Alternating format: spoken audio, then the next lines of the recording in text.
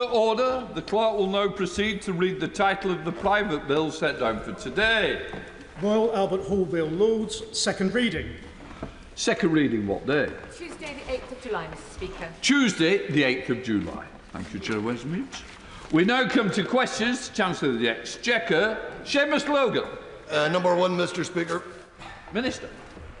Thank you, Mr Speaker. There are currently no plans to review the operation of the Barnet formula. The Barnet formula has stood the test of time because it is simple, efficient and provides a clear and certain outcome. It is a key part of the arrangements for pooling and sharing risks and resources across the United Kingdom. Seamus Logan.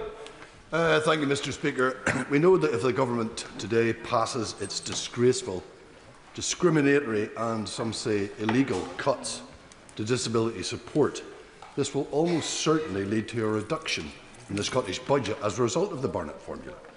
That is a deliberate choice that Scottish Labour MPs will be making if they support these cuts, and for which they must answer to their constituents.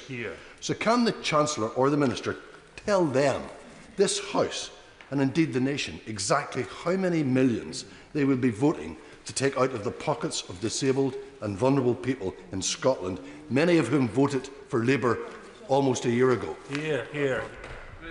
Thank you, Mr Speaker. One thing I can tell the Scottish people, Mr Speaker, and indeed the House, is that it's this Labour government that's given the largest real terms increase in spending to the Scottish government since devolution began. Billions and billions of pounds of extra money going to the SNP in Holyrood in Scotland. On devolved matters, it's for the SNP to be accountable for the delivery of public services to people in Scotland, where they're failing on everything from the NHS to welfare and the economy. Lloyd Hassan. Thank you, Mr Speaker. In the recent spending review, the Chancellor outlined plans for a multi-million-pound investment for essential building works at Budmouth Academy in Weymouth. We really welcome this new investment in our town for local schools, which will enable Budmouth to finally upgrade their school buildings. Looking ahead, will the Chancellor work with me to speedily deliver this new investment and ensure that Budmouth Academy gets the richly deserved upgrade as soon as possible? I can't see it being relevant to the question, unfortunately. Bobby Dean. Question number two, please. Minister. Mr Speaker, HMRC uses a range of data sources to monitor the wealthy population. International exchanges of information, including Common Reporting Standard and Foreign Account Tax Compliance Act data, offer opportunities to develop deeper insight into the international financial affairs of some of the UK's wealthiest taxpayers. Thank you, Mr Speaker. The Minister will be no doubt aware of lots of reports of a so-called exodus of millionaires. These reports often quote high-profile individuals and city spokespeople, but there's rarely hard numbers behind these reports. And so I wanted to ask the Treasury whether they could verify Tax Justice Now's research that says that just 0.3% of millionaires have exited the UK, and that's remained low and stable over the last decade, and if they'll publish their own figures too. I thank the honourable gentleman for his question, and of course when considering fiscal measures or financial changes, the figures that matter are those provided by the Office of Budget Responsibility, and the Office of Budget Responsibility has certified that the non-dom reforms the government have implemented will raise £33.8 billion in total revenue, and that figure accounts for some non-doms who are ineligible for the new regime choosing to leave the UK. Mr Speaker, look, public investment makes us all more prosperous, but clearly that public investment needs to be paid for. Investment in our roads, in our rail, and indeed our energy infrastructure as well. Could the Minister set out how we are funding that public investment by taxing the very richest people in this country? Well, Mr Speaker, my honourable friend is absolutely correct that the changes we've made to the non-dom reform regime are essential to raise billions of pounds to support the public finances and get our public services back on their feet. And I contrast it, Mr Speaker, with some of the proposals put out by parties opposite. Indeed, Reform UK's plans are a tax cut for foreign billionaires. Mark Garnier, Shadow Minister. Thank you very much indeed, Mr Speaker. So in a budget last year, as we've been talking about, the Chancellor tucked away around £10 billion over the next couple of years from reforms to the non-dom tax regime. The OBR, I think it's important to remember, said in its fiscal outlook that this figure was highly uncertain. And a high-level survey by Oxford Economics found that fully two-thirds of non-doms are considering leaving the country in the next couple of years as a direct result of these policies. That implies not an increase of £10 billion, but a decrease of £8 billion. The Chancellor has created a fiscal black hole of £18 billion with just one policy alone. So, Mr Speaker, in this week of heroic U-turns from the front bench opposite, Can the Chancellor of the Exchequer confirm if she will be axing this tax and when she'll finally condemn it to the history books?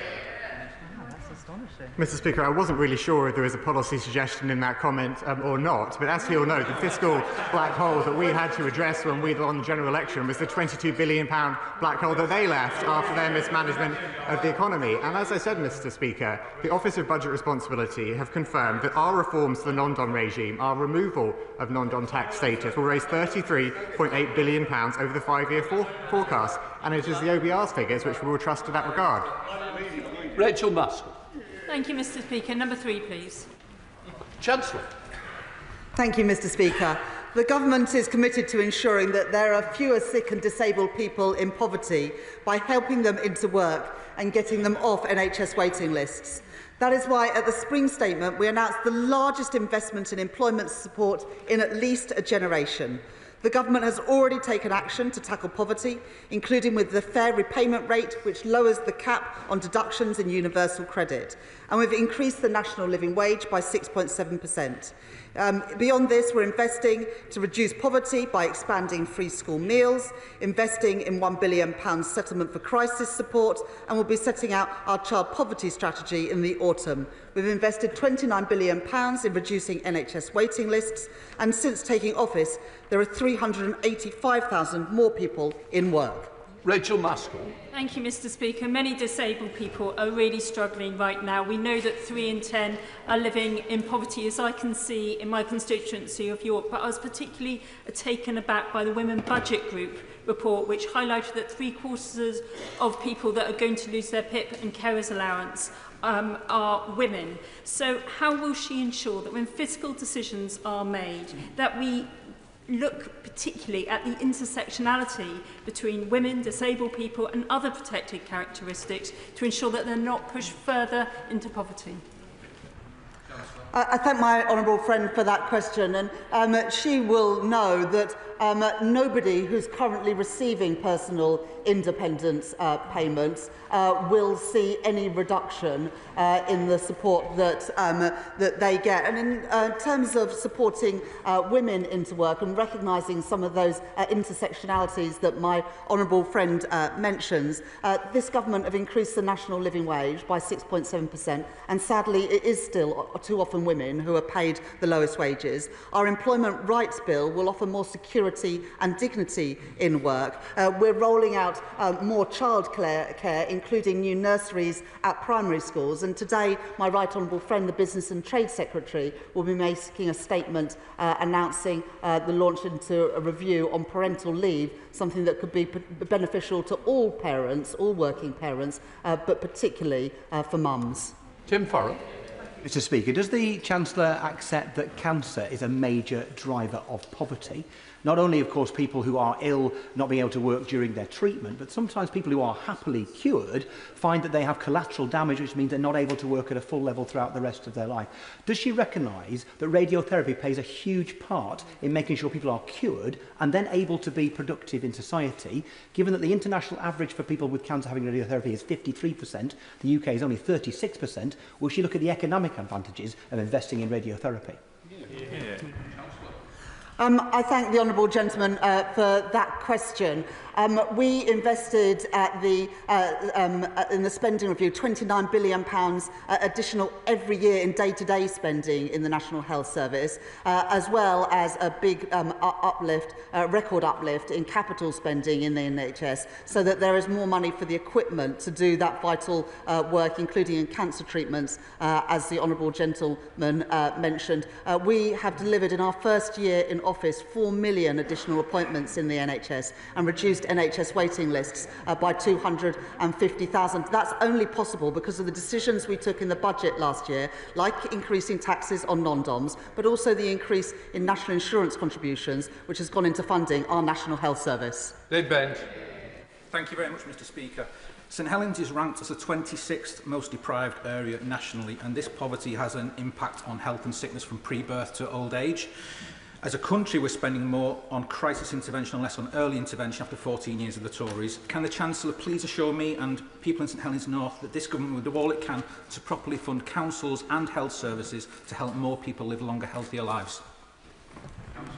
I thank my honourable friend for that question. It's a really important point and something that our Prime Minister is absolutely committed to, early intervention to stop the costs of crisis emerging later on. And later this week, my right honourable friend, the Health Secretary, will be publishing on the anniversary of the Labour creation of the Health Service, the 10-year health plan, which will focus on things to ensure that young people particularly those in poverty and some of the most deprived communities in our country are not let down and have a healthy start in life, and that's something that across the whole of government we're determined to achieve. Peter Wishart. Today's disastrous welfare debacle is all down to her and her obsessive pursuit to stick to these grotesque Tory fiscal rules. But 150,000 people could still be saved from poverty if all the Scottish Labour MPs joined those prepared to vote down this particular bill. Does she agree with me that if Scottish Labour MPs go through this lobby to support this bill, they'd be as well not bothered standing again? This government changed the fiscal rules at the budget last year, a stability rule, so for the first time we pay for day-to-day spending through tax receipts, and then an investment rule which enables us to invest in those things that will help grow the economy, like energy infrastructure, defence spending and also transport and digital infrastructure. As a result, in the budget and then in the spring statement this year, we unlocked £300 billion more to be able to spend during the course of this Parliament, including the record settlement for the Scottish Government. It's now up to the Scottish Government to spend that money wisely and to try and reduce waiting lists in Scotland, as we have in England and indeed in Wales. Minister James Whale. Thank you very much, Mr. Speaker. First, it was a humiliating reversal of the Chancellor's winter fuel cuts. Now, welfare cuts that she rushed to meet her fiscal rules have been shredded, leaving unfunded spending to pay for. In October, the Chancellor said extending the freeze and income tax thresholds would hurt working people and take more money out of their pay slips. So does she stand by the commitment to end that freeze from 2028, yes or no? Well, of course, it was his government, when they're on this side of the House, that froze those allowances, taking more money out of the pockets of working people. And despite that, they left a £22 billion black hole in the public finances. I'm not taking any lessons from the party opposite, who have opposed everything that is needed to invest in our public services, which is how we are in the mess we are in because of the damage that they caused. Jones. Question 4, please, Mr. Speaker. Front bench. Thank you, Mr. Speaker. With permission, I would like to answer this question together with question 22. The Government recognises the critical contribution that transport makes to our growth mission. The Government increased the capital envelope by over £100 billion at autumn budget last year and a further £13 billion at the spring statement.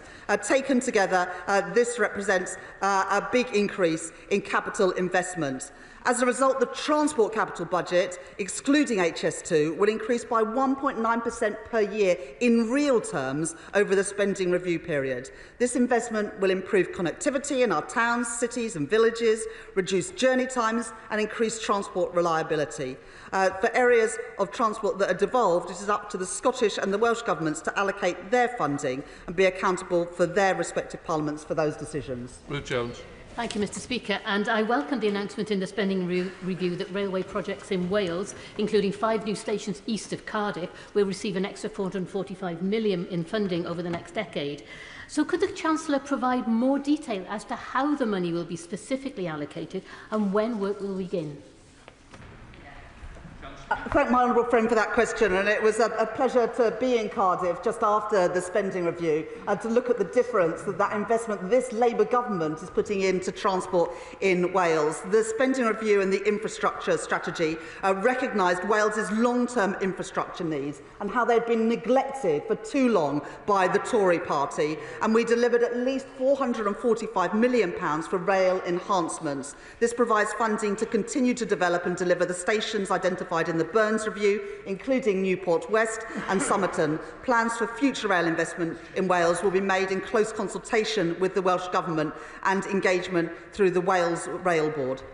Stand back. Thank you, Mr Speaker. I declare interest as co-chair of the British Buses APPG. Our £15.6 billion commitment to regional transport through the spending review should be good news for bus manufacturing. However, Alexander Dennis's ongoing consultation threatens 400 jobs in Falkirk, another major employer at risk just after the closure of the Grangemouth oil refinery.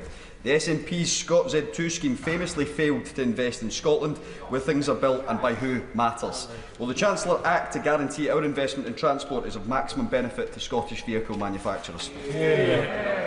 I thank my honourable friend for that question, and it is important that as this government puts more money into infrastructure, including transport, that benefits companies and jobs here in Britain. And it really is not right that the Scottish Government spend more on buses made in China than they do on buses made in Scotland. There is nothing stopping the Scottish nationals in Scotland actually investing in jobs and growth in Scotland. Graham Stewart.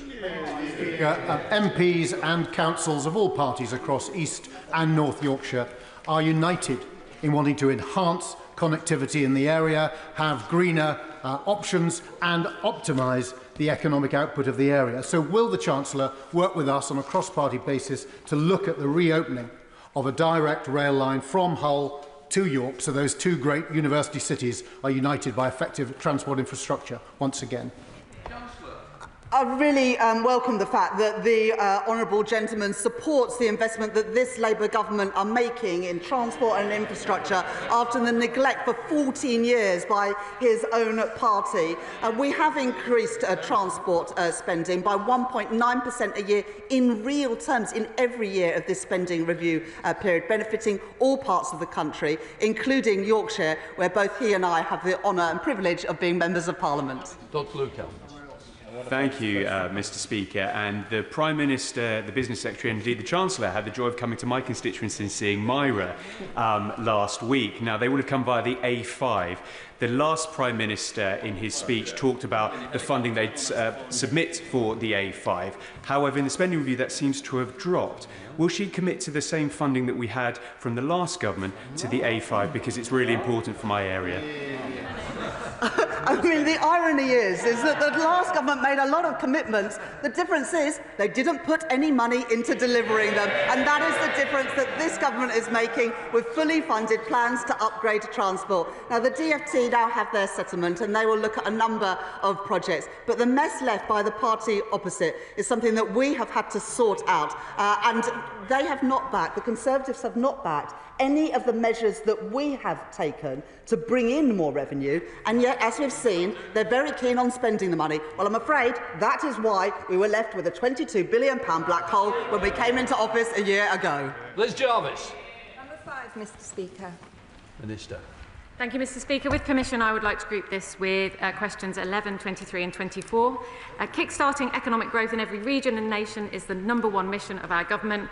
As part of our new infrastructure strategy, we have allocated £725 billion to building and rebuilding bridges, roads, schools and hospitals across the country, and also £2.3 billion in local government transport will benefit places such as Eastleigh and Gloucestershire, and in Wales, key rail routes will benefit from £445 million of investments. Liz Jarvis. Mr Speaker, small to medium-sized businesses are the backbone of the local economy in Eastleigh, creating jobs and driving innovation. However, local businesses, including the precision manufacturing firm GW Martin, have told me that due to the increased costs as a result of the changes to employer national insurance contributions, they have had no choice but to pass these costs on to customers, which makes UK manufacturing less competitive globally.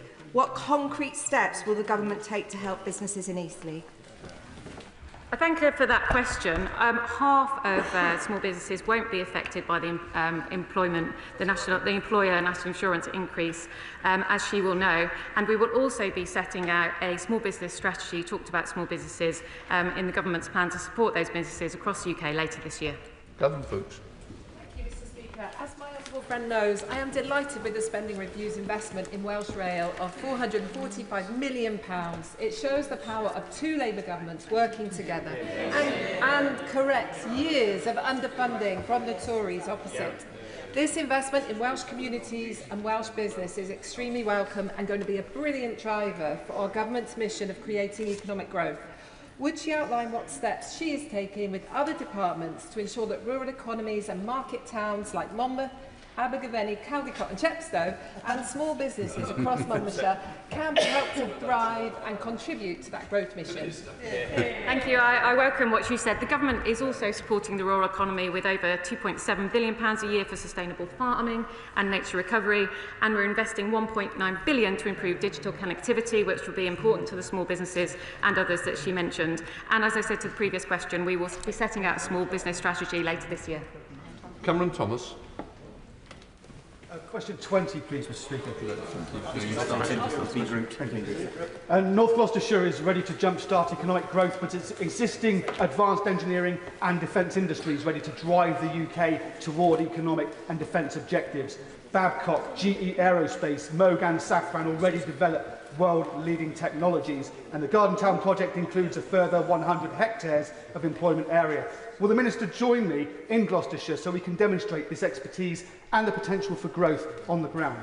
I thank him for his question. Defence companies are an incredibly important part of the economy, and he will know that we're increasing defence spending up to 2.6% by the end of this Parliament, and also it's only reached these levels ever before under a Labour government. Max Wilkinson. Thank you, Mr. Speaker. The industrial strategy was right to highlight the potential for the National Cyber Innovation Centre in my constituency. If we're going to deliver that, we'll need to make sure that Junction 10 of the M5 is also done to enable the traffic to get around that development. This is a development of national importance. The Strategic Sites Accelerator has also been cited by the government. I'm wondering if ministers can advise me on how areas like Liberal Democrat-run Cheltenham and Gloucestershire can access that fund. I will make sure he gets a meeting with the relevant Transport Minister, but I hope that he is as excited as I am about the £1 billion we're investing in the state-of-the-art Golden Valley development, which will create 12,000 high-skilled jobs and 3,700 new homes, which is obviously close to the GCHQ headquarters in Cheltenham, and I'm sure that's something he will welcome. Right, let's come to July. Thank you, Mr. Speaker. Would the Minister agree with me that the new Green Book, with its proposals on place-based analysis, will actually mean that left behind places like mine will start to get the infrastructure investment that we so desperately need? Would the Minister care to comment on that? Absolutely. We pledged to reform the Green Book, and we're doing precisely that. We alongside the spending review, we recognise the strategic importance of investment in every part of the country. We want to realise the growth potential of places like she represents. She's a doughty champion for her constituency. Paul Waugh. Mr. Speaker, after years of unfunded and undelivered promises from the party opposite of levelling up, places like Rochdale are finally getting the fairest share of money that they really deserve. So can the Minister outline, just as she expanded a little bit on the Green Book, just how the place-based approach of the Green Book will actually help places like mine and advanced manufacturing in the Afton Valley? Absolutely. Sorry, excuse me. That was nearly very significant. Thank the honourable friend for that question. As you know, we launched the transport funding of £15.6 billion for transport for city regions in his own constituency, and I'm really pleased that as a government we recognise the potential of places like he represents, and we're going to unlock that regional growth across the north and other parts of the country. I'll just make the point again, we're a long way from Eastleigh. I don't understand how they're grouped in this way, because other people who should come on the order paper are being left behind and missing out. Deirdre Costigan. Question number 6, Mr. Speaker.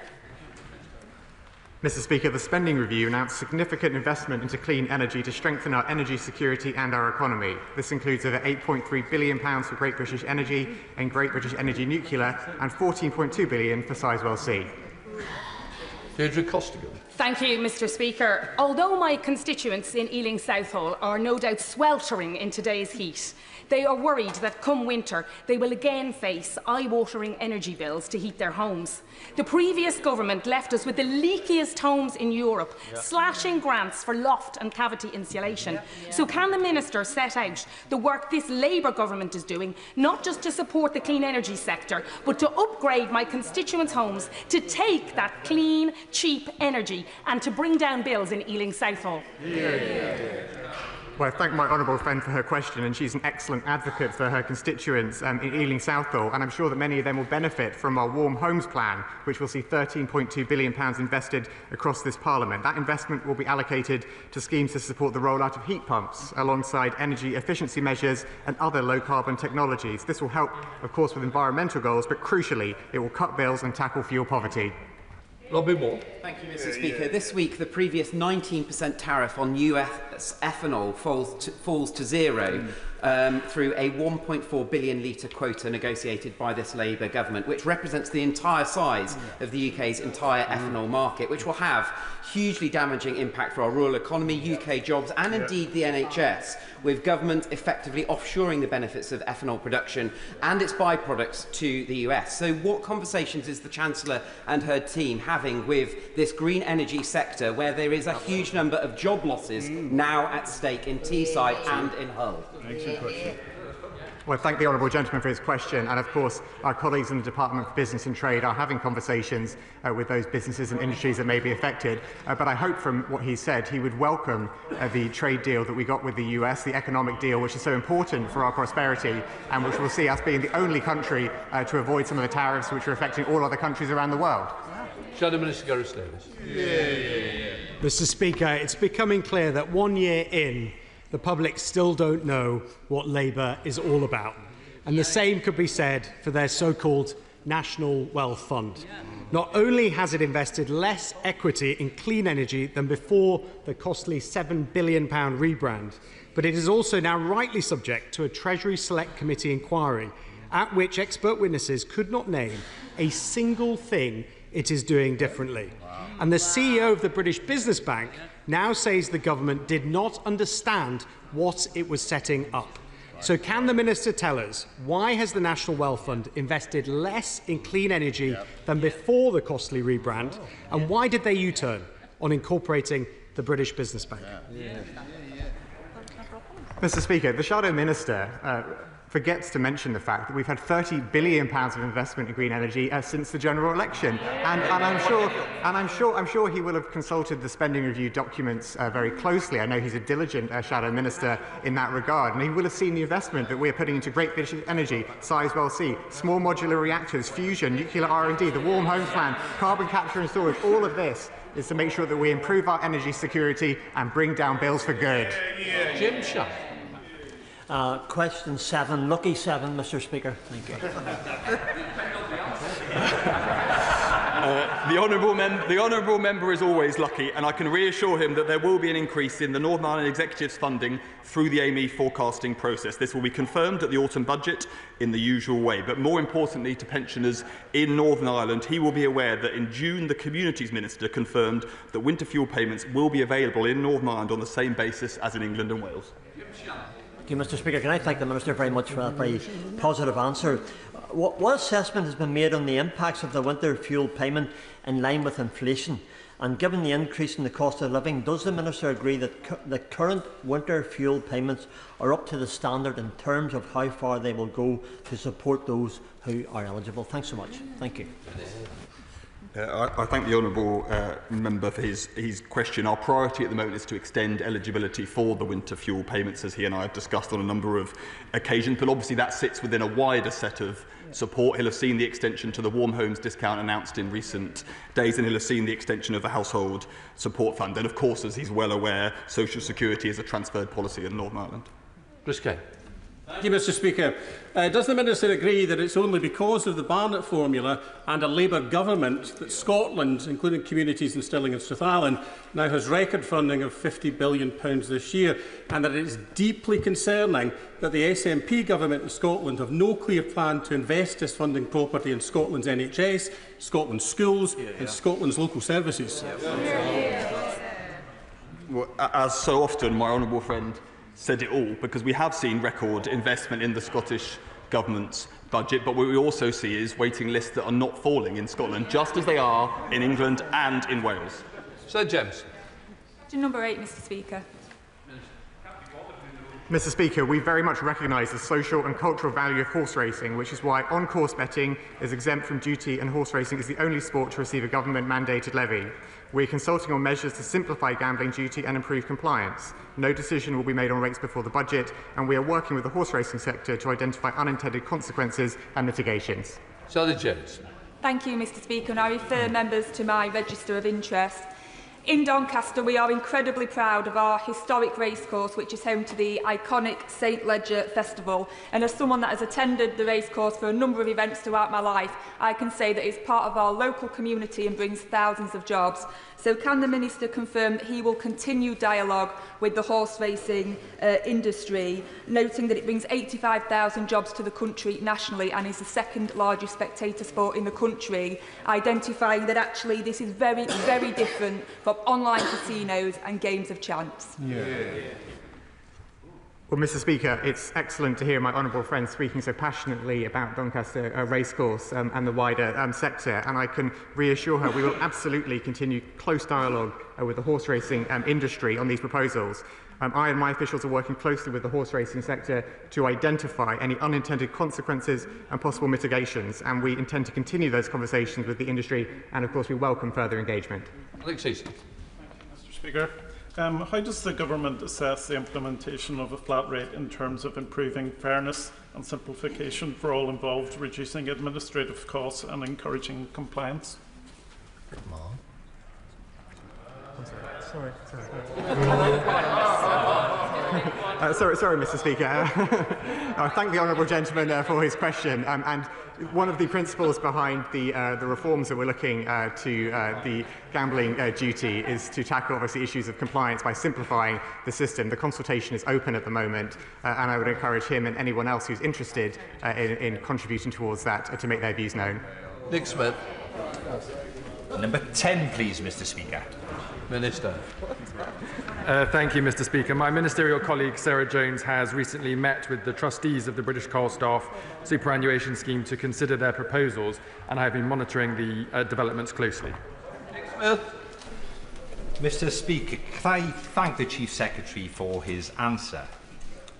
Last weekend I attended the anniversary of the Six Bells mining disaster. 45 men and boys died in 1960. I met Mervyn Frampton. His brother Keith was killed in that tragedy. Mervyn is 19 now, and we talked about when he and his buddies powered our country and were members of the Coal Staff Pension Scheme. Will the Chief Secretary please be mindful of those who risked their lives for us, but who are still owed pension fair play? Yeah. Can I thank my honourable friend for his question and extend the thoughts of the House to his constituents and the communities that he represents. My honourable friend will know that I've always kept the service and sacrifices of the mining communities in my mind, both in opposition and campaigning for changes to the mine workers' pension scheme, which this government implemented at the last budget, and now in considering the proposals from the BCSS scheme. And I'll be looking in more detail at these issues over the summer and hope to say more in the autumn. Number 11, Mr Speaker. Johnson. Thank you, Mr Speaker. The government protected the smallest businesses from changes to national insurance by increasing the employment allowance from £5,000 to £10,500. That means that this year 865,000 employers will pay no national insurance contributions at all, and more than half of employers will either gain or see no change to their national insurance contributions. Thank you, Mr Speaker. Given the recent trio of U-turns that this government has demonstrated, they're keen to change their minds as well as create new multi-billion-pound black holes. Can the Chancellor do the right thing and U-turn on the increase in national insurance contributions to provide businesses with a much-needed boost in this sluggish economy that she has created? I think it's a bit rich for anyone in the party opposite to mention black holes, Mr. Speaker, after the one they left for us to clear up. The honourable gentleman would have seen the Lloyd's Business Barometer, which has recently been published, that shows business confidence is now at a 9-year high, led by increases in confidence in retail and in manufacturing. And they referenced in that report the impact that the spending review had on boosting business confidence, a recognition that this government is backing Britain and backing Britain's businesses. Bill Esterson. Well, thank you very much indeed, Mr. Speaker. And the Chancellor is quite right to mention that business confidence is at a 9-year high. Doesn't it go to show that not only were the announcements in the spending review right for business, but her emphasis on stability and certainty in the economy is exactly what is needed. And it's moreover, it's in sharp contrast to the chaos, the constant changes of policy and the complete disaster in economic policy we saw from the government opposite. I thank my honourable friend for that question. The stability that this government has returned to the economy has meant that the Bank of England has been able to cut interest rates by 4 times in the last year, taking hundreds of pounds off people's mortgages, which was had a big impact under the last government. But the reasons for the increase in business confidence also include the industrial strategy publication, the spending review, the 3 trade deals, all of which are boosting business confidence and have helped create 385,000 new jobs in Britain since the last general election. Richard Fuller, Shadow Minister. Mr. Speaker, Labour's jobs tax has really clobbered British businesses. The Office for National Statistics says the number of available jobs is collapsing. The Institute of Directors, perhaps the Chancellor hasn't updated herself on how British business thinks about confidence. The Institute of Directors says today that business confidence has plummeted. The Bank of England is warning of significant declines in wage growth. And the British Chamber of Commerce says taxes on businesses cannot be increased. But now, the Chancellor has bungled welfare changes, eviscerating confidence in the Prime Minister, and blowing an even bigger hole in the public financing, meaning she will raise taxes yet again this autumn. So will the Chancellor avoid creating the same damaging uncertainty she did last summer by ruling out from the dispatch box today any further tax increases on British businesses? I'm not going to take lessons from the party opposite that increased taxes 25 times. And when they increased taxes, it was always ordinary working people who paid the price. In our budget last year, we protected the pay slips of ordinary working people by not increasing their income tax, their national insurance or their VAT. And we didn't go ahead with the planned increase in fuel duty that the party opposite had planned. So instead of talking down the British economy, why doesn't the party opposite back the plans that are backed by British businesses to grow our economy and make working people in our country better off? Daisy Cooper, Liberal Democrat spokesperson. Thank you, Mr. Speaker. Non-profit businesses and charities have been hit really hard by the jobs tax.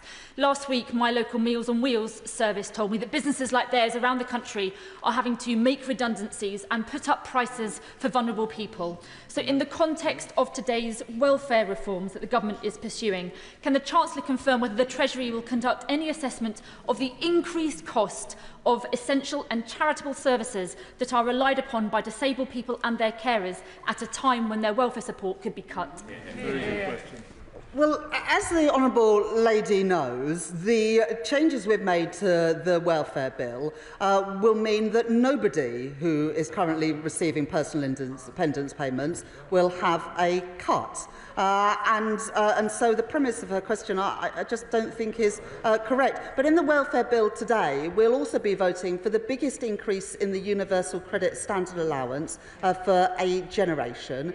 We will be voting today on protecting those people with the most severe conditions from having to be reassessed for their conditions, something which is degrading. We've got rid of the Tories' work capability assessment changes, which the courts said were illegal, and we're putting £1 billion into back-to-work support. At the same time, we're investing £29 billion in the NHS, only possible because of the national insurance increase rise on business, which the Liberal Democrats oppose, and yet that's how we're funding our NHS. Rachel Gilmore. Question number 12, please, Mr. Speaker. Thank you, Mr. Speaker. The Government has committed £2.7 billion per year to support sustainable farming and nature recovery, supporting the rural economy, and we've also confirmed investment of £1.9 billion over 4 years into digital connectivity, as well as the £2.3 billion of local government transport funding for smaller cities, towns and rural areas. Rachel Gilmore. Mr. Speaker, whilst I welcome the Government's rural growth plans, I am concerned about the persistent poverty faced in many rural areas. The additional cost of living in these communities, known as the rural premium, exacerbates hardship. What specific steps will the Chancellor take to support those in or near poverty in rural areas? And will the Treasury commit to revising the indices of multiple deprivation to more accurately reflect deprivation in rural and coastal communities, such as West Somerset and Mid Devon? The MHCLGE will be coming forward with further details of funding for the 350 most deprived communities across the country, including rural areas. Jane Kirkham. Mr. Speaker, as one of the most deprived regions of Northern Europe, Cornwall benefited from Objective 1 structural and SPF funding. Can the Minister confirm that under this government, Cornwall will not lose out on funds for economic growth and the investment that our communities deserve? We're supporting growth across the country, and we'll be publishing further details of how we will do that in the coming weeks. Jessica Turner. Question number 13, Mr. Speaker. Minister. Thank you, Mr. Speaker. The 10-year infrastructure strategy is a key part of this government's growth mission, committing to a minimum of £725 billion of investment over the next 10 years to invest in local transport, affordable homes and modernising schools and hospitals in every part of the country. Jessica Turner. Thank you, Mr. Speaker. I was pleased to see that the creative and digital industries, the financial services and clean energy were all included as priority sectors in the government's industrial strategy. These have huge potential in my Bournemouth West constituency. I want to focus on the latter and ask the Minister, as a fellow South West MP, what assessment he's made of the Dorset and clean energy supercluster on growth, jobs and in bringing people's bills down, not just in Bournemouth West but across the region. And I thank my honourable friend for championing the Dorset Clean Energy Supercluster opportunity, which I know was announced by her council at UK Reef only recently. Offshore wind, hydrogen, nuclear and carbon capture and storage are frontier technologies and industries at the heart of our clean energy sector plan and will create opportunities in every part of the country, including in the South West. Neil Wilson. Mr. Speaker, the infrastructure plan reiterated the government's support for a third runway at Heathrow, a project that the Chancellor has repeatedly stated will be privately funded. However, given the vast amount of rail and road infrastructure that will be needed to support a bigger Heathrow, as well as the huge risk a private company would undertake that they would want underwritten by government, could the Chief Secretary outline to the House how much taxpayer cash has been earmarked as needing to enable a bigger Heathrow? I thank the Honourable Lady for her question. She will know that we are waiting to receive detailed proposals from Heathrow for the development of the third runway. The Government will consider those in due course and make further announcements when decisions have been taken. Joe Powell. 14, please, Mr. Speaker. Minister. With permission, Mr. Speaker, I would like to answer this question with question 16. Mr. Speaker, the year before we came to power, the tax gap stood at £47 billion. That is unacceptable, and that is why we announced the most ambitious ever package of tax gap measures at budget and went even further at spring statement. We are now forecast to raise £7.5 billion from the tax gap in 29-30, including by recruiting 5,500 more compliance officers, investing in better technology and closing loopholes. We will bring forward further measures to close the tax gap at budget in the autumn. Joe Powell. Thank you, Mr. Speaker. As the Minister is no doubt aware, an increasingly common issue on our high streets is phoenixing, where a shop unit continues to trade while cycling through multiple limited companies every few months, none of which pay corporation tax, VAT or business rates. So can the Minister encourage HMRC officials to walk along Whitehall, just a few hundred metres from this chamber, and take a look at whether the series of Harry Potter themed gift shops across London, accused by London Centric of doing exactly that, are playing by the rules and ensure that tax enforcement supports legitimate small businesses on our high street? Well, Mr. Speaker, my honourable friend is a powerful campaigner and an advocate for tackling those who do not play by the rules. And whilst I'm unable to comment on individual taxpayer affairs because of my position, I very much recognise the issue that he refers to. We're determined to tackle this problem. And, Mr. Speaker, HMRC is working cross-government on enforcement action, including working with Companies House and the Insolvency Service to tackle phoenicism. Andrew George. Speaker, but does the Minister not agree that handing away £500 million of taxpayers' money to those who are entitled to small business rate relief, which is what has happened in Cornwall over the last 10 years, it would be far better to invest that money in desperately needed first homes for local families in desperate housing need than to give it to second home owners? And would the Minister be prepared to meet with me so that we can drive a better method of achieving housing justice through tax policy? Mr. Speaker, I would happily hear from the honourable gentleman about how he will support our home building plans in his constituency and across the country, because we know that the most important thing to tackle the housing crisis is to support the reforms that this government is making to the planning system to make sure we can build 1.5 million new homes and we can invest the £39 billion over a 10-year affordable homes programme, the biggest in a generation. We now come to Topicals. Dunlop. Thank you, Mr. Speaker. Topical number 1. Chancellor. Thank you, Mr. Speaker. The Government is delivering on the priorities of the British people. Yesterday, the Office for National Statistics confirmed that the UK was the fastest growing G7 nation in the first quarter of this year. Since the election, the Labour Party, this Labour government, has brought in £120 billion of private investment into our economy. There have been 4 interest rate cuts lowering the cost of mortgages, 384,000 new jobs, over 1,000 jobs per day since this government was elected. Real wages increasing more in the first 10 months of this Labour government than they did in the first 10 years of the last Conservative government, and a £1,400 pay rise for a full-time worker on the national living wage. That is the difference that this government is making after 14 years of mismanagement by the party opposite. Award-winning bookshop and deli Main Street Trading Company in St Boswells has been forced to reduce their operating hours because, and I quote, increases in employer national insurance mean that our operating cost base has increased significantly. So what advice does the Chancellor have for small businesses who are suffering because of this Labour government's reckless decisions? I thank the honourable gentleman for that question. This government actually increased the employment allowance from £5,000 to £10,500, and that means 865,000 employers will pay no national insurance at all. Indeed, half of employers will either gain or see no change. But it was also welcome that the Lloyd's Business Barometer showed that business confidence was at a 9-year high, with a particular uptick in retail. I can't comment on an individual business, but that is the system nationwide. We've got to get going. Brian Leishman's a good example again. Thank you, Mr. Speaker. I want to ask you the £200 million National Wealth Fund commitment for Project Willow, namely how it gets accessed, what minimum and maximum amount can be accessed by an applicant, and if it is exclusively for businesses that would be based on being positioned in the existing footprint of the Grangemouth site that's owned or operated by Petro Ineos or Ineos. Mr. Speaker, £200 million is available, and the Government will, of course, look at all proposals for investing that. Mel Stride, Shadow Chancellor. Thank you, Mr. Speaker. Mr. Speaker, the winter fuel payment U-turn will cost £1.25 billion. The welfare reform U-turn will cost £2.5 billion, all adding to Labour's unfunded black hole. And this from the Chancellor, who said that she would never make a spending commitment without explaining where the money was coming from. Yet another U-turn. But, Mr. Speaker, the Chancellor has also said that her fiscal rules are ironclad and non-negotiable. So could she reconfirm that commitment now, or are we heading for yet another U-turn?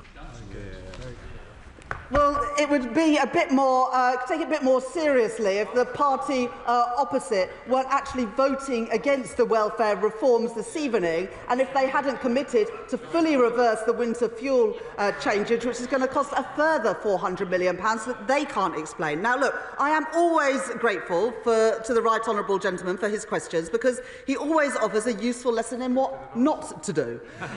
Even George Osborne now says that the Shadow Chancellor has no credible economic plan. Now, I'll give him this. He knows a thing or two about welfare spending, because under his watch, the UK became the only country in the G7 with an employment rate stuck below pre-pandemic levels.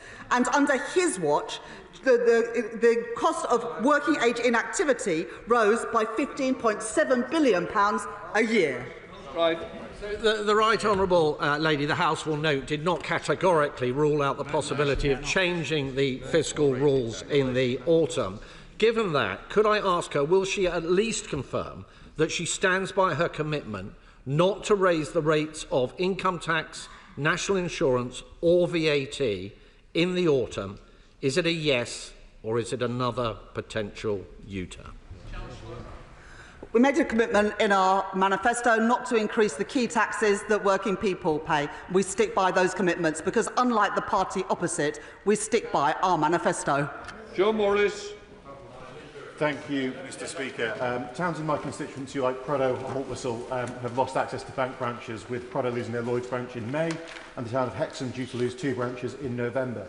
These closures have a huge impact on customers and communities, yet the guidance on banking hubs is often too restrictive. So will the Right Honourable Friend meet with me to discuss how we can support financial inclusion in the Tyne Valley, in the Hexham constituency and beyond? We understand the importance of in-person banking in his constituency and elsewhere, which is why we secured the commitment of the industry to roll out 350 banking hubs across the UK. I'm always happy to meet with my honourable friend, and I just wanted to note that I'm also leading a financial inclusion strategy, which we will be publishing later this year, which has an emphasis on access to banking. Liberal Democrat spokesperson Daisy Cooper. Thank you, Mr Speaker. More than half of all local authorities are having to overspend on the dedicated school grant to cover the increasing costs of SEND services, and this increasing demand for inter-authority borrowing has pushed up interest rates. Even before the government publishes its SEND white paper, could I urge the Chancellor to urgently look to introduce a concessionary interest rate, perhaps at the same level of the Public Works Loan Board, so councils don't have to put up council tax just to service their interest payments. They can spend it on frontline services instead. I thank the Honourable Lady for that question. And the Honourable Lady and members of this House will have seen in the spending review a real terms uplift in school spending every single year in this Parliament, as well as additional capital investment to help rebuild our schools after the roofs were literally crumbling under the previous Conservative government. My right honourable friend, the Education Secretary, will be publishing a green paper on SEND reform in the autumn, and we have allowed the statutory override for local authorities for SEND education for a further 2 years whilst we bring in those reforms.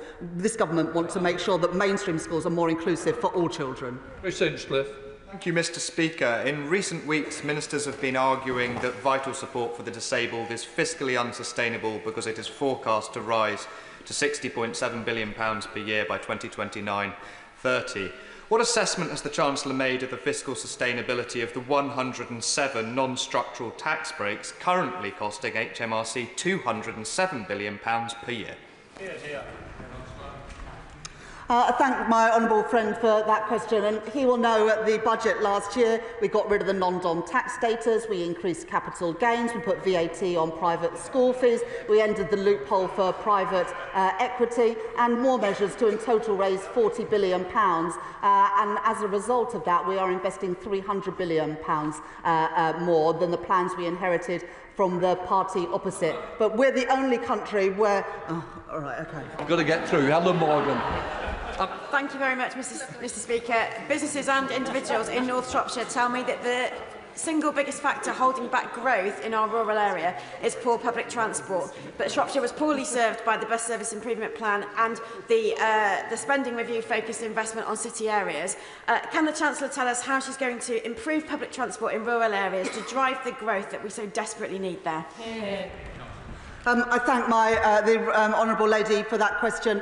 We are increasing transport investment by 1.9% in real terms after HS2 in every year of the spending review period, and we are extending the bus fare cap as well, which is particularly beneficial to rural areas. Law.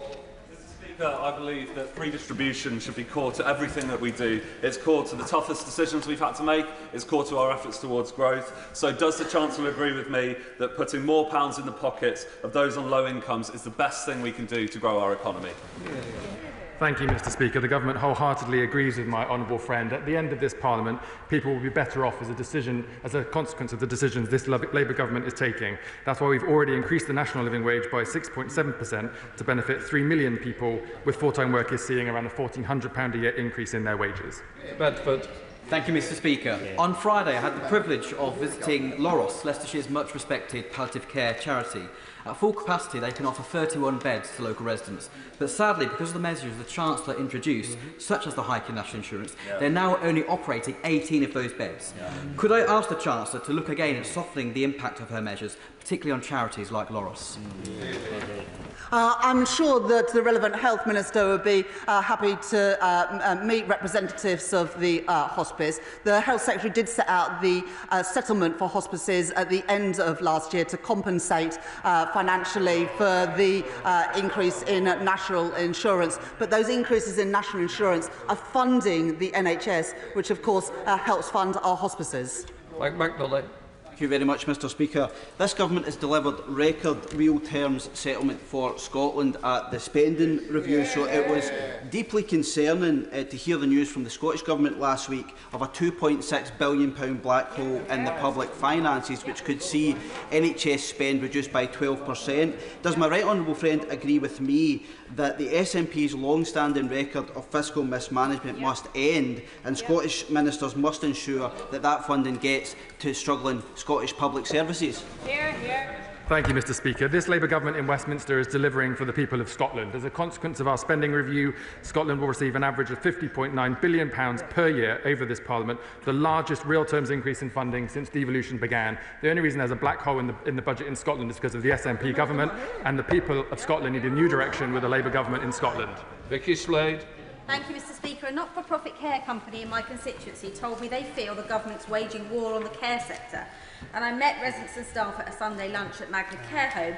The managers told me they can't recruit locally at all, and because of the changes in social care visas, they're struggling to recruit internationally. I know the government want to build our own workforce, but what are they planning to do to support organisations while we get that training in place so we don't see care homes going bust? Can I thank the honourable member for her question, and on behalf of the House thank social care workers for the service they provide in all of our constituencies. Because of the commitment of this Labour government to social workers and the social care system, we've increased funding through local government settlements by £4 billion for social care by 28-29, and we'll be bringing forward a fair pay agreement to make sure there's a fair deal for those people serving our constituents on the front line. Chris. Thank you, Mr. Speaker. Mr. Speaker, the main benefit of Brexit has been to printers because of all the extra paperwork the previous government has created. The National Audit Office has estimated their border arrangements have cost us £4.7 billion and rising, and the single trade window will add to that red tape. Does the Chancellor agree with me that the best way to reduce these paperwork requirements in the first place is to do a good deal with Europe, and can she update us on her progress on that? Well, I thank the honourable member for her question, and of course she will have seen the Prime Minister's work to reset relations with the EU. She also mentioned the single trade window, and it is the government's intention to deliver that single trade window, and of course more widely the government is committed to minimising administrative burdens and frictions experienced by businesses trading internationally. Jack Rankin. We all know that there is a difference between welfare cuts and welfare reforms. These cuts were the maths of Treasury mandarins. It's the same thinking that saw winter fuel payments taken from pensioners. Now they've U-turned on both of those. When will they finally back British farming and U-turn on the family farm tax?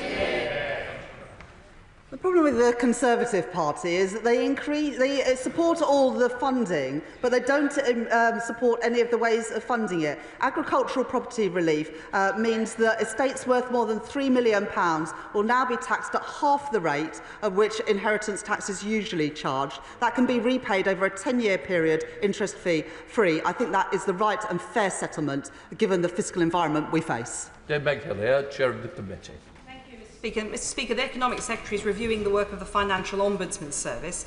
We recognise on the committee that there have been challenges with that service, but how is she going to make sure that the consumer voice is also central to her review? I thank my honourable friend. I have met with Which and other consumer representatives, and I can reassure her that we obviously are reviewing FOS, but we want to make sure that it is a simple, impartial dispute resolution service which quickly and effectively deals with complainants, so that consumers can get a fair deal, but also that financial services firms aren't subject to a quasi-regulator in the way they are at the moment. Susan Murray. Thank you, Mr Speaker. Following the Pension Minister's response to me about pensioner living standards, what specific measures announced in the Government's pensions reforms will support pre-1997 defined benefit pensioners currently receiving minimal or no annual uplift? I thank my honourable friend for her question. She's right to highlight the question of pensioners' living standards, and we are taking action right the way across the board to deal with that. Should have seen the increases in the state pension just in April. We've seen nearly 60,000 extra awards for pension credit over the course of the year since last July compared to the year previously. Directly on the question of pre-1997 indexation she raises, this was discussed with the Work and Pension Select Committee recently, and we've set out our response to that committee's report. Catherine Atkinson. Thank you, Mr Speaker. Backing Rolls-Royce, a brilliant Derby business, to deliver small modular reactors with £2.5 billion of investment shows what Labour's new industrial strategy is about. Backing British business, creating more skilled jobs and delivering clear, secure energy. Does the Chancellor agree that after years of chaos with the party opposite, Britain is unashamedly open for business? I thank my honourable friend for that question, and we're proud as a government to back Rolls-Royce and to have them as our preferred provider for the small modular reactor programme, resulting in lower bills and more good jobs, particularly in Derbyshire. Blake Stevenson. Mr Speaker, from responses to my written parliamentary questions, we know that the median earner can expect to pay £273 more in tax this year under Labour. When the Chancellor sat on this side of the House, she described freezing tax thresholds as picking the pockets of working people. Does the Chancellor accept that she's the one picking the pockets of working people now? Well, in the budget last year, we increased taxes by £40 billion, but without affecting the pay packets of ordinary working people. We didn't increase their national insurance, their income tax or their VAT, and we didn't go ahead with the wrong-headed increase in fuel duty that was put in by the party opposite. We are protecting working people, and the party opposite picked their pockets time and time again.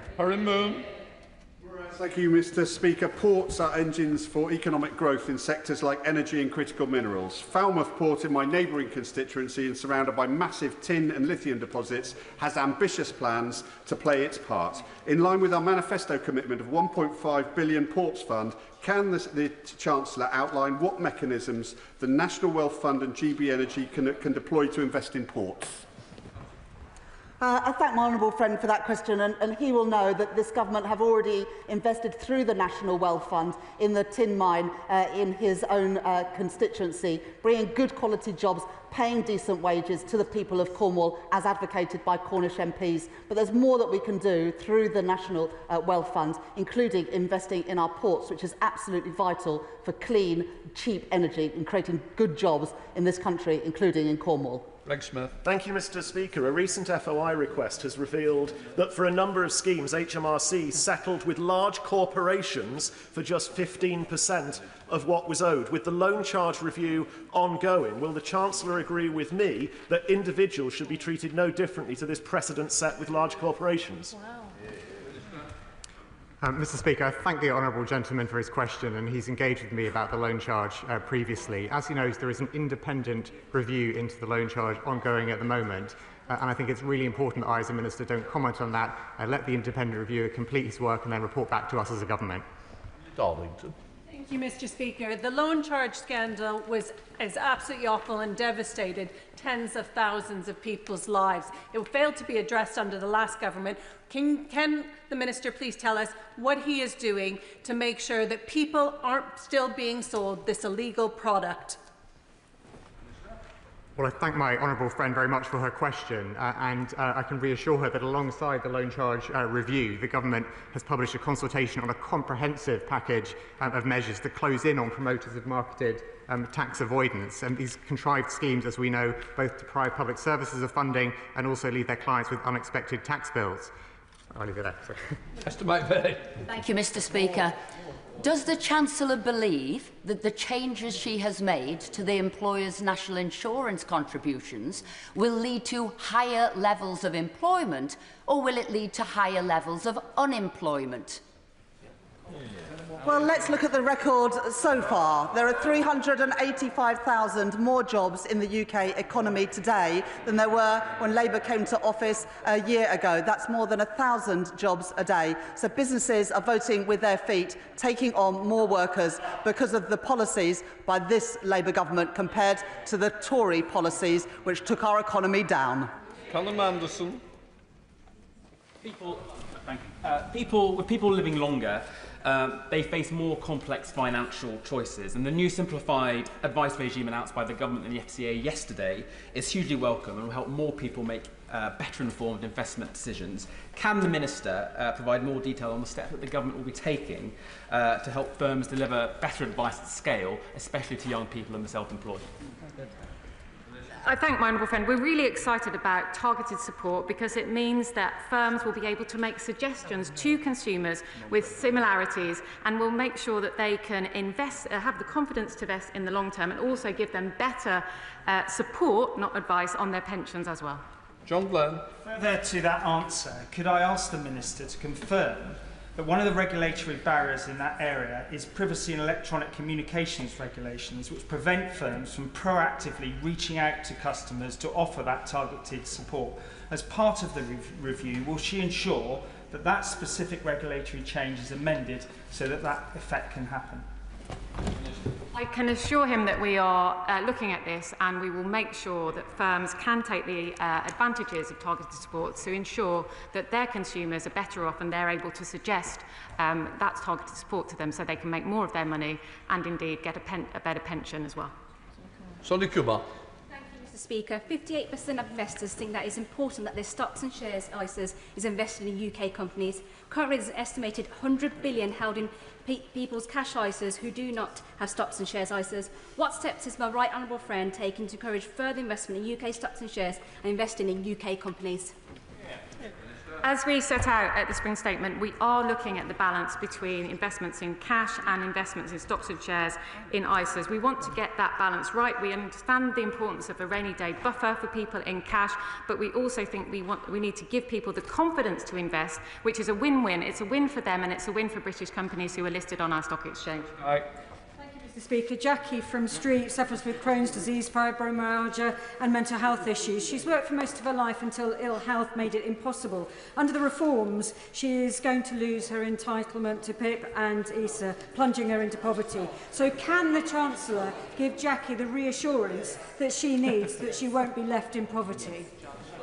Yes, I can absolutely give my assurance to Jackie and other people who are currently claiming personal independence payments that they will see absolutely no change in their entitlement. That is what the Secretary of State for Work and Pensions announced to this chamber yesterday, that everybody who's currently on those benefits will see no change whatsoever. And then the TIMS review, which will be co-produced with disabled people and those who represent them, will build a new system for the future. John Slinger. Thank you, Mr. Speaker. Does the Minister agree that we are driving growth across every part of the country with investments at the spending review, including £15.6 billion for transport projects in city regions, and additional support that I saw myself in Warwickshire with the launch of their electric bus fleet, including buses built at Alexander Dennis in this country, and that this shows a government that's investing in the future prosperity of our country? It was great to be with my honourable friend in Warwickshire just a couple of weeks ago to welcome some of the investment through our industrial strategy and our spending review that will turbocharge the British economy, creating more good jobs, paying decent wages in all parts of the country, including in Warwickshire. Sir Olney. Very much, Mr. Speaker. Last week, ahead of the launch of their ethnicity code, the Lending Standards Board announced that it would be closing following a withdrawal of support from major high street banks. And this was going to be a groundbreaking step towards tackling the barriers that ethnic minority business owners face in accessing finance. So can I ask the Chancellor what steps the government will take to ensure that the ethnicity code is implemented, supported and scaled so that its principles are embedded across the financial sector? Thank you. The situation, and can I reassure the Honourable Lady that the Government is committed to ensuring that firms continue to deliver good customer outcomes now and in the future with proportionate regulation and oversight. I'm happy to engage with her in more detail on the subject she mentioned. Question Melanie on. Thank you very much, Mr. Speaker. Can the Chancellor please provide an update on the invaluable Viking CCS project in the Humber? I thank my honourable friend for that question. And at the spending review, we were able to build on the investment we had already made in Merseyside and Teesside with track 1 of carbon capture and storage, and put investment into both the Acorn project in Scotland and also Viking in the Humber to support this government's ambitions for Britain to lead the way in carbon capture and storage, creating more good jobs in all parts of the country, including in Great Grimsby and Cleethorpes. That completes questions. Let front bench change over.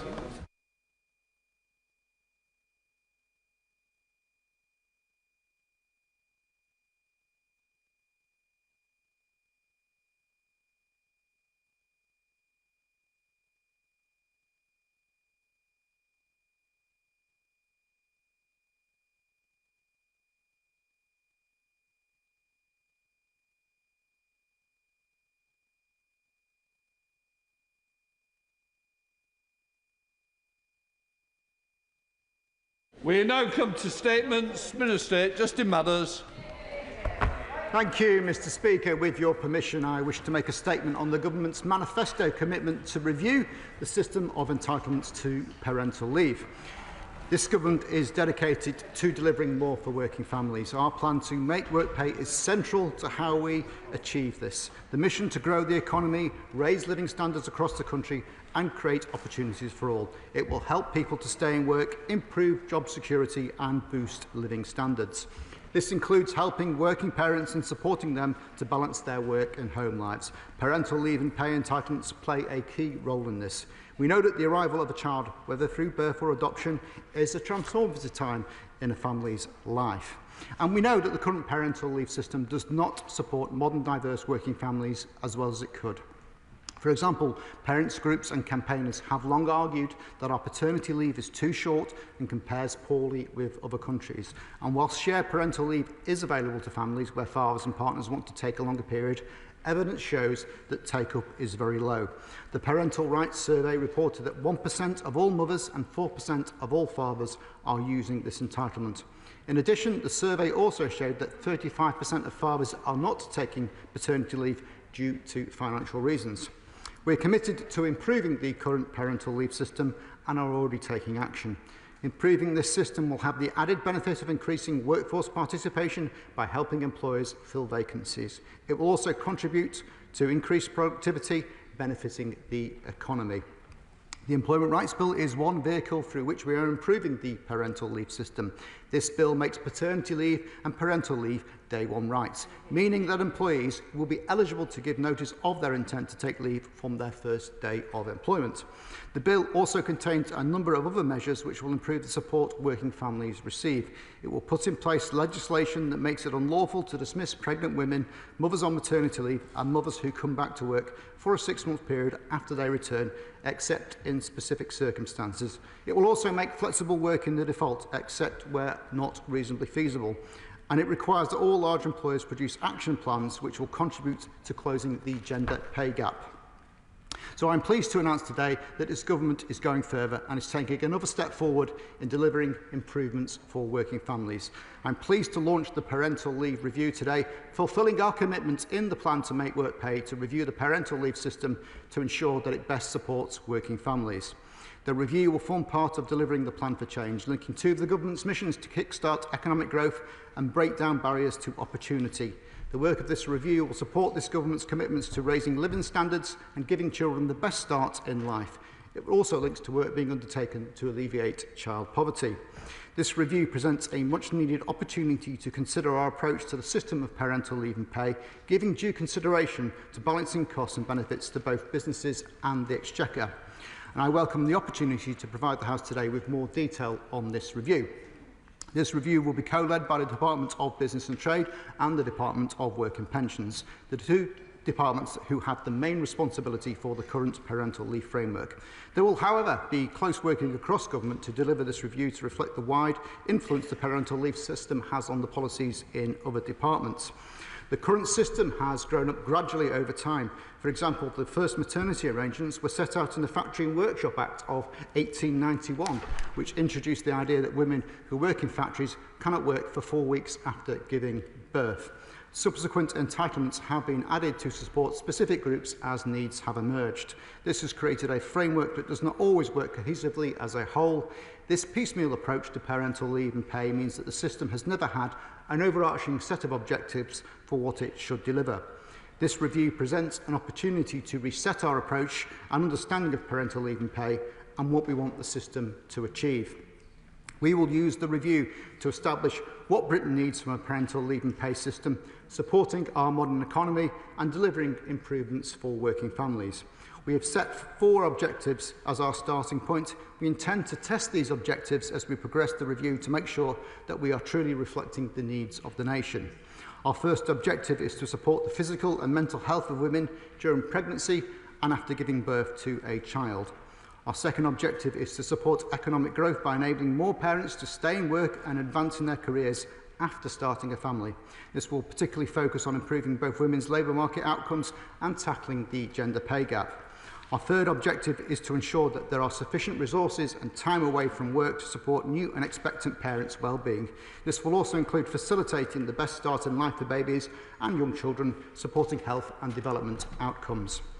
Our fourth objective is to support parents to make balanced childcare choices that work for their family situation, including enabling co-parenting and providing flexibility to reflect the realities of modern work and childcare needs. There are 3 cross-cutting considerations which will also be factored into our review. The first is to build a fair parental leave system between parents within a family, different types of parents, and parents with different employment statuses. The second consideration is to balance costs and benefits to businesses and the Exchequer, as well as examining how the system can support economic opportunities for businesses and families. As part of this, the review will consider opportunities to make the process surrounding parental leave simpler for both businesses and parents. The final cross-cutting consideration focuses on improving our society, for example, in supporting the child poverty strategy and on shifting social and gender norms, including around paternal child care. All current and upcoming parental leave and pay entitlements will be in the scope of the review.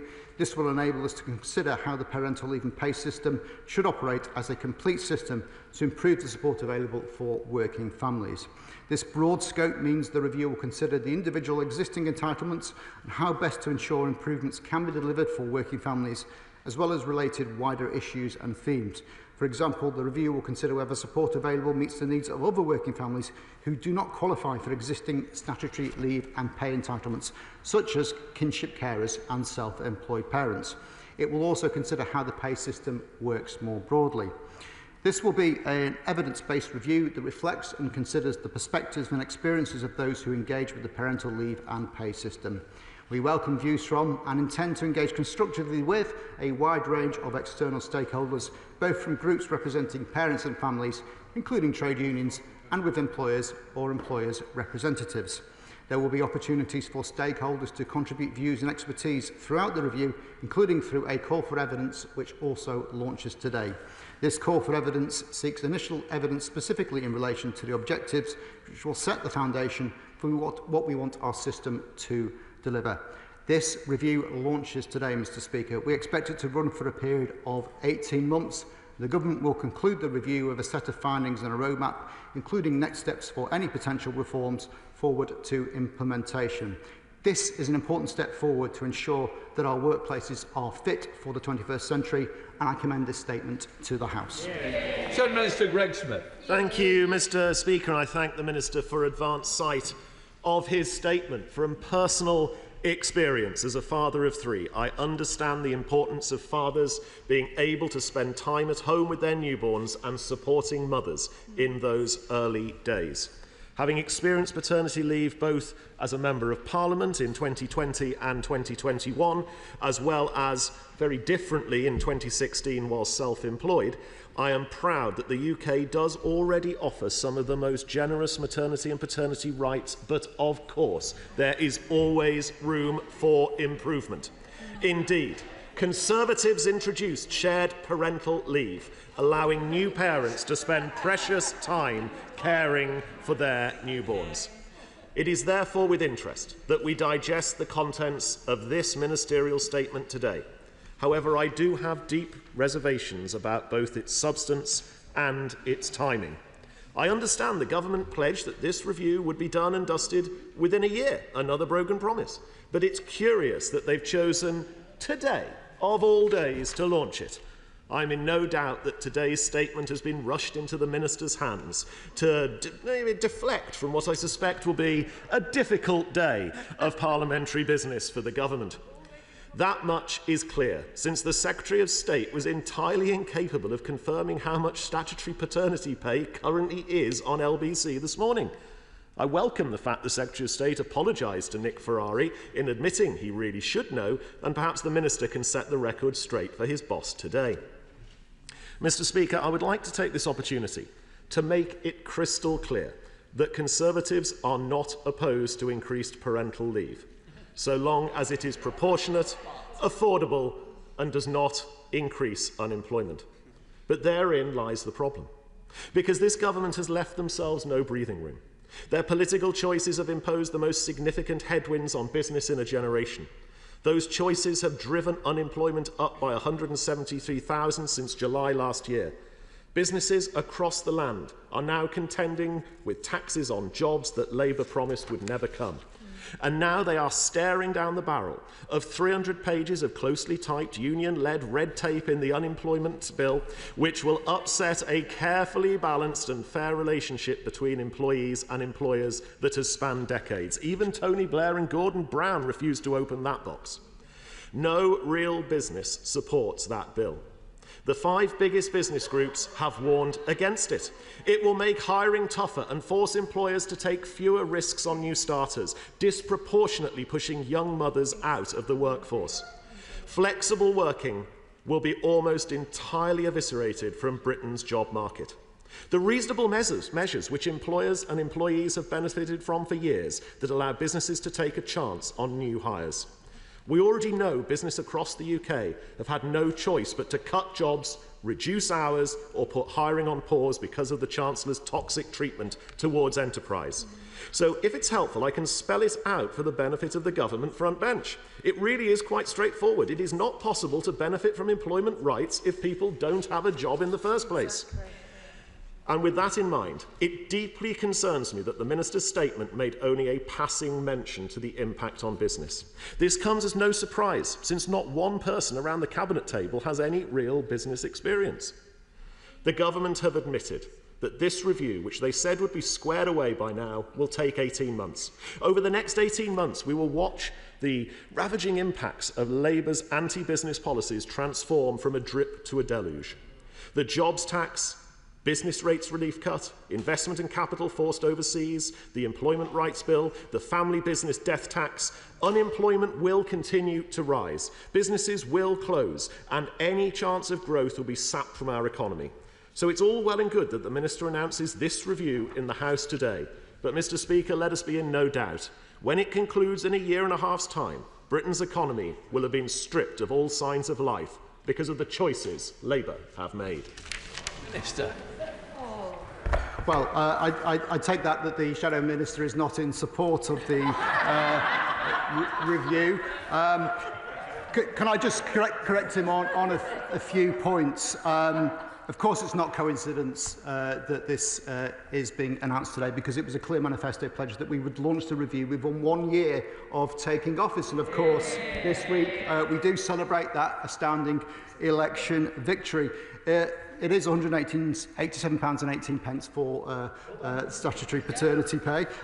We know from representations that we've had already that many do not think that is a right level. He mentioned how Tony Blair and Gordon Brown refused to open this box, but of course it was actually under their government that we got a right to statutory paternity pay and a number of other family-friendly rights, which of course the Shadow Minister has taken advantage of. And I think we know where the Conservative Party stand on these issues when their leader says maternity pay has gone too far.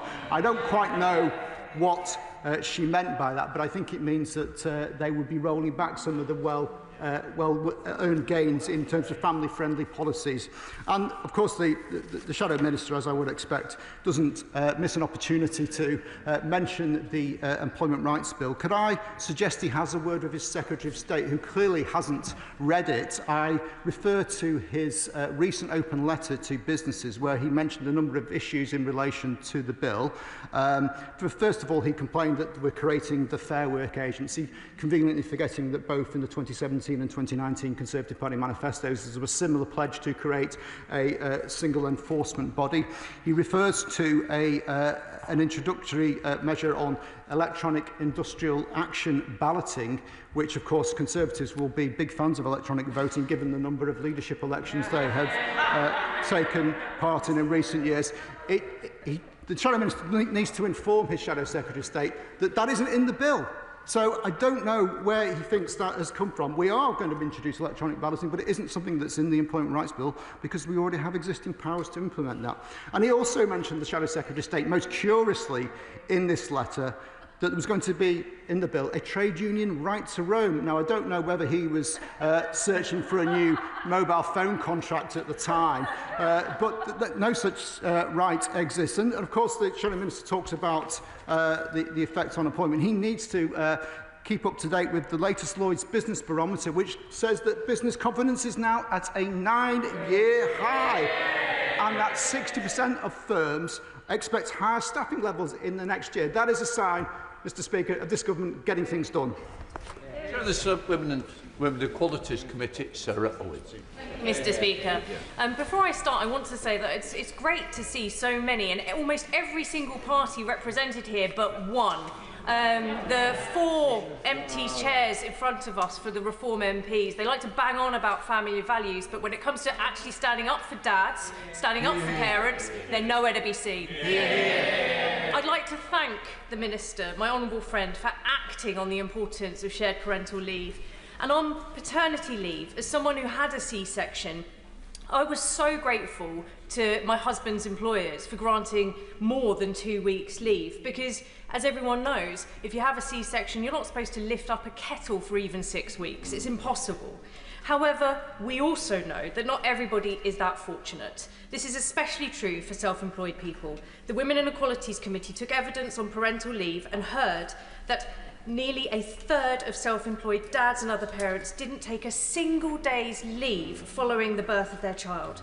So how will this review ensure that self-employed parents' needs will be taken into account? Minister. I thank the Chair of the Select Committee for her contribution. She's raised a very important point, and we are studying the committee's recent report on this issue with interest. It is important that we look at how all those in the different forms of employment are able to take advantage of parental leave in one form or another, because it is really important, as my honourable friend mentioned, not just for the physical assistance in the particular circumstances she mentioned, but actually for bonding with the child, that the parents should be there in those early weeks if they can be at all, and that is something that the review will definitely be considering. Liberal Democrat spokesperson Sarah Olney. Thank you very much, Mr. Speaker, and can I thank the Minister for the advance sight of the statement. The Liberal Democrats welcome the government's commitment to the much-needed review on parental leave. Every child deserves the best possible start in life and the opportunity to flourish no matter their background or personal circumstances. Too often, parents struggle on inadequate parental pay and without good enough access to shared leave.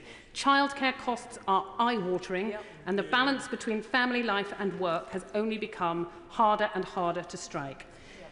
The Liberal Democrats have been calling for an overhaul of the parental leave system to give parents a genuine choice over how they manage their responsibilities in the first months of their child's life. And if I could just gently correct the Shadow Minister, the Liberal Democrats were proud to introduce shared parental leave in government. However, years later, millions of parents are still being denied the choice to spend more time at home, with around a quarter of fathers ineligible for paternity pay.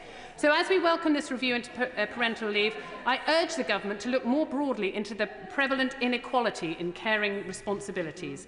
And I ask, what steps are they taking to support the millions of family carers who are looking after disabled or elderly relatives who have no paid leave at all? Will they commit to a similar review into provision for unpaid carers and to make carers' leave paid? And I ask the Minister if they will commit to reviewing the needs of carers and those of the families who have taken on kinship caring responsibilities. I welcome that commitment in his statement today, but can I ask about the government's plans to introduce statutory kinship care leave? So we're calling on the government to use this review to finally deliver meaningful reforms that address the long-standing concerns of carers and their loved ones, as well as making the changes to the circumstances of working families that can make parenting a joy rather than a burden, and end the dilemma of having to choose between work and family. Thank you, Mr. Speaker. Minister. Thank you, Mr. Speaker. Can I welcome the support from the Liberal Democrats on this issue? And she was right to point out that of course, it was in the coalition government that shared parental leave. I think that's the first time in a long time we've actually heard anyone admit that they were part of the coalition government. There we go. She raised some very important points. I think that a number of these issues will be covered by the Carers Leave review which is also taking place. Kinship caring is going to be part of this particular review. Obviously, I know that the Liberal Democrats have a long-standing policy on Carers Leave and pay. Clearly, that's something that review will also be taking cognizance of. Antonia. Mr. Speaker, and I welcome the announcement made by the Minister today.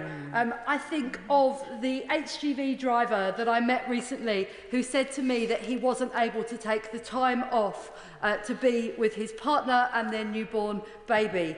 And I would like to hear the Minister assure me and all of my constituents that these new rights will work for working class people as well as people on higher incomes in professional jobs. And would the Minister agree with me that with today's announcement, with our free school meals announcement, with our childcare announcements and with our announcements on housing, it is now clear that the Labour Party are the party of the family? Minister. Well, I thank my honourable friend for her question. I think one of the real achievements of the last Labour government is to recognise giving children the best start in life is absolutely fundamental to rebuilding our society, and that is something that is at the heart of what we've proposed today. Now, I think she does raise an important point that actually these entitlements do have an element of income inequality to them. That is something that we're going to be bearing in mind. One of the messages we've had very clearly is that many fathers in particular would like to take more paternity leave but just simply can't afford to, and that's something that we will be looking at as part of the review. Thank you, Mr. Speaker. Having a child is a personal choice, and it's a blessing that I've enjoyed 5 times. Becoming old, becoming sick and becoming disabled are not personal choices, and yet we've had cuts to winter fuel allowance, and we're about to discuss a bill controversially in this House that would remove a large element of the support we currently give sick and disabled people. What does that say about the government's priorities?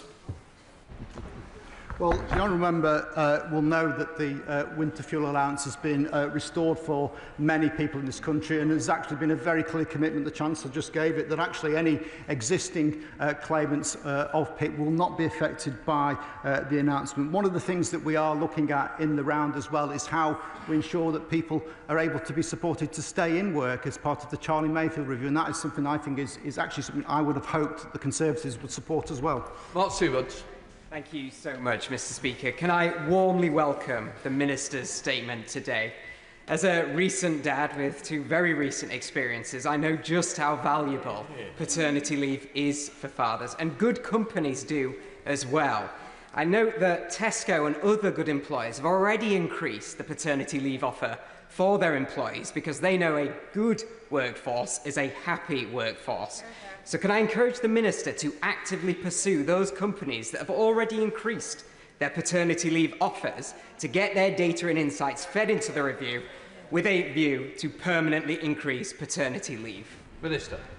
Well, can I congratulate my honourable friend on his recent parenthood and also pay tribute to the honourable member for York Outer, who I understand is on paternity leave as we speak. Now, he has mentioned a very important point about businesses, good businesses understanding the importance of treating their staff well. I would like to draw the House's attention to a quote from the Chief People Officer for Aviva, who operate a very progressive parental leave policy. He said, "The chance to spend more time with the new arrival during the important first few months has proved to be hugely beneficial for thousands of our Aviva parents. From supporting their partners to the positive impact it has on mental well-being and engagement with family life, equal parental leave has been literally life-changing for our people." Those are the sort of things that we would want to encourage businesses to look at. I'm sure some will be doing equally well on that, and we're happy to hear any evidence on these matters. I'm Martin. Thank you, Mr. Speaker. As someone who's about to welcome their second child into the world, thank you very much. I'm delighted to be discussing parental leave, and I welcome this review. I note that the Minister said that one of the objectives of this, to paraphrase, is to reset the relationship between men and women and to make that more equal. Might I suggest gently that this is necessary but not sufficient, and really to get to the heart of that matter, we need to look at early years funding. When you have a gap, when it's £6.12 provided by the government, £6.12p, and providers in my constituency, like the Little Learning Tree, say that it's £7.50 for delivery, I think we have a problem there that's going to mean that the parental leave review is not going to get to the heart of that matter. Would the Minister consider including the Department of Education in this review so that we can actually get to the heart of equality between men and women? Well, the honourable member raises an important point. Clearly, this government has done great work already in expanding the availability of affordable childcare, but there is always more to do. Now, this won't be something that is specifically part of the review, but I can confirm that we will be working with other departments to see how their input can help in terms of the outcomes that we want to achieve with this review. Thank you, Mr. Speaker. I know the fathers that met with me in Haslingden will really welcome this review and the announcement today from the Minister.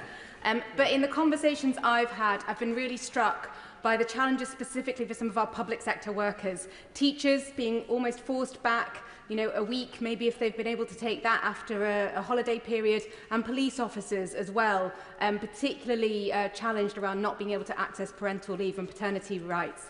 So will the Minister reassure me that this will be absolutely squarely within the terms of the review, and he'll be looking to make progress on these important issues? Minister. Well, I think my honourable friend raises some concerning issues, possibly about the culture at some of these employees who don't see the value of parental and paternity leave. Look, I think we all know that recruitment and retention in teaching is a particular issue. Actually, particularly, there aren't enough male teachers as well. That's a challenge, and maybe one of the things that's behind that is part of that cultural shift that we need to see. So I'm sure that those comments can be fed in. Thank you, sir. My constituent, Christina Harris, very sadly lost her job when she had to take time off to care for her very seriously ill daughter, Sky, who I'm pleased to report is now in remission. Christina started a parliamentary petition calling for employers to hold open the jobs of parents who, through no fault of their own, have to take time off to care for a very seriously ill child, a bit like maternity leave in principle. She achieved a debate in Westminster Hall in February, which the Minister replied to, and then very kindly he met with her some weeks later, and if I may say so, dealt with her incredibly empathetically and listened very carefully to what she said. I was there. As he said the review will have a broad scope, his words, can he offer my constituent Christina Harris any hope with regards to her idea, and any hope for the approximately 4,000 parents each year who find themselves, through no fault of their own, in similar circumstances? Well, I thank the honourable member for his question, and it was indeed a pleasure to meet Christina, his constituent. She raised a very important issue, which we know is not isolated. There is, as he will know, a carers leave review which is being undertaken, which I think is probably the more appropriate forum for this issue, but I know that it is something that he will continue to passionately campaign on, and I look forward to further engagement on that matter. Ellis. Thank you, Mr. Speaker. Can I first pay tribute to the Prime Minister and the Business Secretary, along with many others, for leading from the front on the importance of their own role as fathers. I truly believe that paternity leave is the single most important thing that this government can do to improve the lives of families and women too. And I really hope that we can get to providing 6 weeks paternity leave paid by the government at 90% of pay. Employer support, though, is going to be critical to making this a success. So does the Minister agree with me that this review is an opportunity to engage and provide clarity to businesses on how to work with paternity leave and parental leave? Minister. I thank my honourable friend for her question. One of the things that's become clear, not particularly in relation to paternity leave, but in relation to shared parental leave, is actually employers often find it difficult to navigate the system, never mind the parents. But that is something that we will be considering and looking at as part of the review. Kirsty Black. Only 3% of women surveyed by Maternity Action had no financial worries during the course of their pregnancy. Given how awful the statistic is, will the Minister commit to listening to those with lived experience and actually co-producing the outcomes of this review with those people who've been through these situations? Well, the honourable member makes a very important point. We, of course, will be taking representations from all interested parties. There is a call for evidence which is now live, will be up for a period of 8 weeks, and we'd encourage any bodies who have got important things to say to feed that in as part of the process. Thank you, Mr. Speaker. Alongside this government's actions on increasing the provision of affordable, available and accessible childcare, I strongly welcome this review as a real step forward. Does the Minister agree with me that for many, the complexities of the system we've got form a real barrier to accessing it, and for low-paid workers in particular, the provision of unpaid leave just makes it simply unaffordable? And will he commit that this review will have at its heart true accessibility of the system so that people can take proper advantage of it and benefit along with their children? Minister. I thank my honourable friend for his question. As a recently new father himself, he will know the system itself. And one of the things that we do here, and as he's rightly referred to, is the complexity of the system and actually the lack of availability and opportunity for those particularly in low-paid occupations, as well as those who are not directly employed. These are all things, Mr. Speaker, that we will be considering as part of the review. Lisa Scott. Thank you very much, Mr. Speaker. It is, of course, to be welcomed that the Government is having a look at how best to support all families of all shapes and sizes in the early weeks and months of a child's life. And I know the Minister knows that there is currently a gap for those who are self-employed looking to grow their family through adoption, because we have corresponded on the matter. I listened very carefully to the Minister's comments, and he talked about adoption, he talked about self-employment, but I wonder if he could give constituents like Kirsty from Marple the reassurance that she is looking for, that there will be an explicit stream of this work looking at self-employed adopters who currently don't get any financial support from the government. Minister. I thank the honourable member for her question. She has, as she's referred to, raised this before, and I think it's a very, very important point. Having had some involvement in the adoption system myself recently, I do understand that it doesn't really fit in terms of the current rights system. So it is important that we look at that in the round. And of course, as I've already mentioned, Mr. Speaker, those who are currently excluded from the system altogether because they are self-employed or in some other working relationship which doesn't fit within the current statutory parameters will also be considered. Thank you, Mr. Speaker. May I very much welcome this review. I think most people who are in this room, with some exceptions, recognise that supporting families and supporting children is in our national interest. And I'm very pleased to hear the government recognise and commit that parental leave, particularly for dads, is just not enough right now. I am concerned about the timescale for where we'll be able to make progress on this issue and the implications for mothers who may actually face more discrimination when they have protected rights if dads don't. So as a holding measure, given there is general consensus that we do need to do more to support fathers, will the Minister accept the amendment that's been put forward in the Lords by Baroness Penn to introduce the recommendations of the Select Committee of, by the end of this Parliament, introducing a right to 6 weeks parental leave for the second parent paid at 90% of salary, and that we can make a difference for every parent within this lifetime? Minister. I thank my honourable friend for her question. Now, of course, if I was to accept specific recommendations at this point, it would be rather preempting the review, but I have to say I do hear the arguments that have been made, and obviously the other place will decide how they want to proceed with various amendments to the Employment Rights Bill. I just hope they hurry up with it. Van Marlow. Mr. Speaker, may I add my voice to welcoming this review as chair of the APPG, and this review is a step in the right direction in correcting a decade of Tory failure on this issue.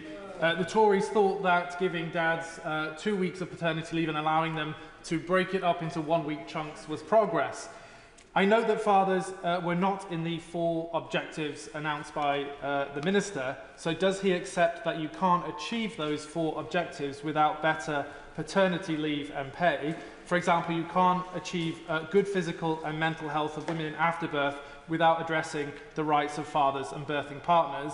And does he accept, and if he accepts this, will he agree to meet with the APPG of fatherhood throughout this review? Minister. Well, I thank the honourable member for his question. Of course, I'm happy to meet with the APPG as part of this review. He said there was no explicit reference to fathers in the 4 objectives, but I would suggest actually our general references to parents do include fathers. So, for example, the second objective is to support economic growth by enabling more parents to stay in work, and the 4th objective is to support parents to make balanced childcare choices that work for their family situation, including enabling co-parenting. I believe that does clearly address the point that the honourable member has raised. Daniel Francis.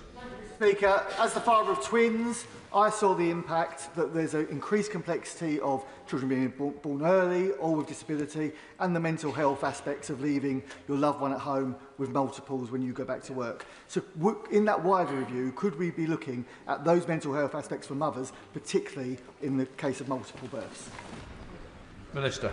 The honourable member raises an interesting point. I have to say it's not one that I've considered in terms of whether there needs to be an additional approach for multiple births, but I'm happy to see any evidence that he submits on behalf of that particular group as part of the review. Colin Lockhart.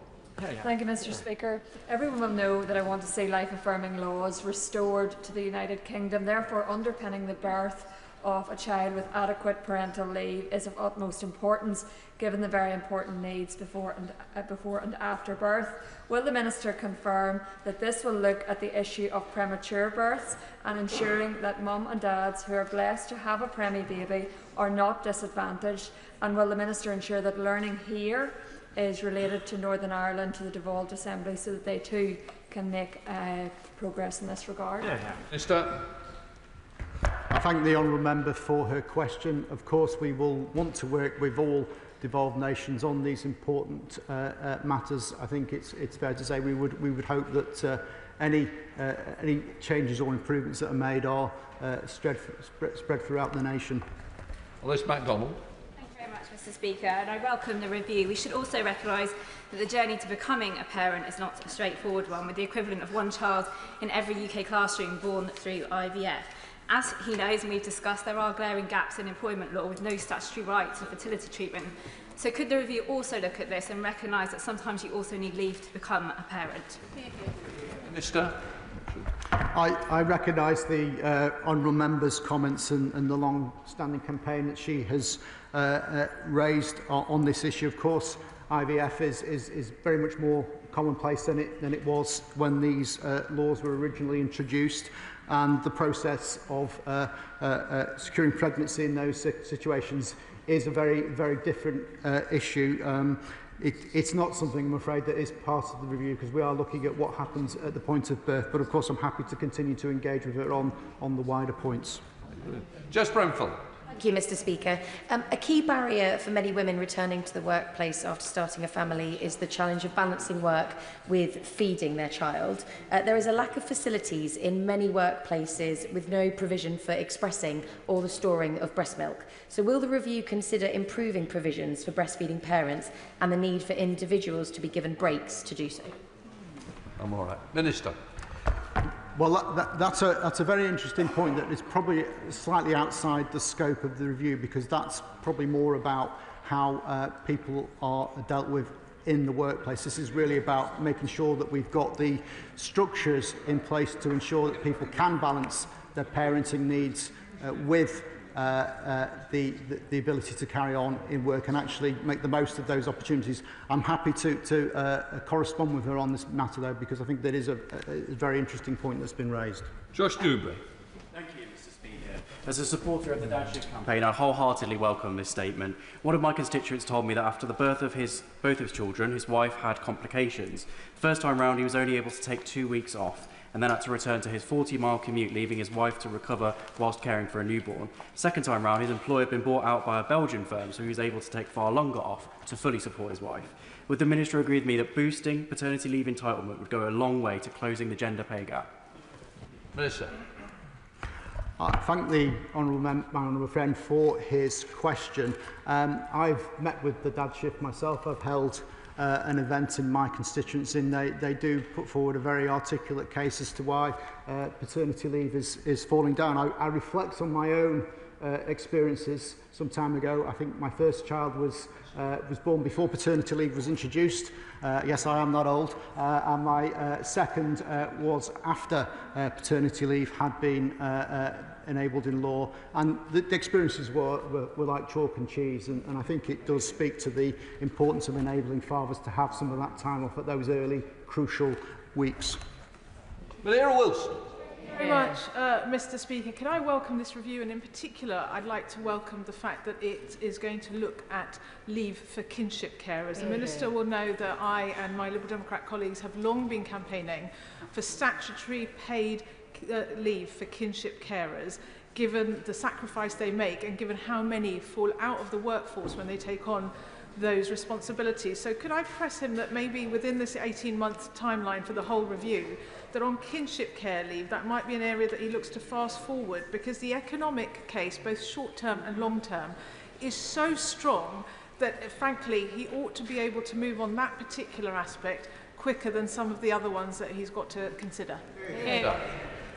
Well, can I just say, Mr. Speaker, I recognise the consistent campaigning on this particular issue, and I pay tribute to the work that kinship carers have done to take on those responsibilities, and I think there is a very articulate case made about the contribution that they make to society as a whole. I don't think it would be appropriate for us to short-circuit the review to deal with particular groups. I think we do need to look at the system as a whole. That is one of the deficiencies in the current system, that it is being built up over many years in a very piecemeal way, and it doesn't have the holistic approach that we are now seeking to introduce.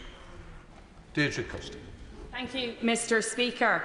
It's 55 years, over half a century, since the Equal Pay Act, yet women are still paid less than men. And the quote I read about 20 years ago in a newspaper article, which said childcare was catastrophic for women's careers, still could be quoted today.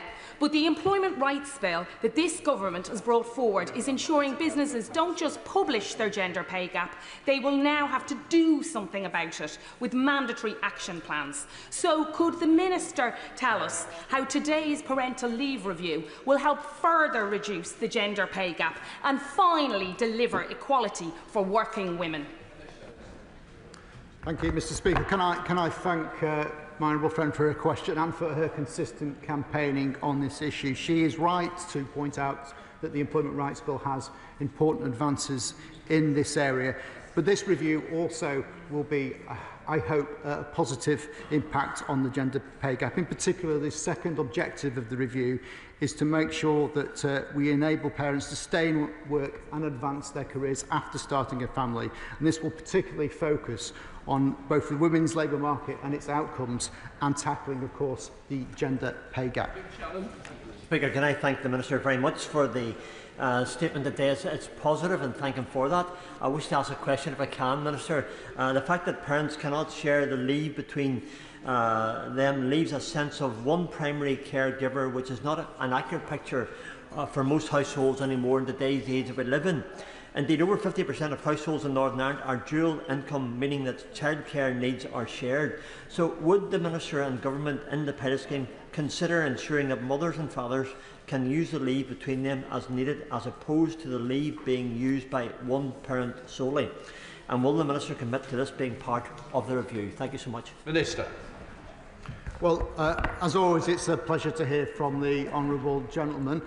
He raises an important point about how the current shared parental leave system isn't working, and I think that we've seen from the figures that the number of people taking advantage of that is in the low single figures in terms of percentages. That is something that we're very aware of and something that we will be looking at very closely as part of the review. Speaker, can I warmly welcome this, and I know that families and dads in St Helens North will welcome it as well. I'm also sure that Jay White, who runs the Dad Matters organisation in St Helens, supporting new dads and doing a great job, will warmly welcome this as well. With dads from across the country and across the chambers, we've already heard, I've been supporting the Dad Shift campaign, saying that 2 weeks isn't enough, because I know from personal experience that it isn't, and from speaking to new dads across St Helens, I know that it isn't. Can the Minister please confirm, for the benefit of dads in St Helens North and elsewhere, that the current state of paternity leave, including consultation with employers, will be a key focus for this review? Minister. Well, can I thank my honourable friend for his question. He's absolutely right to identify the current paternity leave measures as being something of concern to fathers and indeed all parents across the country. That is something that will certainly be a large focus of the review. Conor. Thank you, Mr. Speaker. And does the Minister agree with me that, as well as being good for parents and good for children, ensuring that dads are able to spend an appropriate amount of time off with their newborn children would be good for our economy, good for productivity and good for businesses too? Minister.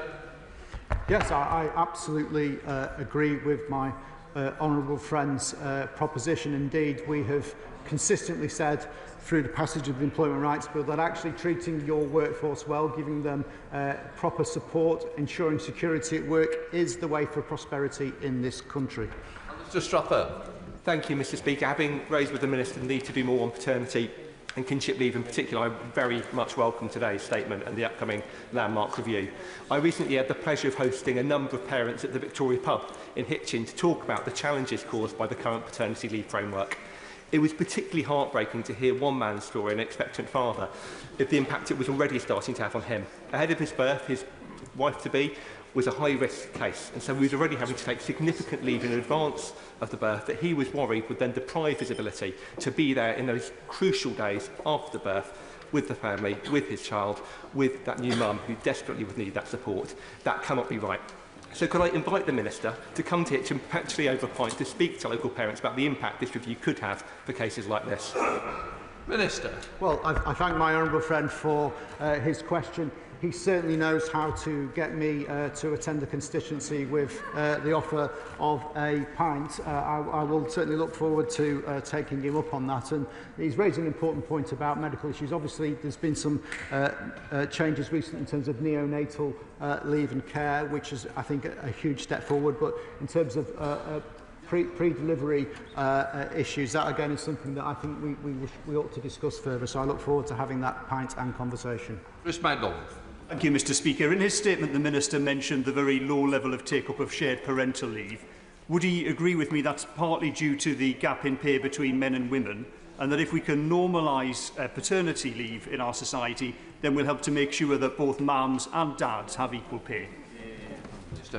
I thank my honourable friend for his question. I think that is an important point. That is something that I expect we will be examining as part of the call for evidence. I referred to the work that Aviva have done in this area. They clearly have seen a culture shift in their organisation where actually it is completely normal and acceptable. Indeed, it's encouraged for both parents to take their share of leave. That's something I think we can all take lessons from. Joanna Baxter. Thank you, Mr. Speaker. I welcome today's long overdue review of parental leave. The UK currently has amongst the lowest paternity leave in Europe, and that's not just a statistic, it's a real-life struggle for families up and down this country. Can my honourable friend assure me that the review will not only just look at the amount of leave, but the amount of salary that's provided during it to protect those on the lowest wages in our country, and how he's going to go about ensuring the voice of fathers and campaigning groups like the Dad Shift and trade unions are heard in the review? Minister.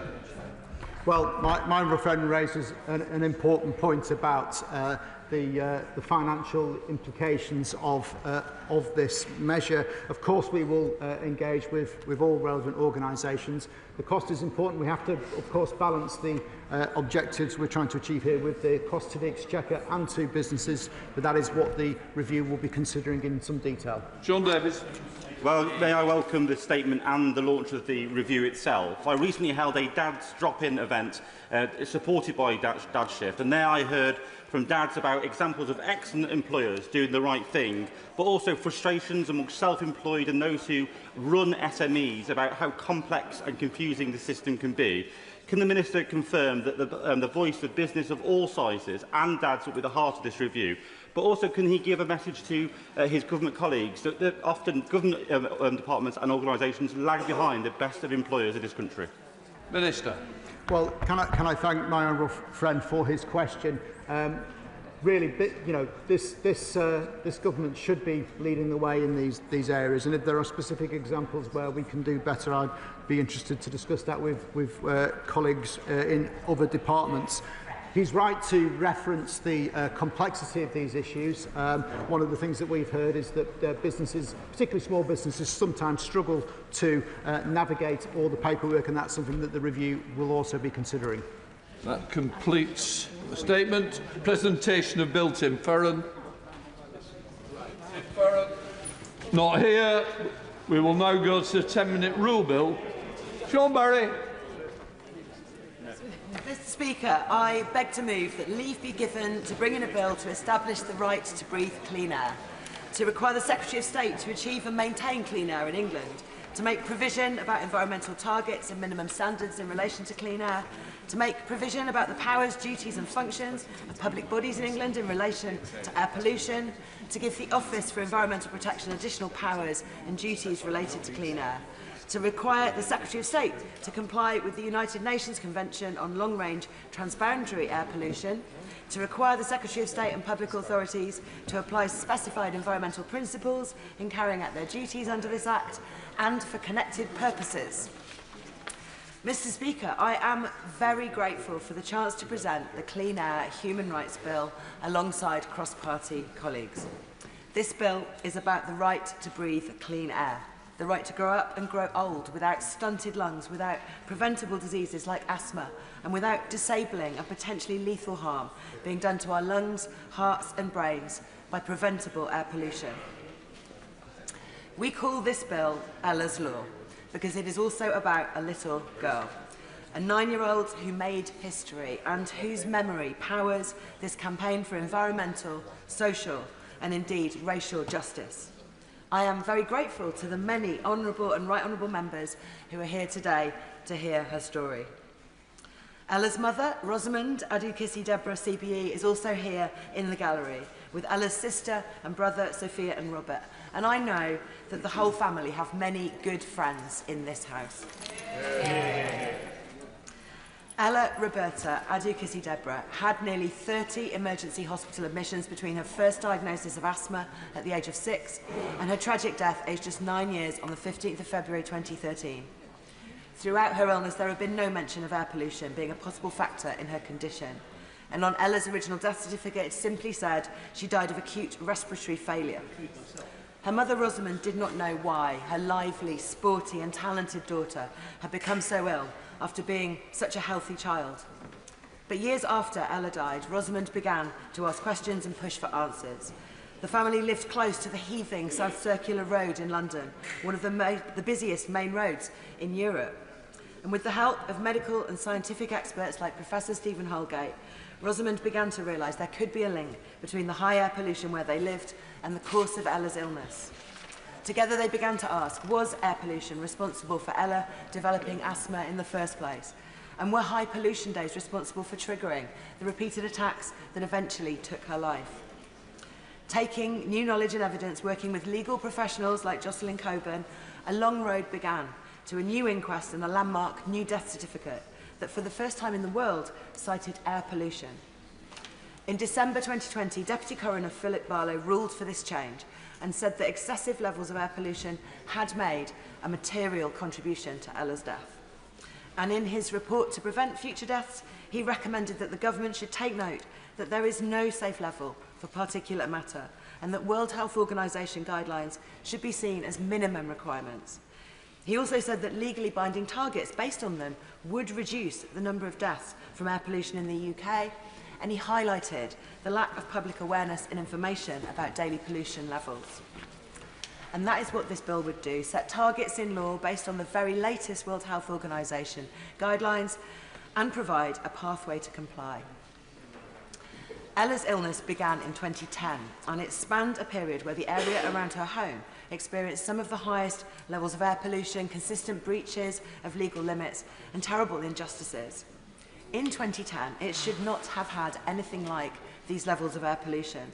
That's because, following intensive work from campaigner and friend of Ella's Law, Simon Birkett, the founder of Clean Air in London, alongside environmental campaigners in Europe, in June 2008, Directive 2008-50-EC from the European Commission had entered into force. This set limit values for annual average nitrogen dioxide concentrations in the air people breathe of 40 micrograms per metre cubed. And those limits should have been met by the 1st of January 2010. It also set the first limit values for small particulates, something that is even more deadly at the smallest particle sizes and much lower concentrations. In the UK, we did not achieve these limits before 2010, when Ella's illness began, or even soon after. Instead, this period was one of delay to clean air zones, deception by diesel car manufacturers, and even a mayor putting glue on the roads next to the air quality monitoring stations on days when legal particulate limits might be breached. This was all a true scandal and a tragedy. I hope the government is very aware that the 2010 limits are still far from being fully reached today in parts of England, and its own projections say that parts of the country will not become compliant until 2029, 2032 or even 2045. And these legal limits were based on the 2005 air quality guidelines from the World Health Organization. In 2021, the WHO halved its guideline for the smallest particulates and slashed its guideline for nitrogen dioxide from 40 micrograms per metre cubed to 10. And a new EU directive entered into force for our neighbours in 2024 in December. Here it is clear we need something new as well. And success is clearly possible.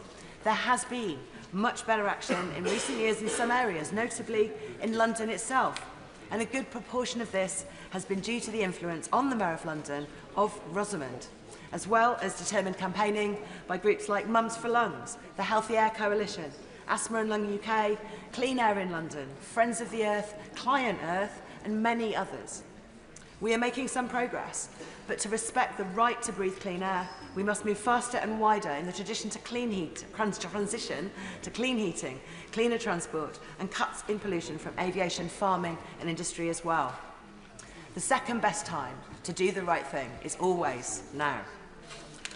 On Clean Air Day 2025 last month, with other MPs, I was so pleased to meet doctors and campaigners, including Rosamond, on their walk and wheel to Parliament from Great Ormond Street Hospital.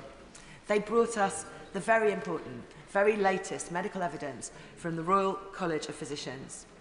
Its new report to MPs highlights and summarises evidence gained over the last decade, showing that there are now links between air pollution and almost every organ in the body and the diseases that affect them.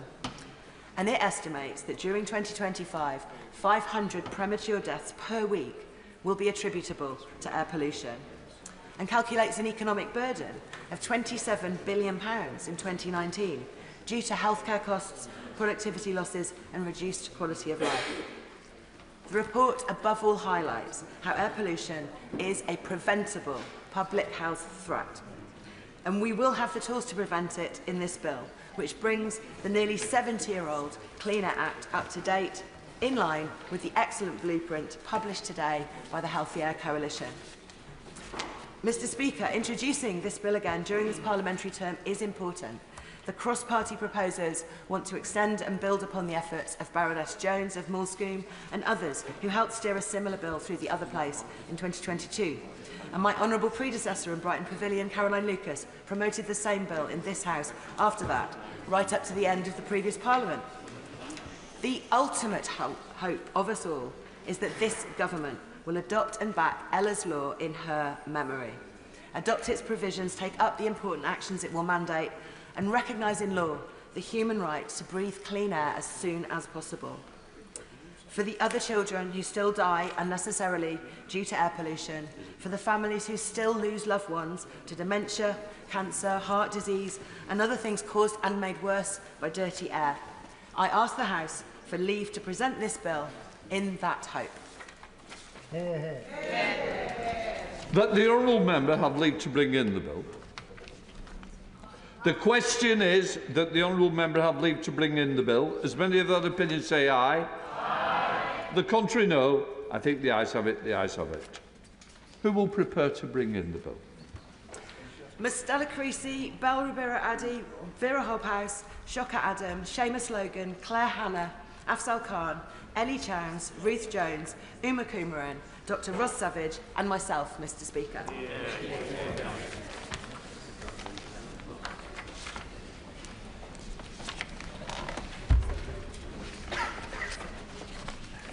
Sean Barry.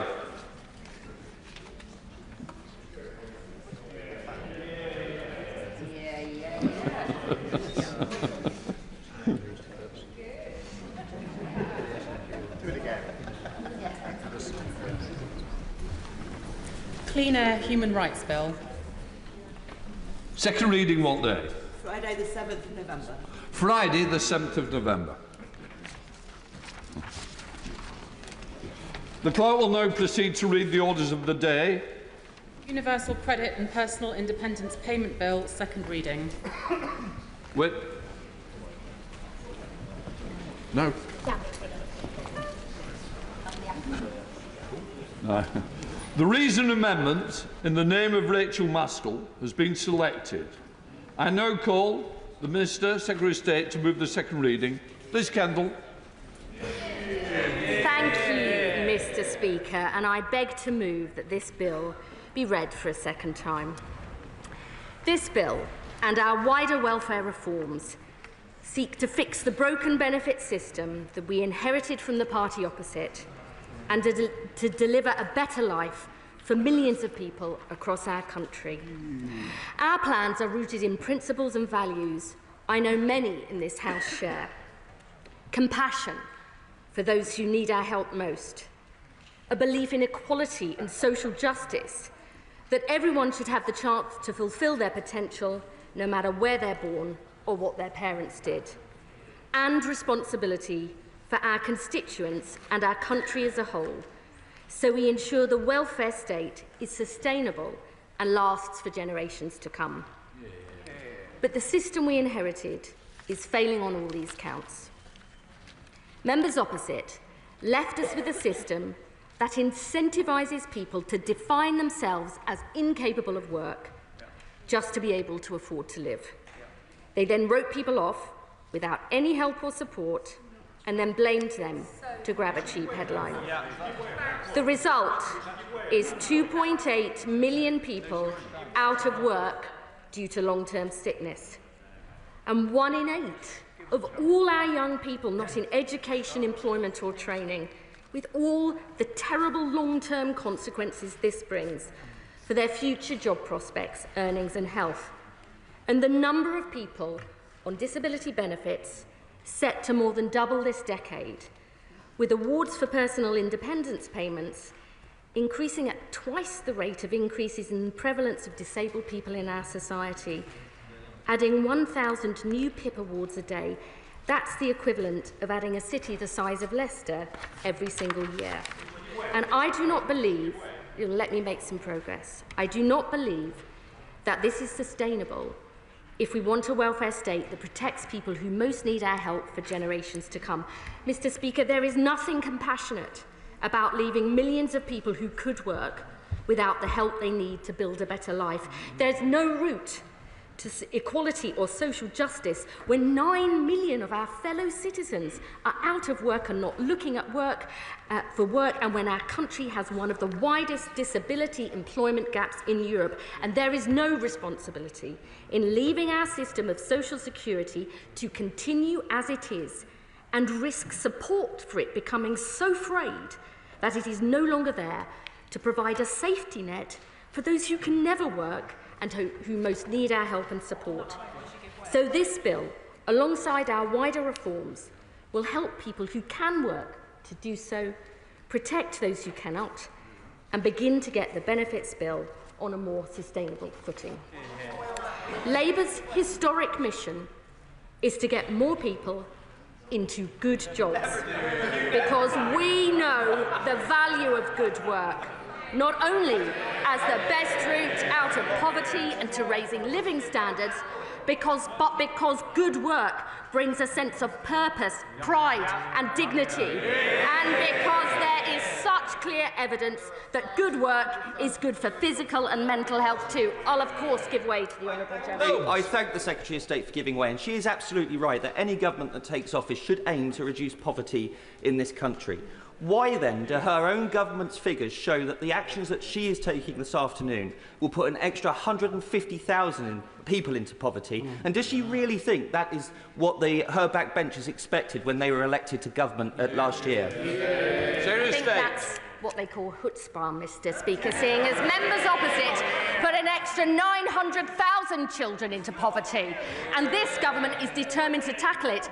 This government will take 100,000 children out of poverty by our plans to extend free school meals to every household on universal credit, a down payment on our child poverty strategy in the autumn. Mr. Speaker, I am very proud that at the spending review, alongside billions of extra investment to create good jobs in every part of the country, to invest in the transport infrastructure and skills so people can get those jobs, and to drive down NHS waiting lists so people can get back to health and back to work, my right honourable friend, the Chancellor, delivered the biggest ever investment in employment support for sick and disabled people, quadrupling what we inherited from the party opposite to £1 billion a year. And as I set out, I will give way to my honourable friend. I thank my right honourable friend for giving way, and I thank the Secretary of State for the improvements that she has made to this bill, which are extremely reassuring for my constituents, 9,000 which are on personal independence payments and are now reassured. There are some, however, that are concerned about the impact assessment published yesterday about the number of adults who could be put into poverty. I do recognise that these figures do not take into consideration the impact of the planned record investment in employment support. Will she publish further assessments which provide a more accurate view? I would thank my honourable friend for her question. She's absolutely right that those figures do not take into any account the employment impact from the investment we are putting in. We have actually produced extremely clear evidence that good employment support works, including Work Choice, a Labour programme ended by the Tories, which meant 40% more disabled people were in work 8 years later, and we will indeed publish further updated impact assessments before committee stage, spelling this out in more detail. I will, of course, give way to the honourable. Okay. Mr. Speaker, thank you. I've been asked by Parkinson's and MS, and I asked this question specifically of the Minister. Hope she give me the answer. They're talking about a fluctuating condition will be locked out of qualifying for the high rate of the UC health element. the functional limitation must constantly apply for a claimant to meet the severe conditions criteria. Exactly. So can I ask the Secretary of State, please, will she commit on the floor of this House to add explicit reference to the bill to ensure that fluctuating conditions like Parkinson's, like MS, are not locked out at the higher rate? It's really important for those people, if you don't mind. Thanks so much. The honourable gentleman raises a very important point, and I would say to him that our honourable members have asked about the issue of whether people with fluctuating conditions meet the severe conditions criteria, which is for those with lifelong conditions that will never improve and means they can never work. It is absolutely the case that as someone's condition progresses, if they actually change and meet those severe conditions criteria, they will be protected. And one of the reasons for the TIMS review that I'll come on to later is precisely so we make sure this vital benefit does recognise the impact of fluctuating conditions on people's life. That's absolutely crucial to make sure this benefit is fit for the future.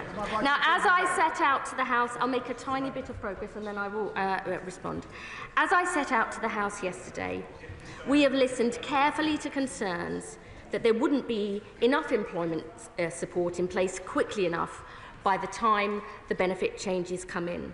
So we are bringing forward an additional new £300 million of employment support for sick and disabled people, delivering a total of £600 million next year, £800 million the year after, and £1 billion in 2028-29, increasing our total spending on employment support for sick and disabled people to £3.8 billion over this Parliament. So we ensure that anyone who is affected by this bill will be offered personalised work, health and skills support, including access to a specially trained advisor, by the time the legislation comes in. I will give way to the honourable gentleman. The Secretary of State giving way. Under the last government, we brought forward the Work Well pilot, which looked at 15 different areas for 59,000 people to provide a package, a multidisciplinary team package to get them back into work.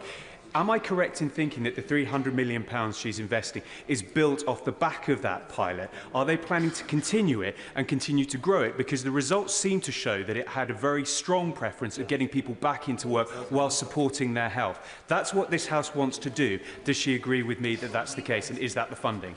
Joining up work and health support is absolutely essential, and I've personally been to visit some of the projects in place, and they're making a really big difference. We are building on that with additional extra investment, in quadrupling what we inherited from the party opposite. But joining up work and health support is very, very important, because I think good health and good work are two sides of the same coin, but this needs to be available widely and across the country. Turning now to the specific measures in this bill.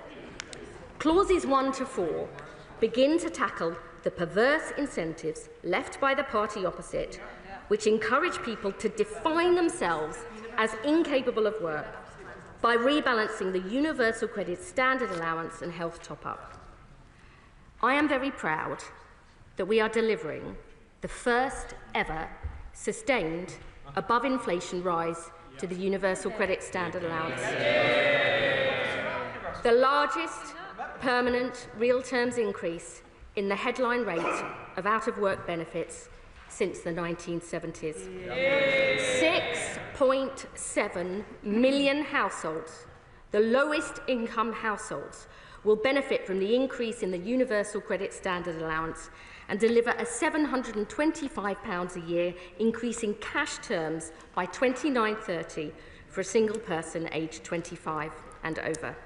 Now, having listened seriously to concerns about our original proposals on the UC health top-up for existing claimants and future claimants with severe conditions and those at the end of their lives, we will ensure that for these groups, the combined value of their universal credit standard allowance and the health top-up will rise at least in line with inflation, protecting their income from these vital benefits in real terms every year for the rest of the Parliament.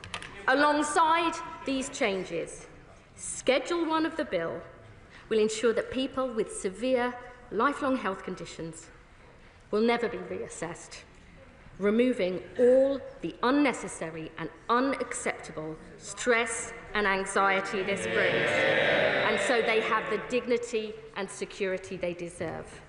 And yesterday, we published draft regulations on our new right to try, guaranteeing that in and of itself, work will never lead to a benefit reassessment, giving people the confidence to try work, something many people have called for years. Mr. Speaker, turning now to Clause 5 of the Bill on personal independence payments. Yesterday, I told the House that we have listened to the concerns raised by many honourable members, disabled people and their organisations about the impact of the new requirement for existing claimants to score a minimum of 4 points on at least one daily living activity to be eligible for the daily living component. Even though 9 out of 10 people claiming PIP at the point these changes come in would be unaffected by the end of the Parliament, I know this has caused deep and widespread anxiety and stress. So we have changed our original proposals. So the new 4-point eligibility requirement will only apply to new claims from November 2026. This means no existing claimants will lose PIP because of the changes brought forward in this bill, and anyone who currently receives any passported benefits, such as care allowance, will also be unaffected by this change. I will, of course, give way to my right honourable friend for giving way, and the changes to PIP, as far as they go, are very welcome, as is the review to be conducted by our right honourable friend, the Work and Pensions Minister. And that will be in co-production with disability groups, as I understand it. Can I just ask, however, why do we have a review when it's committed to make changes in November 2026, when that review may not have been completed? Wouldn't it be far more logical to have the review, to produce it, to bring it this House for agreement, and then to make the changes after that? I will come on to this point in a moment, but the purpose of the PIP review is to have a wider look at the assessment. It hasn't been looked at for over a decade since it came in. I understand the sequencing points, but I'll come on to that in a moment. What I think is extremely important is to have the very clear message that existing claimants, PIP claimants, will now be unaffected by the changes in this bill, and I give way to my honourable friend. I'm very grateful to her for giving way and for the fact that she's listened this week. But she will know there are many disabled people watching our proceedings today who remain very worried. She's absolutely right about the fact that the existing system isn't working. So can she say more about the review that our honourable friend from East Ham is going to do, and how we can rebuild the confidence of the disabled groups and those people who are worried, because every welfare reform seems to have been bad for them, about the fact we can have a system that actually assesses who really needs it? My honourable friend makes an extremely important point, and I'll come on to say a little bit more about this in a moment, but this review will be co-produced with disabled people, their organisations, clinicians, other experts and MPs, because we need to make sure that we get this right. I have been a long-standing champion of co-production, including when I was the Shadow Minister for Social Care, because I think you get those best decisions when you work closely with people. Let me just say a bit more about this, because there are issues that many honourable friends raised, including yesterday. We believe protecting existing claimants while ensuring new PIP awards are focused on those with higher needs in future strikes the right and fair balance going forward. And I want to address some of the questions raised yesterday by honourable members on this side of the House about the sequencing of the PIP changes and the wider review of the PIP assessment being led by my right honourable friend, the Minister for Social Security and Disability. I will make progress on this point. No existing PIP claimant will be affected by the changes in this bill. They will also be reassessed under the existing rules whenever they have an award review. From November 2026, new claimants will be assessed under the 4-point criteria. The purpose of the TIMS review is to look at the PIP assessment as a whole, to ensure it is fair and fit for the future, and so it takes account of the huge changes in society, the world of work, and the nature of health conditions and disability since the benefit was first introduced more than a decade ago. I give way to my honourable friend. I thank my honourable friend for giving way, and I welcome the improvements made to this bill so far. However, I still think we do need more details about the co-productive element of the TIMS review. So can my right honourable friend confirm to me, can my right honourable friend refer to me that the review will guarantee that disabled people and their organisations are the key voice in developing this policy? And will it change and revolutionise the view in Whitehall so that future policies around disabled people that impact them will always have their voices central to the discussion? I can absolutely reassure my honourable friend on this point. Many honourable members have asked for precise details about how this will work. That is something I think it is extremely important for us, and we're beginning that process, to discuss with disabled people, their organisations and other experts, because it isn't for me, it is not for me. If you just let me finish my sentence, and then I will of course give way to the honourable lady. It's really important that we don't come up with a process. I think it would be completely wrong if we come up with a process in Whitehall and impose it on other people. You've got to do that properly. I'll give way to the honourable lady. Thank you, Mr. Speaker. Has the government taken legal advice as to whether it is lawful to treat people with the same conditions, disabilities and circumstances differently within the benefit system? It is morally unacceptable, but does the Minister believe it is lawful? I would gently just remind the honourable lady that her own party had different rules and different rates for people on existing compared to new benefits in future. That's something they did. Once again, members opposite seem to be railing at the very problems that they caused. Now, I understand why many members would like to see the results from the TIMS review implemented before the 4-point change takes effect. But reviewing the assessment as a whole, let me just say, it is a major undertaking that will take time to get right, especially if we co-produce it properly. It will be for those involved in the review to determine the precise table, but we are absolutely committed to moving quickly and completing the review by next autumn. And I want to assure the House any changes following the TIMS review will be implemented as soon as is practically possible via primary or secondary legislation. And once we have implemented changes from the review, any existing PIP claimant can ask for a reassessment. Mr. Speaker, welfare reform, let's be honest, is never easy, perhaps especially for Labour governments. Our social security system directly touches the lives of millions of people, and it is something we all care deeply about. We have listened to the concerns that have been raised to help us get these changes right. The bill protects people already claiming PIP.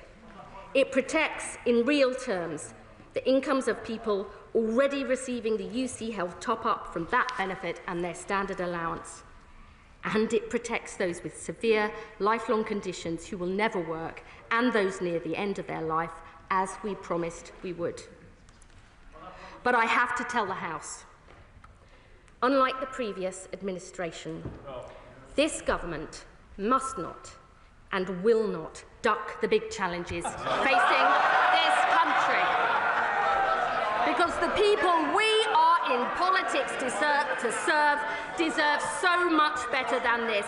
We are taking action to put the social security system on a sustainable footing so it is there for generations to come.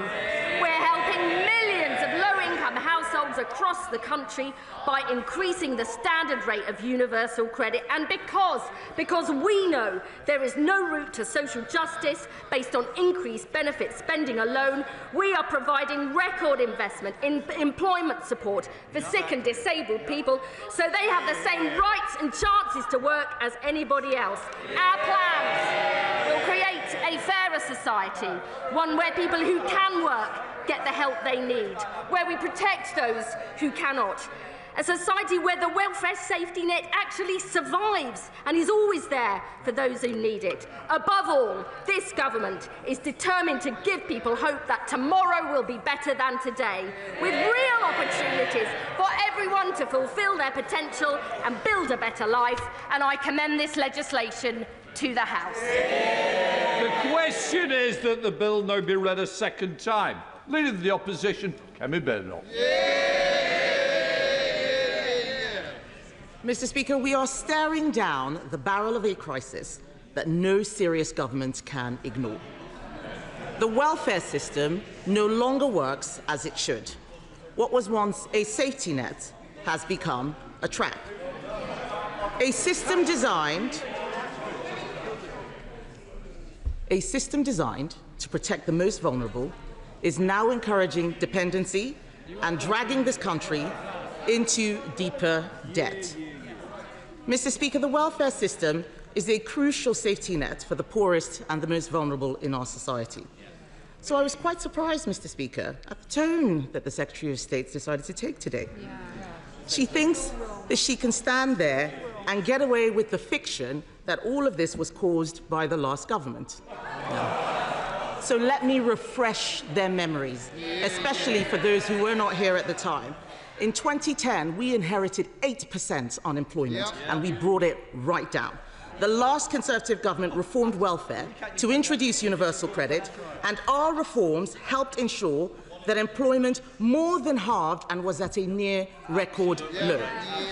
What have we seen since they came in? Unemployment has risen every single month that Labour came into office. Mr. Speaker, during our time, indeed 800 jobs were created for every day that we were in office. And at the same time, until the COVID pandemic, we kept spending under control, cutting the deficit every year. But COVID changed everything. It did. Now we face a new...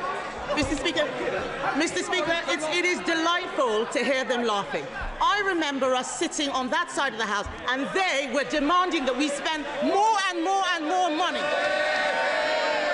Thank God it was Conservatives who were there under COVID. Labour would have bankrupted the country. We face, Mr. Speaker, we face a new reality. Under this government, every single working day, 3,000 people move on to incapacity benefits. 3,000 every single day. That is a 50% increase from when we left office. A 50% increase. They have only been in power 1 year, Mr. Speaker. Imagine what it's going to be like after the next 4 years. A 50% increase, 3,000 people onto incapacity benefits every day. That is not normal, it is not sustainable, and it is not acceptable. Spending is spiralling under Labour, Mr. Speaker. Will my right honourable friend give way? Yes, I will. Edward Lee.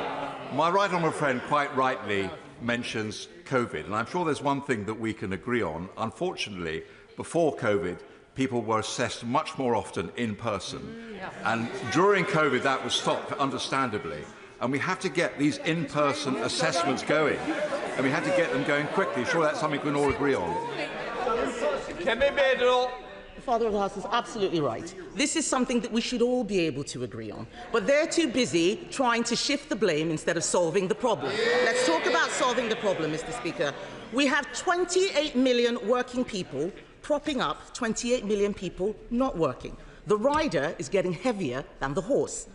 Health and disability benefits were £40 billion before COVID. By 2030, I'll give way in a moment, by 2030, on this government spending plans, they will hit £100 billion. I give way to the right honourable lady. I thank the Right Honourable Lady. I wonder if she could help the House. When was it, during the 14 years when the Conservatives were in power, was the time when the benefit system worked well? Mr. Speaker, I will remind her of our inheritance. We took difficult... I will. In 2010, I said it before, I'll say it again, 8% unemployment down to 4%. Every single time Labour leaves office, they leave more people unemployed. The welfare system needs continual reform. We took difficult decisions and got universal credit through with so much opposition from them. We improved the system. That doesn't mean it can't be further improved, and we've offered to help. They don't want any help. They just want to make things worse. Mr. Speaker, by 2030, on this government's spending plans, we will hit £100 billion on health and disability benefits alone. That is more than what we spend on defence. And this should make everyone in this House stop and think, because this bill does nothing to fix that problem, and that is why we cannot support it. The Conservative Party are the only party in this House urging restraint. And unless this House acts, they will bankrupt our children. They will bury the next generation under a mountain of borrowing and debt, and they will do it not because we had no choice, but because they lacked the courage to choose. A fundamental and serious programme to reform our welfare system is required, and this bill is not it. This bill is a fudge. And I feel sorry for the Right Honourable Lady. She looks as if she's being tortured. This is a rushed attempt to plug. We all know why this is happening. We all know why this is happening. I'll give way in a moment. We all know why this is happening. This is a rushed attempt to plug the Chancellor's fiscal hole. It is driven not by principle, but by panic. The changes were forced through not because they get more people into work, but because someone in 11 Downing Street made a mistake. It is clear that these changes were not designed to introduce fundamental reforms. How did we get here? Last year, at the Chancellor's first budget, she left herself no headroom. That same budget killed growth, meaning that unemployment has increased every month since Labour took office. This is a good time for me to remind the House again that every time Labour leave office, they do so with unemployment higher than when they came in. And they are doing it again. They are doing it again. I'll give way to the Right Honourable Gentleman first. I'm very grateful for her giving way. I'm sure that she would not want an inaccurate statement to stand on the record. Unemployment fell under just two 20th century governments, the first Labour government and the 1970 government of Ted Heath. Now, I know that she's repeating a standard Conservative Party message, but it is a really cynical and silly misuse of statistics. The the honourable gentleman is simply wrong. He needs to get an education and look at the facts. I give way to my right honourable friend. Does my right honourable friend agree with me that the chief architect of the fiasco which people with disabilities are facing today, and which every member of the Labour Party opposite is facing today, the chief architect is the Chancellor of the Exchequer, and the fact that she is not here to face up and take responsibility is all we need to know about her and those on the front bench opposite. My right honourable friend is quite right. This is a fiasco, and it is the Chancellor's fault. She marches them up and down the hill all the time. They're the ones who have to face their constituents. We are trying to help get a welfare system under control and get people into work. Yes. And my right honourable friend, he is right to raise the Chancellor. He's right to raise the Chancellor because when that economic outlook worsened this spring, she chose to force through these changes to welfare, designed not to reform, not to improve the system, but to address a hole in her numbers. These changes were rushed for Rachel, as we say, Mr. Speaker. And I watched when she made that budget. It was quite clear she had no idea of the consequences of her decision. But the country should not have to pay for the mess she has made, and neither should disabled people. Even with these changes in this bill, welfare spending would still be billions higher at the end of the Parliament. Slowing down how much you increase spending is not a cut. And despite... I'll give way on that point. I thank her for giving way. I don't know about the rest of the House, but I'm slightly baffled here.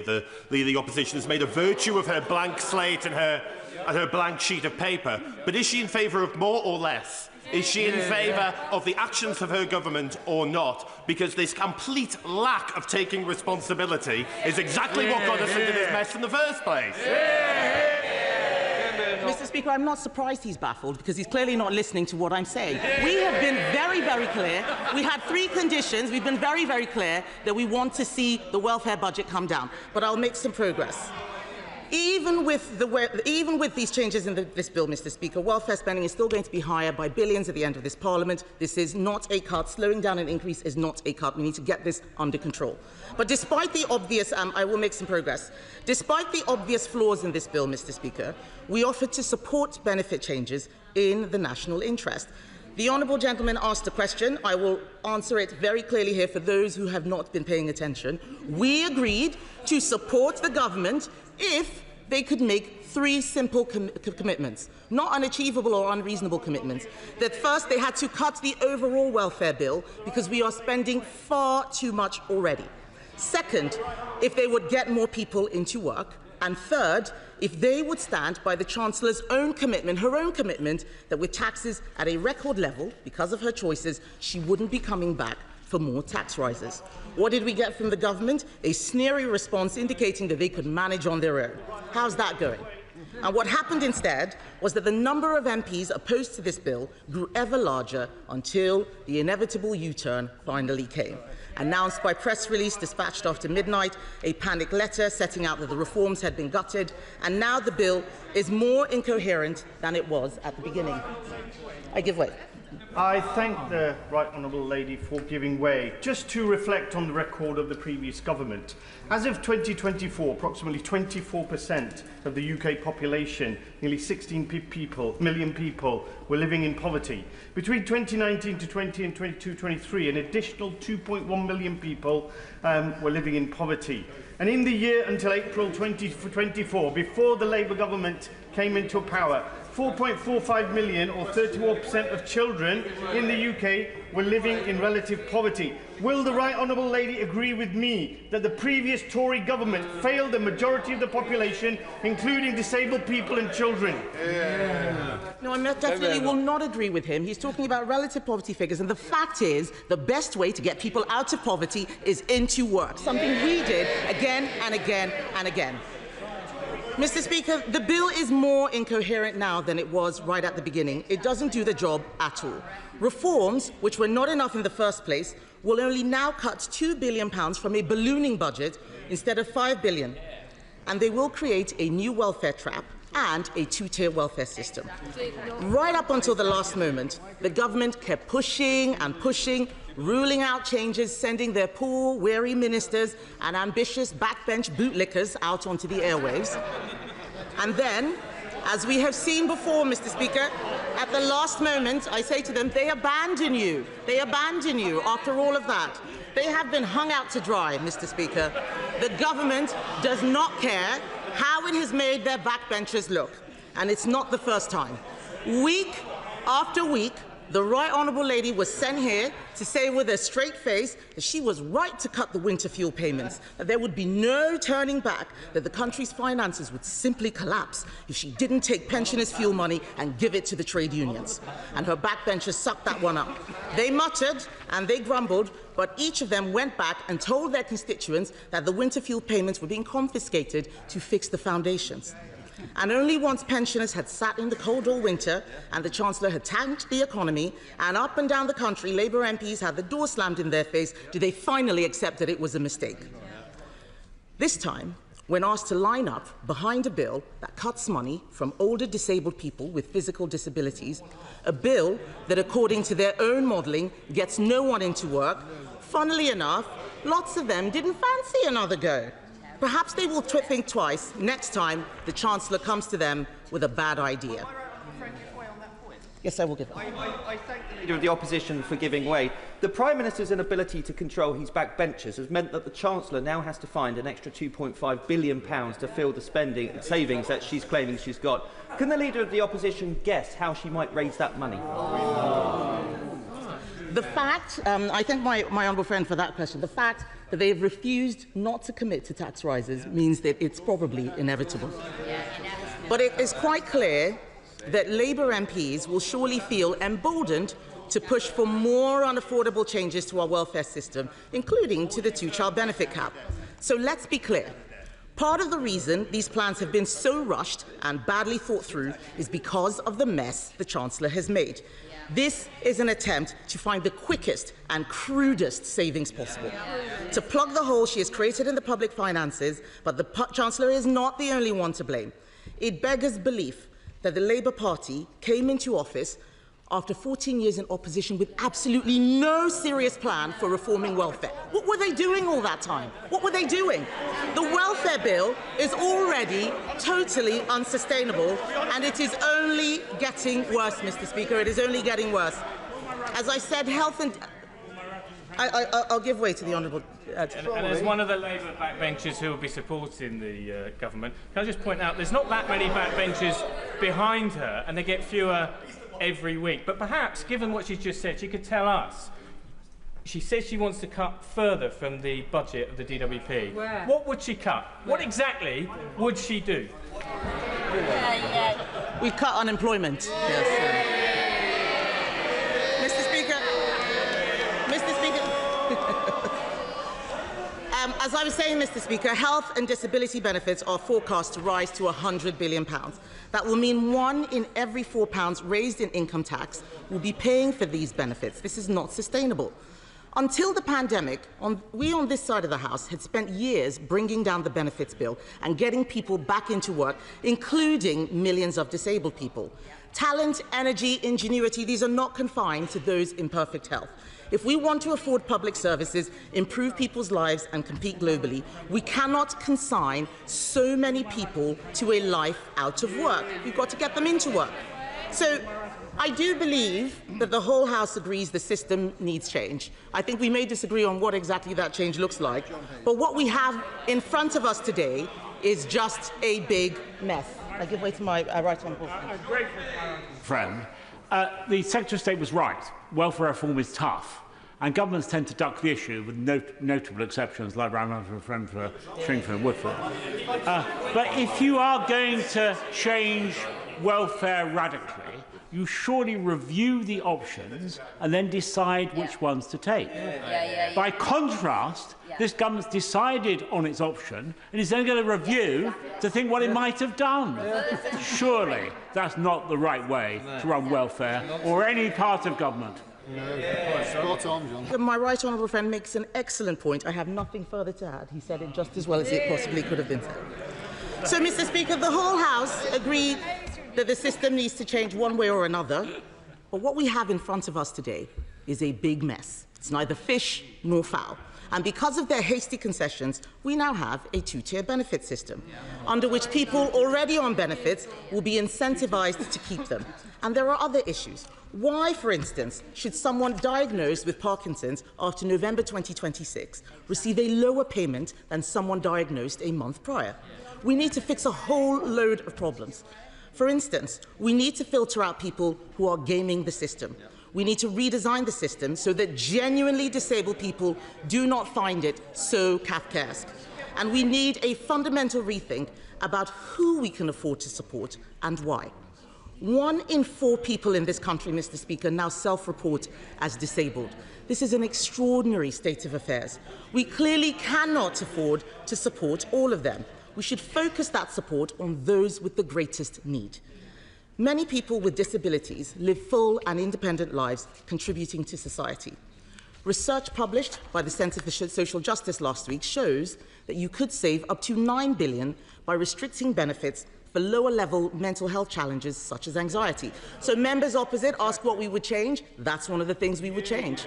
And findings published by the Taxpayers Alliance today shows that people with conditions that include acne and food intolerance are getting benefits and getting entitlements like Motability. We already know that the impact assessments for this bill show that it will get no one into work. Those are not my impact assessments, those are their impact assessments, so the government should think again, and we will support them to do so. We support replacing remote or online assessments for claimants with face-to-face assessments. That simple change alone could dramatically reduce the number of new claimants. And before the last election, we outlined reforms that the new government rejected out of hand. Will the Secretary of State return to them? Because these changes we are discussing today are rushed and confused. And rather than the fundamental reforms which we so badly need, we have been presented with a botched package of changes, watered down and carved apart in the face of backbench pressure. There is no way we can back this. So instead of allowing her backbenchers to dictate her policy, the Secretary of State should go back to the drawing board, cut the overall bill, get people into work and eliminate the need for new tax rises. That's a programme that we will support in the national interest. Rachel Maskell. Thank you, Mr. Speaker, and I want to put on record my thanks to you for selecting the reasoned amendment in my name and that of others, but most importantly, of 138 deaf and disabled people's organisations who backed that, who co-produced it and worked alongside. It's about time we all recognise the ableism within our systems, which has made them feel so far away from policy making. And I am glad that my honourable friend will be looking at changing that, and I trust once and for all. But on these big decisions, it's so important that they are involved too. My constituent sat in front of me with his gorgeous little girl, thankfully with headphones on and playing a kiddie's game. He said he wouldn't get through this. He just about manages now. Some days he gets up, others not. As his mental health is failing, he can't work.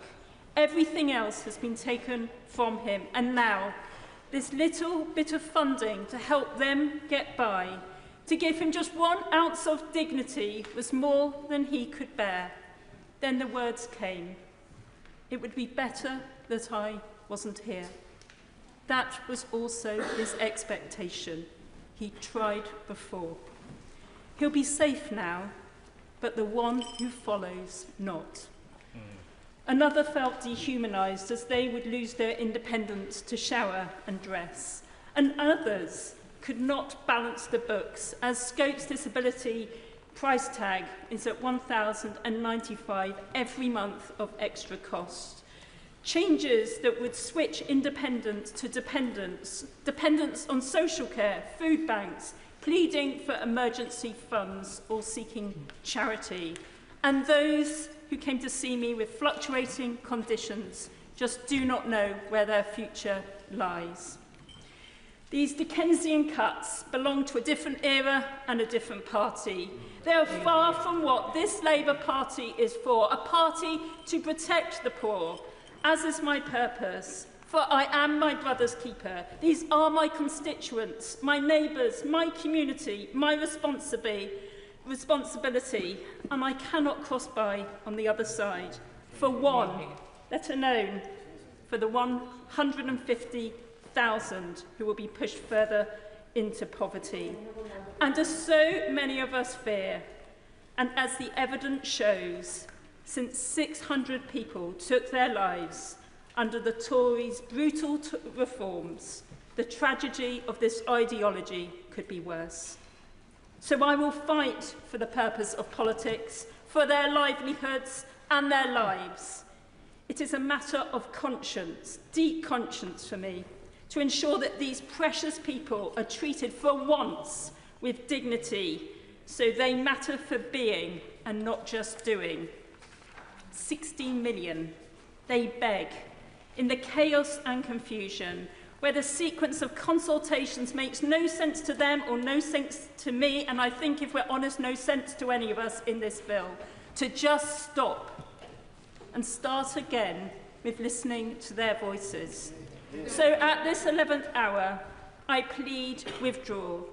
We will be met with relief and praise. Let's consult, co-produce, incorporate the Mayfield Review findings and accommodate those of the Timms Review first. Let the voices of older women whose physical health is declining as they work into later life come to the fore, or disabled victims of domestic violence. As Refuge says, the charity will not be able to leave to find their place of safety without PIP. be heard. The olive branch of grace to current claimants gives no mercy to those to come. Disabled people have fought all their lives not to pull up the ladder behind them.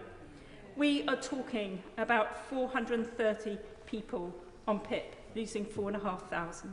730,000 on universal credit, 3,000, and pushing 150,000 people into deeper poverty. There is a reason why we are a dystopian state of excessive wealth and abject poverty. It is because governments focus on what they value most.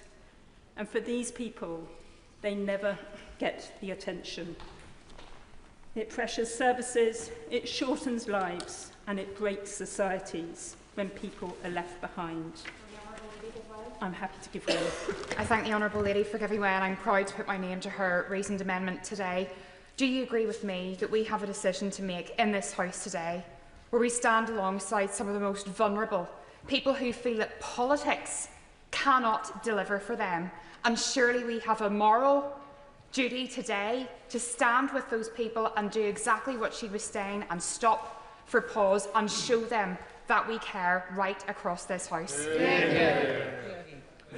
So powerful. And what I would urge all my colleagues is to take with you today the stories that you all know of your constituents. You are here because of them, and they expect you today to serve them in this very difficult vote. And I have to say, I find it really hard myself, because I've known the right honourable member for 30 years, and I know he comes from a good place. But this is just wrong. So I do believe the honourable member is absolutely right. Because if we can afford not to have a wealth tax, not to equalise capital gains or draw on the excess profits of corporate greed, then we can afford a PIP for a disabled person.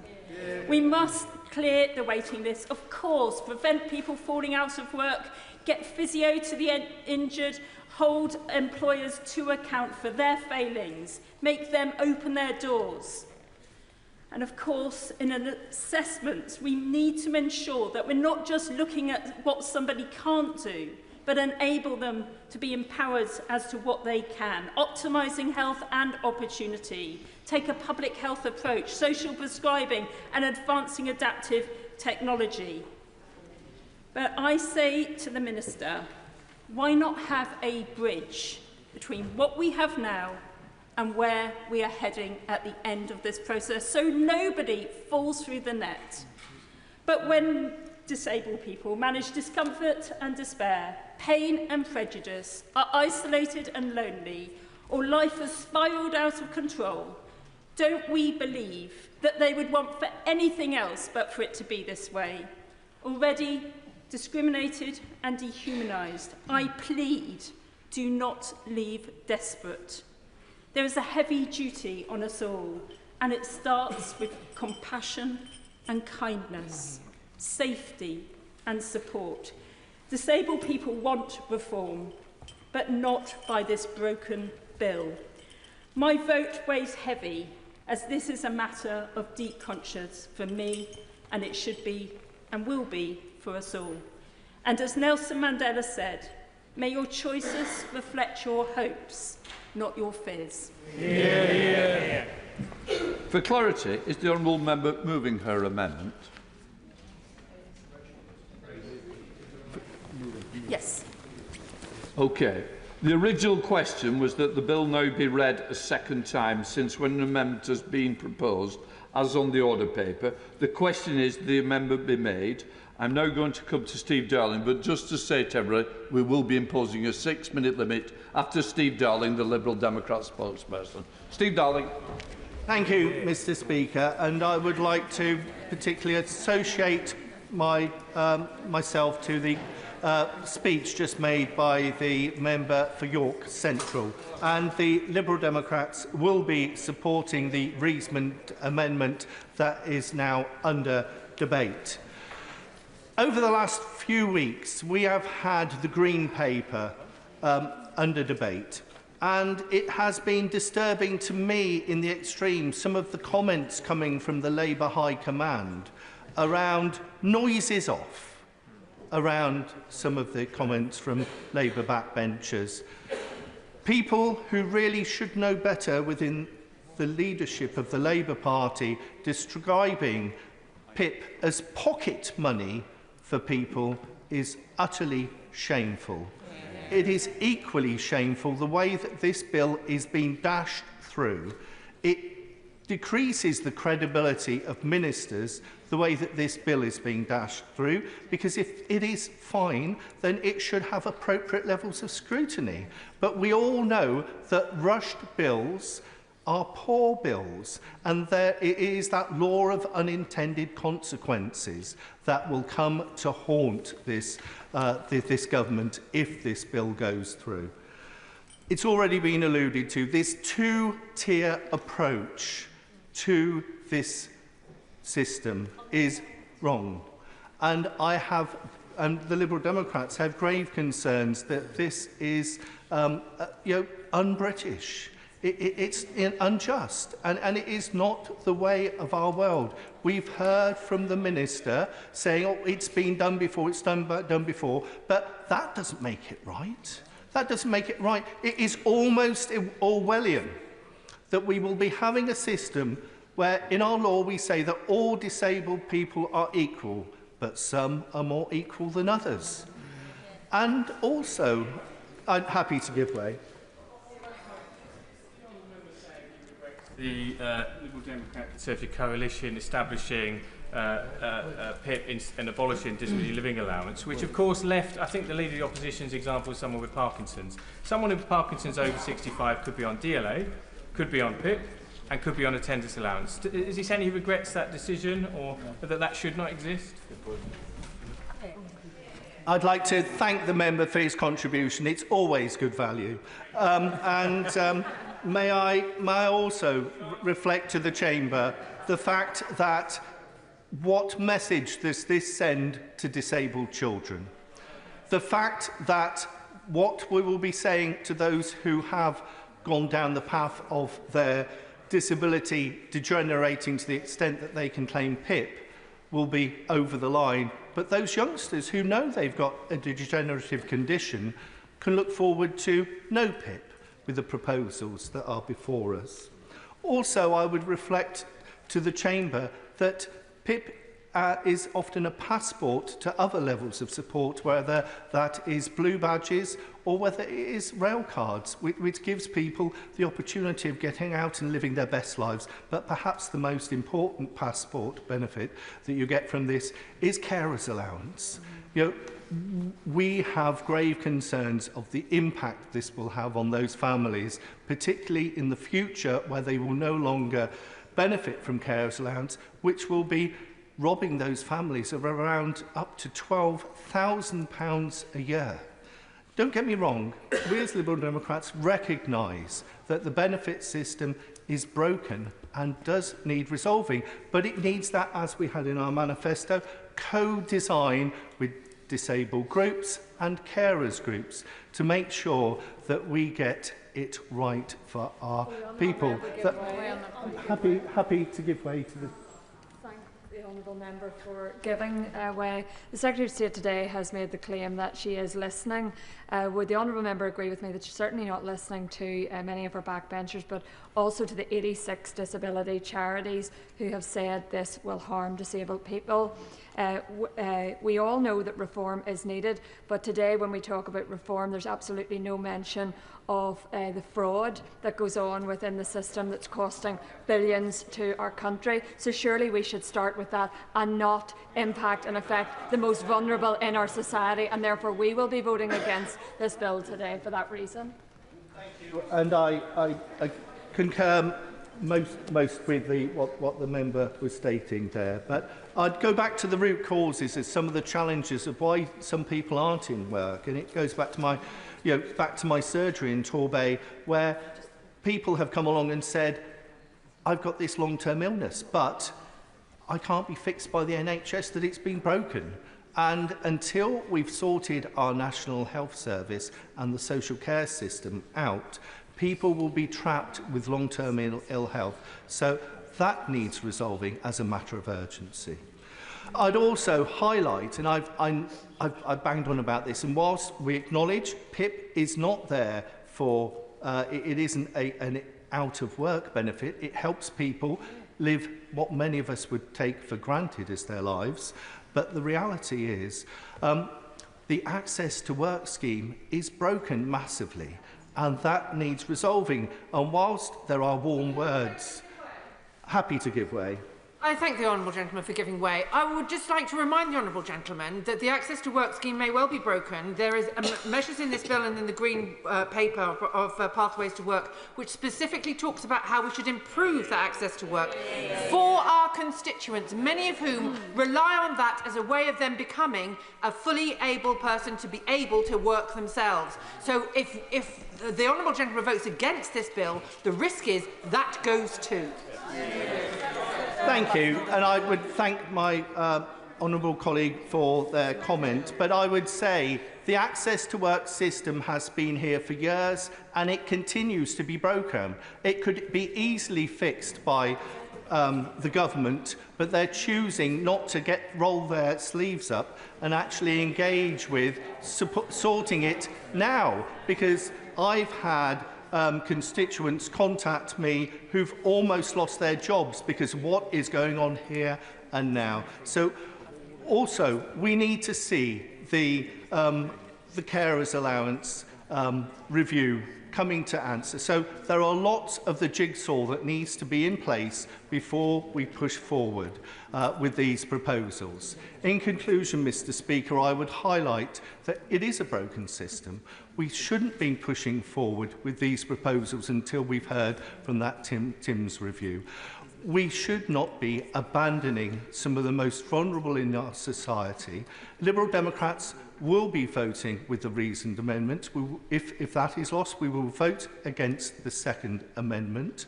But you do not help those who are already broken by breaking a system. Thank you, Mr. Speaker. Chair of the Select Committee, Debbie Abrahams. Thank you so much, Madam Deputy Speaker, and it's a pleasure to follow the gentleman from the member for Totnes and my fellow Select Committee. Torbay, I do apologise, Torbay, and my fellow Select Committee members as well. I absolutely agree with my right honourable friend, the Work and Pension Secretary, about the need and the general recognition, I think, is across this House of the need to reform the social security system. For me, the social security system, like our NHS, should be there for any one of us in our time of need, whether that's as a result of being in low-paid work or not in work at all, protecting us from poverty and destitution, which unfortunately it didn't do in the past under the past government. And similarly, if we become sick or disabled or can no longer work, it should be there for us. I believe that the vast majority of people of working age want to work and do the right thing by their families. And as the Work and Pensions Select Committee heard, there's no evidence to suggest otherwise. We have just completed our Pathways to Work inquiry. The Leader of the Opposition, who I think was the Minister for Equalities under the last government, didn't mention, for example, the Equality and Human Rights Commission inquiry, which was then increased to an investigation for their potential discrimination of disabled people. And that was specifically the Department for Work and Pensions, and that is still outstanding. She didn't mention the United Nations Committee for the Rights of Disabled People investigating the previous government for breaches in the UN CRPD, not once, twice. So it is a little bit rich hearing what the Leader of the Opposition said.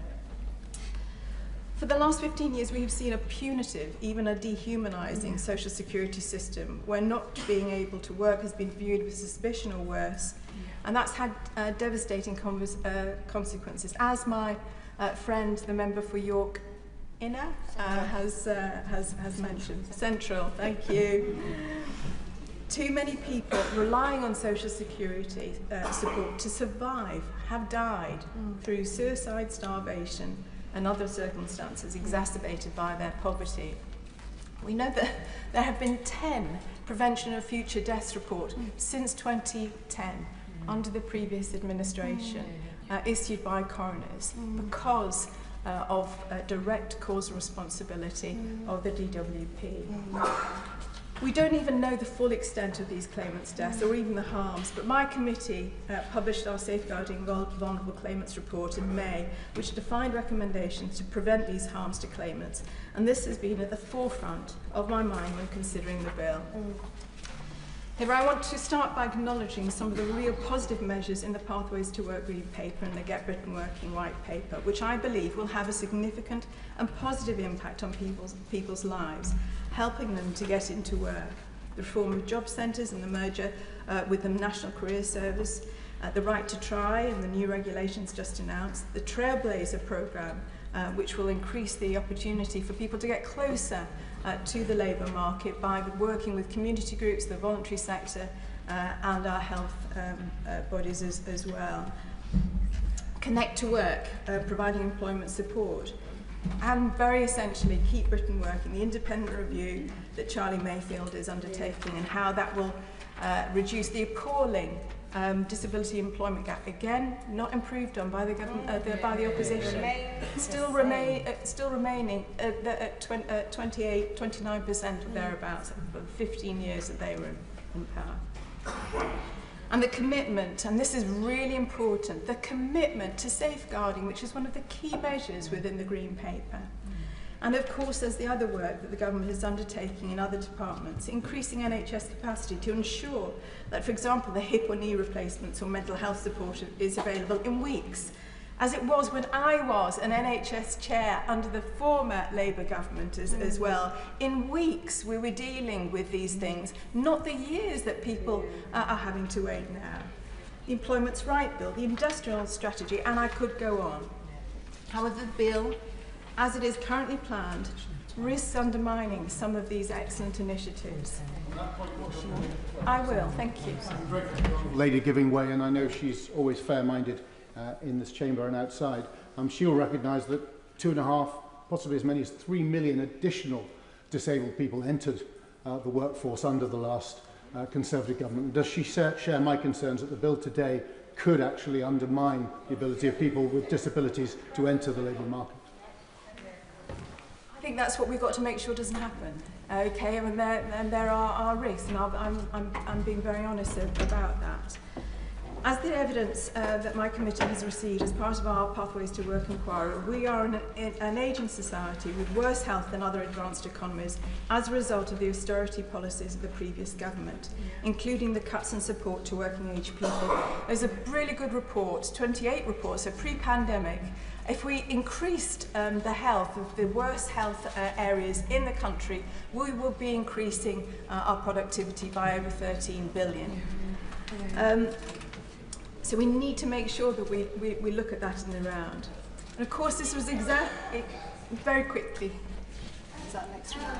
Making and health support being redirected towards more deprived areas. That's exactly the announcement that the Secretary of State for Health made just last week. So does she welcome that and think that that will aid in supporting and improving the health outcomes of people in deprived areas? Following, I haven't yet seen details of that, but that was something that I raised. And we see the funding following, as we know there was. I'm going to very quickly march on, if I may. And we know that COVID exacerbated these issues. Yeah. The mental health crisis we have in the UK, especially with our young people. The UK Millennium Cohort Study shows the key drivers of the NEETs levels are because of the poverty and the austerity and other issues that families have faced. But back to the bill, very, very briefly, Madam Deputy Speaker. I acknowledge and thank the government for the concession that they have made to date, protecting existing PIP claimants and people on UC LCWRA with severe conditions or terminal diagnosis. The growing evidence of the potential harms that would have been experienced was significant. It was the right thing to do. However, people who are newly disabled or who acquire a health condition from November 26 will also need help with their extra costs. NEF has estimated that 150,000 people will be pushed into poverty as a result of no longer being eligible for PIP. No, I'm sorry, I'm not, they're not going to give me an extra minute, unfortunately. And that will in itself worsen their condition. So it'll make it easier for people to live independently if people get live independently, including to work, if they get that money. There is still clear confusion about the PIP review. Will it be co-produced with disabled people in our organisations? If so, why are we saying that the outcome of that review and the new PIP assessment is predetermined at 4 points? And therein lies the problem. Most of us are aware that the dog's breakfast of this bill is being driven by the need to get 4 points to the OBR to enable it to be scored for the budget. The Bank of England Governor has said we have to stop over-interpreting the OBR's forecast, which, as we know, are fallible. I'm going to march on to the rice thing. I urge the Government to remove the reference to 4 points in Clause 4. There are amendments I think we can do, but the commitment to the co-production, the new PIP assessment on the face of the bill, including the new, and to delay the implementation of the freezing of the UC LCWRI. Thank you so much. Stuart Anderson. Thank you, Madam Deputy Speaker. It's a delight to speak in this debate, and I want to speak in this debate from a lived experience. So I just want to put on record that at one stage after I was shot in the military, when I left, I received a war pension, and after having some of my foot amputated this year, I'm undergoing reassessment for that process. I also at one stage in my life was diagnosed with complex PTSD and suffered for about 15 years of extreme mental health, which I have openly shared in this chamber. So I understand how people can have unforeseen circumstances that can impact them. I saw this early from a young age, growing up when my dad died and left my mum and me and my 2 brothers on our own with literally nothing. We had a roof over our head, and I watched my mum go without food to put food on our table. And I spoke to my mum at the weekend, and the support and the welfare support she had at that time was a lifeline. She couldn't possibly see a way through it if we hadn't have had it. I grew up on free school meals, understanding that the system supported us and allowed us to get through what was a very challenging childhood, but I was brought up in a loving environment. So I've also seen later in life, I lost a business and found that there was a situation where I couldn't put food on my children's table, and had support through what was a challenging time, and did everything I could to work my way out of that and get back on my own 2 feet. But I firmly believe as a Conservative that there should be support for people when they need it, because you never know what you're going to face. And the support should be there at the time when they do require it. What I do believe that welfare is not an option for people to take where they don't want to work. And I've seen it many times of multi-generational unemployment where families create benefits. It's a career. They grow up having seen many years of people in welfare, and they do everything they can to stay. I've seen it on my surgeries where they come and say, I can normally cheat the system, but I'm struggling here. I've had people openly admit that. That isn't everybody. As I said, the system needs to be there for people that do need it. But at the moment, there is a lot of people that don't need it, in my firm view. It should always provide an incentive for people to return to work where it is possible. I understand there will be some people that will never be able to be in a situation of work, and we should support them there. And the government figures this year in April stated that 46.5 billion in 2019-2020 was the total cost of health-related benefits, which has risen to 75 billion in this year just gone, and is expected to rise to 97.7 billion by 29-30. On this trajectory, that will have doubled in almost a decade. And the OBR predicts that the government's welfare reforms will still increase costs by 5.3%, while we've got a 1.6% GDP expected growth. So I know the Secretary of State agrees that welfare needs reforming, because on the 19th of July she sent a Dear Colleague letter explaining a system that they believe was right. We then received one on the 26th of June saying the system's different and the system's changed. In the space of a week, if the Secretary of State has had to change her mind to her approach, how can we believe that that system and the one putting forward now is right? I don't believe that. And it's not a serious attempt of reforming welfare. And I'll back that comment up. So we've talked about the social security system. So the government forecast this current year, 25 to 26, of social security system cost is £316 billion. Today we are discussing something that doesn't do 1% or it's about 1% reform to that cost. That is not reform. That is tinkering around the edges. And I know we'll hear many different on the debate today. Yes, I will. Very grateful, my honourable friend, for giving way. Would you agree with me that given the rather botched nature which the government have dealt with this, and the U-turn which is proving to be unsatisfactory, given the scale of the changes which need to be made, the government will just move away from any meaningful reform, deeming it to be too difficult or too hot to handle? That does no service to those who are in receipt of benefits, and certainly no benefit to taxpayers. I think the honourable gentleman is right in that. The government have a huge majority, and they have a chance to reform welfare. And if they don't take it at this moment, it will not get reformed. And I believe pausing this would probably get support of many people across the House, going back, looking at assessment process that can actually look at who requires it and who doesn't, plan that system out before then looking at implementing this, to do a multi-staged approach. And I do respect the Minister and looking forward to the Timms review, but we might as well make you the chair of the Select Committee as well. It's like marking your own homework on this. And we need to have a fair approach to take that forward, and this system isn't the one that's doing it.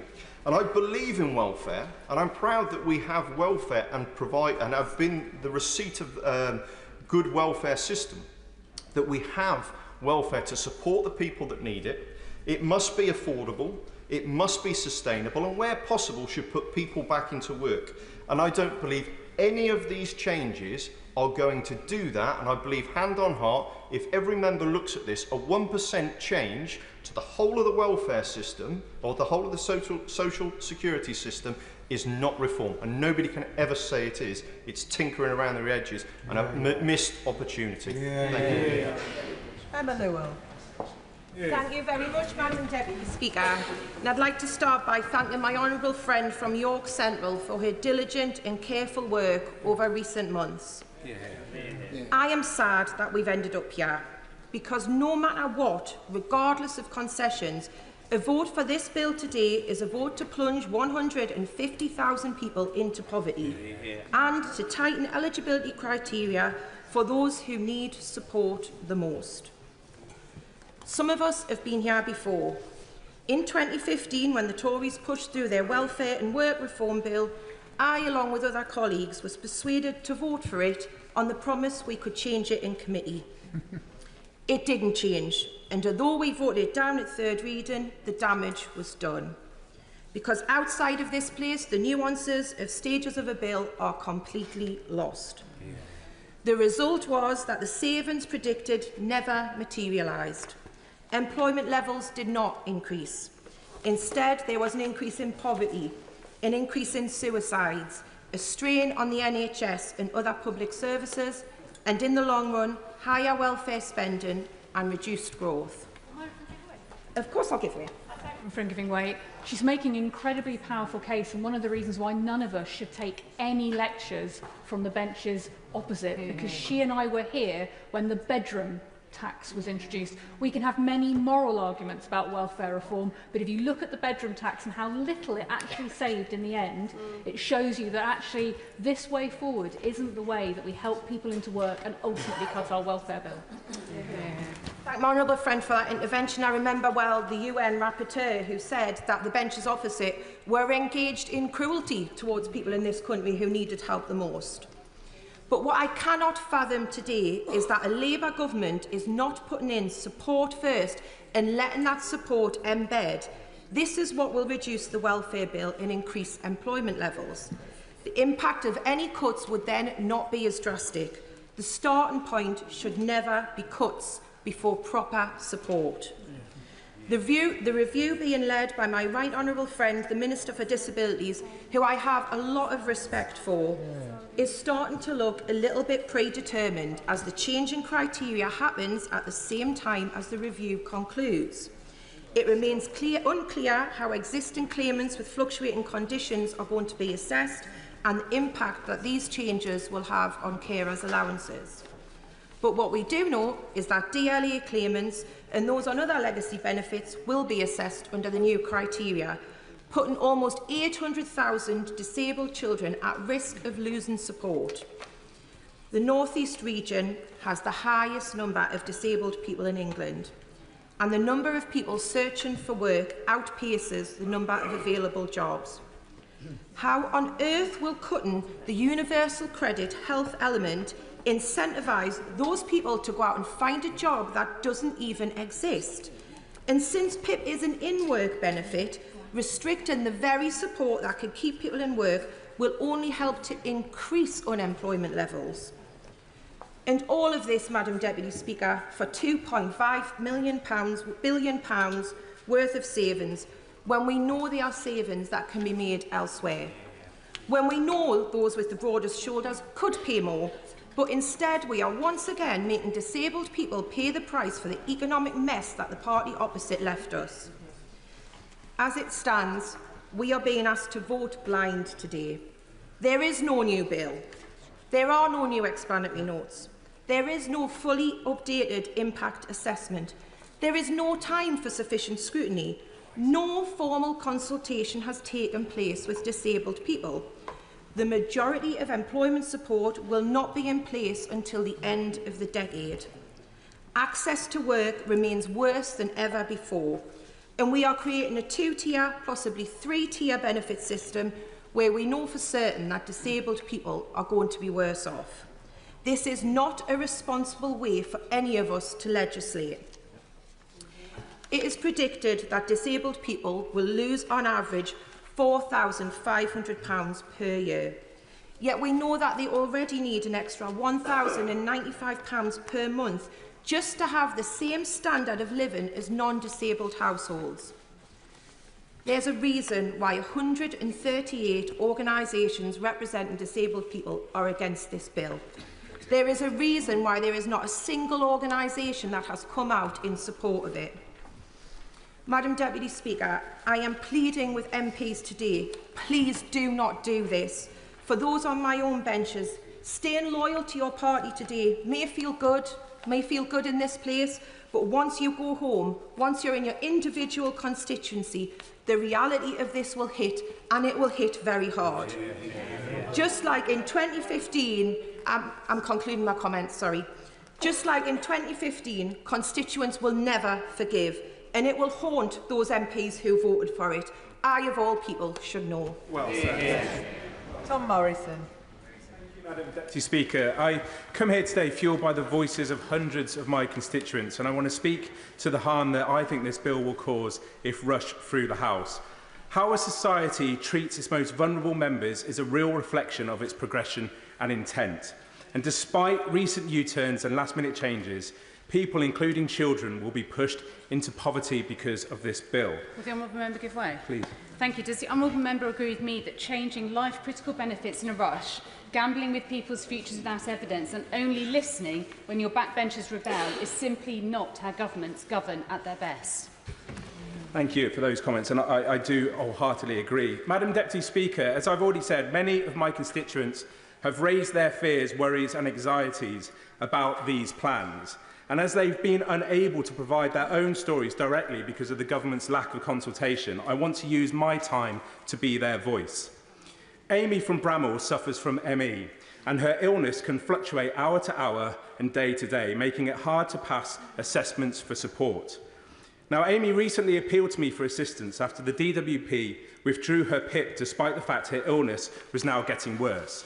And Amy said to me, "It's outstanding how I can be reduced to 0 points from receiving higher levels of mobility and daily care when I have not been cured, nor have had any improvement on how my condition affects my life. In 2018, when my PIP was downgraded, following appeal, it was rewarded back to me. Yet now, without improvements to how I am affected, it has been completely stopped." Those who have had to face mandatory reconsideration will know the extent of the documents needed and the stress involved. But to cope with this when you are ill and suffering every single day is simply not sustainable.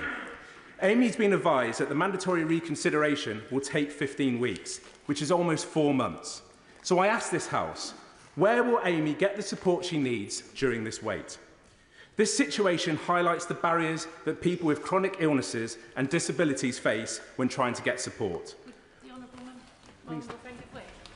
Thank my honourable friend for giving way. And would he agree with me that these changes risk devastating consequences for people who are living with complex mental health conditions, who may not score 4 points in a single activity, but who experience persistent, moderate challenges across many areas, and it could in fact lead to financial hardship and worsening mental health, which then puts more pressure on other services, which then negates the point of the exercise in the first place? I thank my honourable friend for that, and that's incredibly important, because whether it's motor neuron disease, blindness, ME, arthritis or mental illness or cancer, these barriers will only be further entrenched should this bill be passed. Disability Stockport is a local charity that specialises in autism and mental health. Now, they've told me that they are deeply opposed to these changes that the government is proposing. They said to me that such cuts would exacerbate poverty, worsen mental health issues and further reduce the already limited support available to the most vulnerable and marginalised people across Greater Manchester. And we believe this would pose a serious risk of harm. And whilst Disability Stockport welcome the government's investment into employment support, they are clear that much more is needed because of people like Joan. Now, Joan lives in Cheadle-Hulme and worked in financial services before falling very ill. She explained to me that the persistent and defeating barriers that disabled and ill people face when trying to secure employment. She faces 6-month waiting lists for an assessment to access to work. How can this government expect more disabled people to work if they have to wait 6 months just for an assessment? Joan told me that it's a degrading process when you are having to work without adjustments. She has to push herself through pain and fatigue because during her probationary period, she does not receive sick leave. So if Joan moves jobs, she would have to start over again, despite there being a registered record of her needs adjustments. And this is just one example of the lack of full and effective investment into supporting disabled people and chronically ill people into work.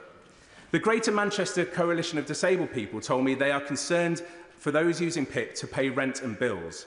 The Coalition also expressed that this rush legislation doesn't truly apply more pressure or give more support to employers to make accommodations for disabled people. Instead, the bill will protect the status quo and that the onus to get support will be on the individual and not the employer. They asked what will happen to the 16 to 22-year-olds who no longer get disability living allowance and don't qualify for PIP. These young people will fall through the cracks and be pushed into poverty. Madam Deputy Speaker, by bringing forward this bill, which could amount to the biggest cut to sickness and disability benefits in a generation, it's clear there is no sense to the real-life impact it is having on hundreds of people in my constituency, and the hundreds of thousands of people across constituency represented by people in this House. I thank the Honourable Gentleman for giving way. Can he confirm to what extent he thinks the cut is? Because my understanding is spending is still going to increase. And can he confirm if the cut, as he sees it, is even bigger than the cut that his party forced on the poorest in this country when in coalition? Thank you. I thank for the comments, and these are the voices of my constituents which I am put here to represent. And we can talk about the coalition all you want. We could talk about the coalition all they want. But what we're doing is talking about the here and now. And what we will be judged, this House, members of this House will be judged on what lobby they vote through later today. Because it's ironic that the government introduced a child poverty task force, and yet through this bill is actively undermining the work towards alleviating child poverty. Child Poverty Action estimates that because of this bill, the following so-called mitigations from the government, 54,000 children will be forced into poverty. This is the equivalent of 1,800 full classrooms. Madam Deputy Speaker, disabled people and all benefit claimants should be thoroughly consulted before legislation is rushed through. And if the government will not listen to the voices of my constituents and the constituents of other members in this House, then maybe they will listen to the voices of respected charities like Child Poverty Action Group, Citizens Advice, the Trussell Trust, Minds. They are all urging the government to change course. This bill will likely support millions of disabled people, pushing at least 150,000 people into poverty.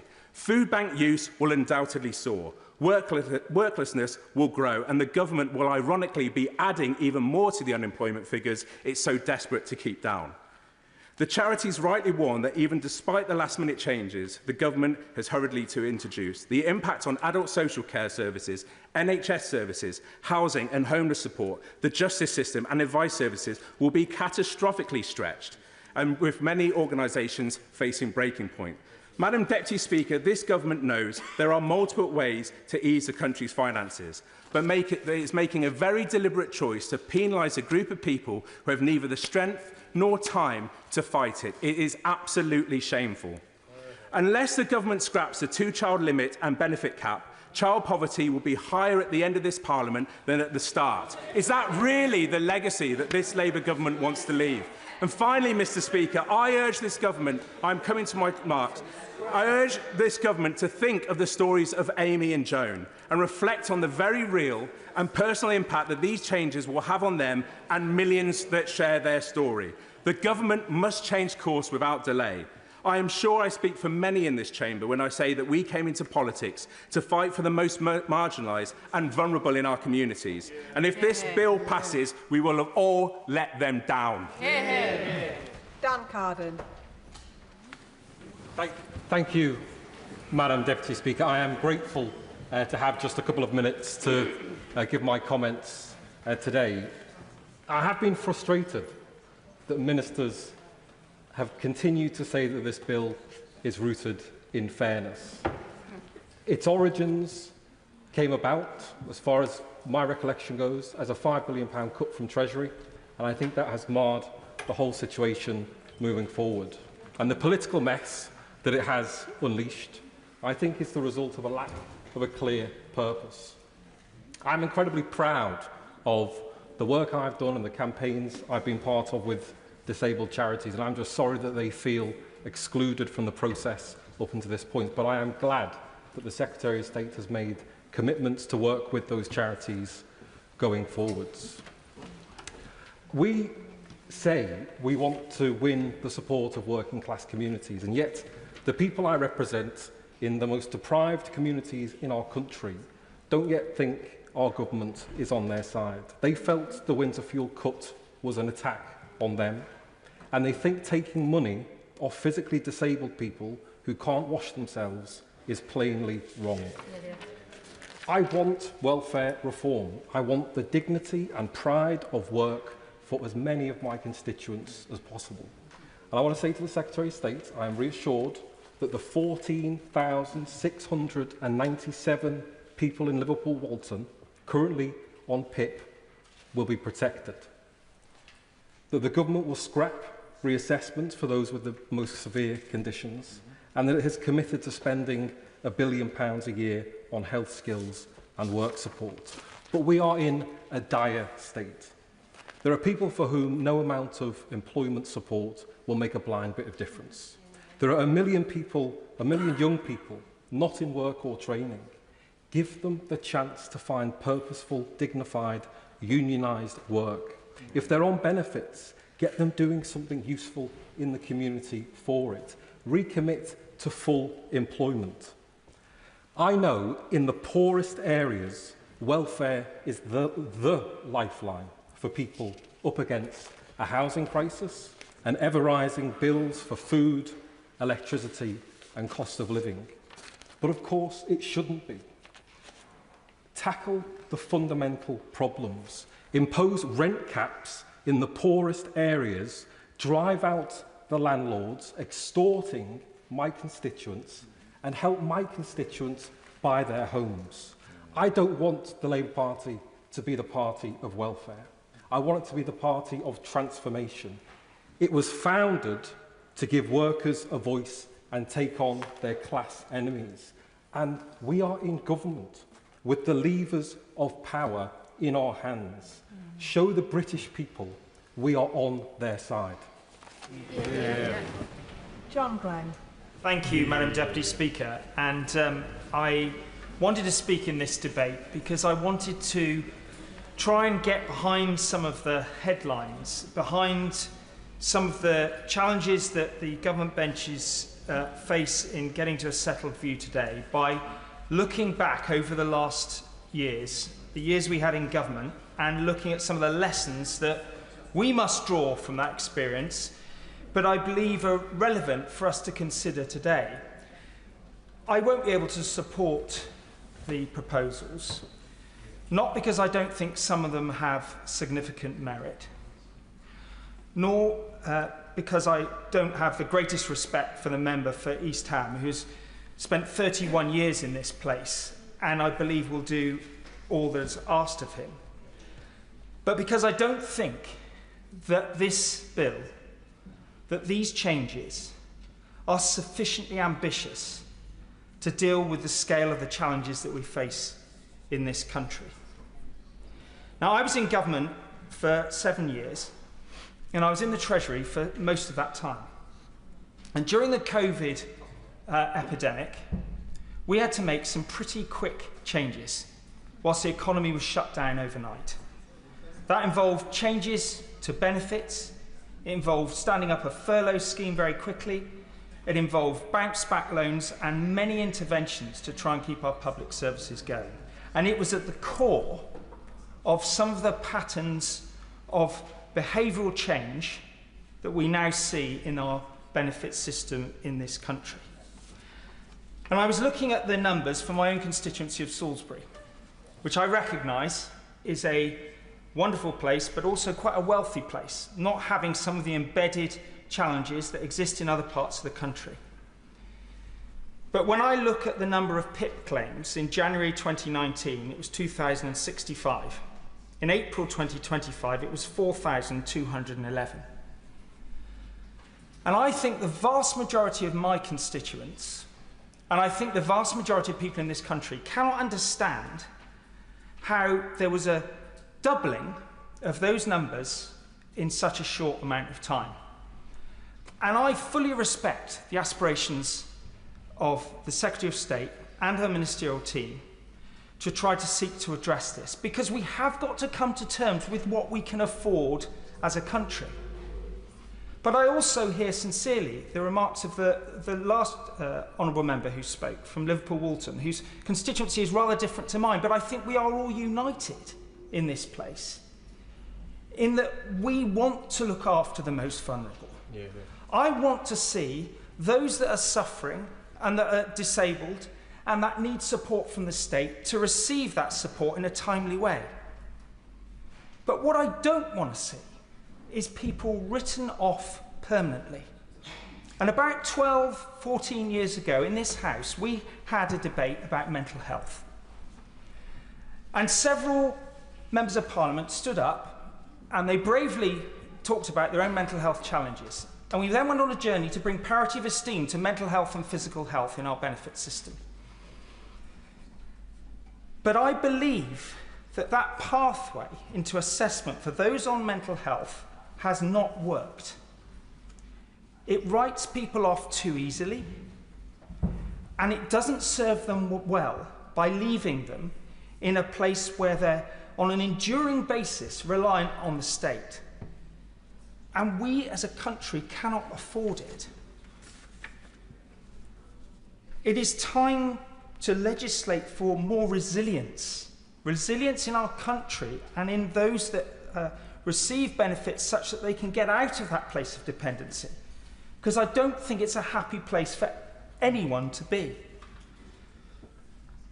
And so when I reflect on the changes today, I can see the hand of the Treasury. I can see the fiscal imperative. I can see the public finances and what is now likely to happen in the autumn, which will mean more tax rises. Now, for some on the other side, that will be a necessary price worth paying. But what I would say is that we as a country lack the productive capacity to grow if we tax those that create jobs to a level that they just won't create jobs any further. And we have got to come to terms with that profound reality, because if we don't, we're in a death spiral as a country. So I give credit to the government on some of the steps that they're making today, but for reasons that are different to many on that side of the House, I won't be able to support it because I don't think it is holistic, it goes far enough, and deals with the profound tragedy that's happened to our benefit system, consequential of COVID and our public finances, I'm very happy to give way to the Honourable Lady. I thank the Honourable Member for giving way, and I always appreciate his remarks in Treasury Committee and in the Chamber as an extremely fair-minded colleague. I appreciate his remarks in yesterday's statement and the admission that the previous government's handling of our recovery from the pandemic was not what it should have been. But does he not recognise there are constituents that I meet with who now rely on their PIP in order to get them to their places of work because of the stripping away of council funding, of bus routes, of social care, and all the services that were left in tatters by the previous government? Well, I'd like to reciprocate the warm sentiments of the Honourable Lady. And she makes a political point, some of which will be true in some circumstances, some of which won't.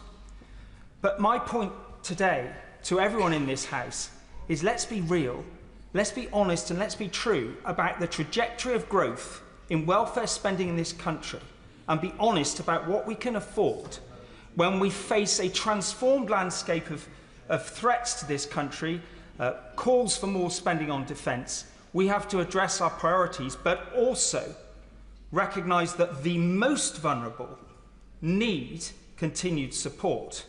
But the system we have brings too many into dependency on the state, and that is not right. Good. Rebecca Long-Bailey. Thank you, Madam Deputy Speaker. Now, we all know the famous quote, "The true measure of any society can be found in how it treats its most vulnerable members." It's a litmus test, really, for the morality and integrity of our country's values.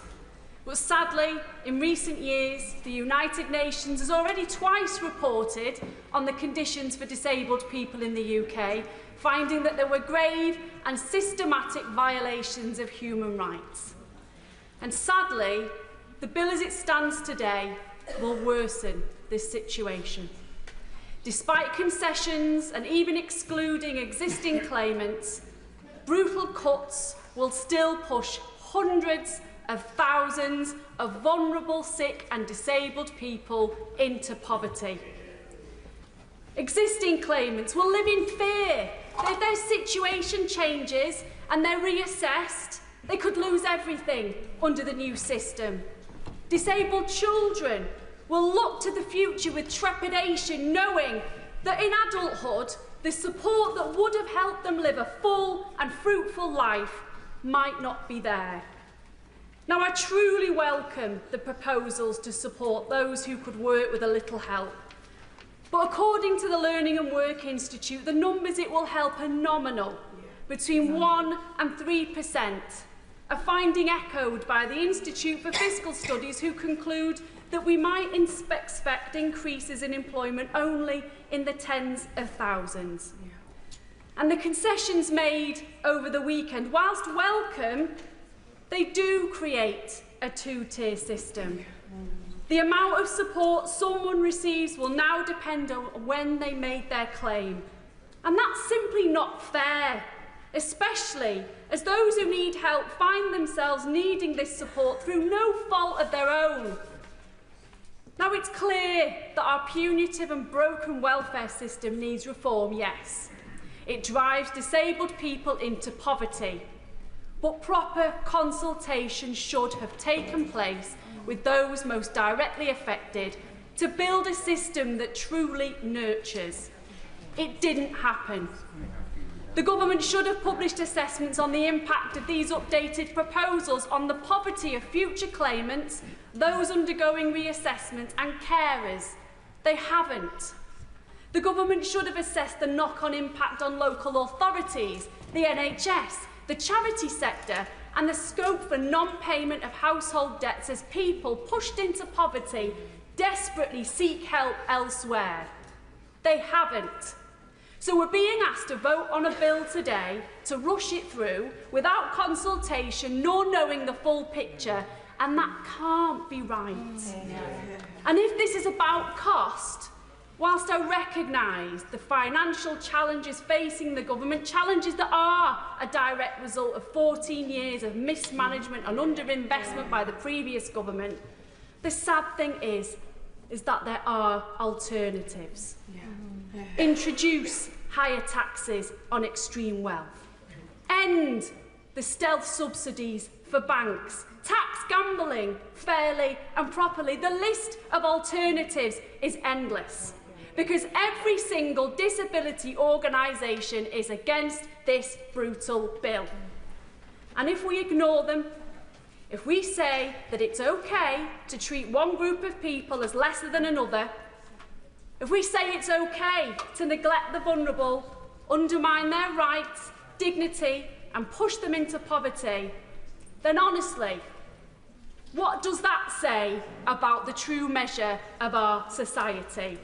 So I'd say to my front bench colleagues, please, pull back from the brink now before it's too late and withdraw this bill. Ian Sollom. Thank you, Madam Deputy Speaker. Terrified, anxious, angry. These are the words that Citizens Advice Rural Cambridgeshire tell me they've heard most since these changes were proposed. I recently hosted an emergency forum in St Neots that brought together those on the front line, food banks, advice bureaus, charities and social organisations, to discuss the impact of these changes. Every organisation said the same. The government's proposals, as they stood, should not go ahead. That the government reached the same conclusion just yesterday does nothing to reassure that they know what they are doing. Last-minute changes may protect existing claimants, but they will be creating a fundamentally unjust two-tier system. Now, as my Liberal Democrat colleagues have said, we understand that the system needs reform. We understand the concern about how high the welfare bill is currently. But we also understand disabled people and their carers, which is a claim the government cannot possibly make for themselves when it has yet to meaningfully consult those whose lives will be so significantly altered by its proposed changes. Now, the figures that many have mentioned do help us see the scale, but they don't tell the stories of the millions of real people whose lives will be changed by these reforms. Let me share the story, if I may, of a 23-year-old autistic man on the Switch Now learning programme based in my constituency. Through EHCP funding, he receives a full-time education and would be supported to progress into employment by next summer. Switch Now have a brilliant record of success, and I would welcome the opportunity to talk to the Secretary of State more about their work. However, his PIP was unexpectedly cut a few months ago, with little notice, from around £100 a week to just £20. And just with that reduction, he cannot afford to feed himself through the week, let alone afford the transport to his programme every day, or pay for the care he needs elsewhere. He and many more people like him are doing exactly what the government claims it wants them to do, working hard, completing training, and looking to the future where they can join the workforce with that support. They need that help. And hundreds of thousands like him will still face these barriers even under yesterday's changes. A 23-year-old autistic person applying next year will be treated differently from one applying today, not because their needs differ, but because of political timing. And if the government now accepts that changes are necessary, then why are we voting before the Timms review concludes? Why implement a 4-point threshold on criteria that the government admits needs reviewing? The government's approach exposes a lack of compassion. How will it encourage the back-to-work culture that I know the Secretary of State does want? Madam Deputy Speaker, every person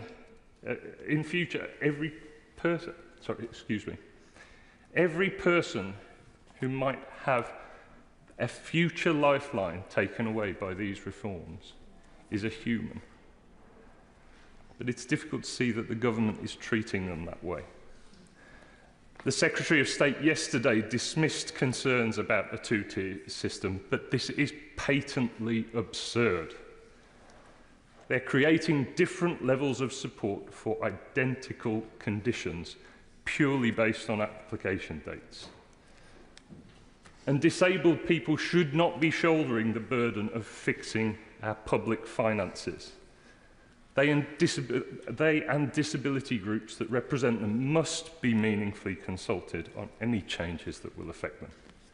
So I will be voting against these changes, and I would urge anyone who cares about disabled people and fundamental fairness to do the same. Dame Meg Hillier. Thank you, Madam Deputy Speaker. Madam Deputy Speaker, it's often been reported this week that it's the first anniversary of a Labour government, and wasn't I waiting for that for a very long time. But it's also the 10th anniversary that I've had the privilege of chairing 2 select committees in this House, looking at the detail at public spending, and in the last year at the Treasury. So I cannot stand here, Madam Deputy Speaker, and claim I did not know that it was going to be a very difficult financial situation that this Labour government would inherit. And while this isn't just about money and should not just be about money, it is a tragedy that too many young people in particular are being pushed into disability benefits. It's a sign of what we would call on the Public Accounts Committee cost shunting, failures in other parts of the public sector where money had been taken away and they were pushed into another area where they could claim the money. And those people are being written off too often, and I have too many in my constituency. And I can see the face of one mother who came to my surgery, distraught that her 2 young boys, her young sons, young adults, are in a terrible state and haven't ever been able to work, yet they're only in their, the oldest is only in their early 20s. But Madam Deputy Speaker, a week is a long time in politics, as has also famously been said. And a week ago, this bill would have meant that over 300,000 people currently receiving personal independence payments were fearful that they would lose that through reassessment. But since then, and I pay tribute to many honourable friends in this House, in particular to many of my honourable friends chairing select committees, and the government that embraced the discussions we had in good faith, the government has agreed to protect those existing PIP claimants, to make sure that those people are not fearful that they will lose their money, and that they can relax and know that they can be secure in their future. The government has also ensured that those receiving UC and the health top-up are also protected in real terms. And I pay particular tribute to my colleague, the chair of the DWP Select Committee, the member for Alderman Saddleworth, for that proposal. And they, I'll give way. I thank my right honourable friend for giving way, and throughout this process I have focused primarily on the impact of these changes on people with severe disabilities who are unable to work. The bill originally would have made these people worse off, which was unacceptable to me, but the government's changes now ensure that the income of these people will be genuinely protected in real terms. Does she agree with me that this is a vitally important change? Meg Hillier. Madam Deputy Speaker, I completely agree, and that was really one of the biggest concerns I had about this bill, and that's why so many honourable members stood up and said we don't want this to go ahead in these terms, and the government listened. The government is also bringing forward important employment support, and I think there's a huge opportunity there for our local councils and others who provide this, not just the DWP, those charities that specialise in working with people. And I have an example of DWP staff in Hackney who have worked with a woman who, at the age of 49, a victim of domestic violence, found herself homeless, helped her into a flat, parent of 3. She had never worked from the age of 16. They found her work. After a few weeks, she came back and said, I like this 10 hours work a week, I want more. So intensively done, this can work. It takes time, and it will, and that's one of the reasons we needed to protect current PIP claimants. And the co-production of the TIMS review is a groundbreaking change. If the DWP adopts this, does it well, and makes it the blueprint for the future, this puts disabled people in the driving seat about how benefits are shaped, not just now, but into the future. It's long overdue, and it is one of the biggest changes that came out of discussions in the recent week. We all know that work is a noble endeavour, and I won't repeat what others have said about that, but it's good for people. We need to know, people want to work. I have so many disabled people in my constituency, and we know up and down the country, not supported into work. So whether they're receiving PIP, or if they got well enough to get into work and didn't need the PIP, either way, the dignity of work should be open to all, and too many of them are excluded from the workplace. So that work support is critical to them too. I really welcome the work of the Mayfield Review, and I had an opportunity at a round table last week to meet employers and people putting people into work who were very praising of the early findings of the Mayfield Review. One of the people there had been involved in it, and it's good, demonstrably good value for employers to support people to stay in work. They keep that experience and that knowledge.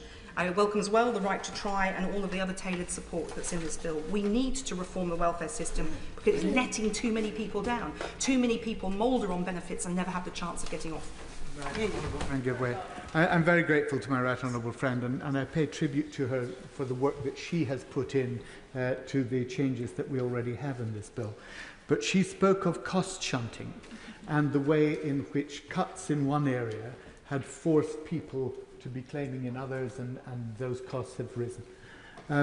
Does she not therefore think that it's important that the government should address those areas where the cuts have been made that forced people out before we actually reduce the support for the new claimants that will be coming on? My friend raises an important point, and cost shunting can work both ways. So it's vitally important that the Timms review really examines that. And if this government is serious about mission-led government and working cross departments, then it's vital that the Department of Health and others are very crucially involved. But look, Madam Deputy Speaker, we all know government is about hard choices. No one said to govern is easy.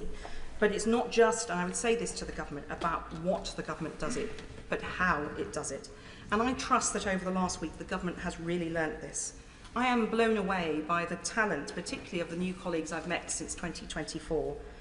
These benches, both sides of the House, have people who have huge talent and experience. We are not just message replicators. We are not just voting fodder. There is talent, knowledge and expertise in this House which government would do well to harness. It's easy to get into a bunker, and government's hard. I've been a government minister. It's, you get lots to do. You never have a minute to yourself, but listening and engaging is absolutely vital and makes better policy. The privilege of this place is that every centimetre of the United Kingdom is represented by a Member of Parliament. So we have reach that is a valuable tool to anybody taking seriously making policy. And Parliament too has a vital role, Madam Deputy Speaker. And government needs to engage, I think, better with this House, including in particular the committee corridor. And I pay tribute to my fellow chairs. We have a role to do, it's a constitutional role, to challenge and cajole government, but we also have a role to inform and shape policy. And in a world, and I say this to my colleagues more widely, in a world where we see leadership of some prominent countries by people that we would not have the same values as, the world is being taken in a direction that I don't want it to see. And that is a risk in this country. We saw, under the last government, how division rent the opposition asunder. I've spent more than half of my 31 years in elected office under governments led by Conservatives, and it's miserable, frankly, because we don't have the power to shape things in the way that we do when we're in power. And 14 of my 20 years, I could wait, no, not. Grateful for the member giving way. The member talks about the previous government. Does the member agree that politics is about choices? And this government has too chosen cruelty. They came for the elderly, and then the children, and now the sick and disabled. Who's next? I did, Madam Deputy, I'm absolutely clear, as I said, that the government is about choices. And when you're governing, you have to make the choices to run the country. But 14 of my 20 years in this place, 14, have been under other governments. I've seen Conservative Prime Ministers pass through a revolving door. I would always rather see a Labour government. Divided parties don't hold power. Divided parties don't hold government. If we want to see our values played out in this country, I think we need to vote for this today. There is still a lot to do, a lot of discussion to be had, the Timms review to take place, but major changes were made last week that have significantly altered this bill in a short space of time. I think we bank that and continue to fight with the passion that members have demonstrated today for the rights of disabled people and for all of those who want a job, whether they're disabled or not, and need support to get into work. Peter Bedford. Thank you, Madam Deputy Speaker. So there we have it, a Prime Minister not in control, a Work and Pension Secretary with her hands tied behind her backs, and a Chancellor now scrambling to find ways to balance the books after months of reckless spending. This shoddy attempt at welfare reform has revealed something that the nation has learnt over the last year. They didn't plan for government. We all know the welfare bill is enormous. Over £150 billion being spent on benefits for working-age adults, with a staggering 1 in 4 claiming to have some form of disability. This is simply unsustainable. The government had the prime opportunity, their first year in office, their honeymoon period, to bring about long-term reforms. Yet this half-baked bill, which has already been hastily rewritten to appease the hard left on the benches behind her, does not even achieve the £5 billion of savings it was originally intended. And worse yet, it leaves us with a two-tier system from a two-tier Prime Minister. We all know why the Chancellor needs these savings. She'll go down as the Klarna Chancellor. Spend now, pay later. After all, she has blown taxpayers' money on 25 more pointless quangos. Billions of pounds, I'm not giving way. Billions of pounds on GB Energy. A project so vague that no one seems to know what it actually does, whilst handing out inflation-busting pay rises to appease the unions. And now she can't even claw back £5 billion of savings to keep market confidence as the country's debt spirals out of control. When the Work and Pension Secretary tabled the bill, we on this side of the House gave her 3 reasonable asks. Firstly, we needed the government to commit to reducing welfare spending. Yet, as a screeching U-turn shows, they are incapable of tackling that problem. Indeed, the OBR forecasts an increase of £60 billion in annual welfare costs by the end of this Parliament.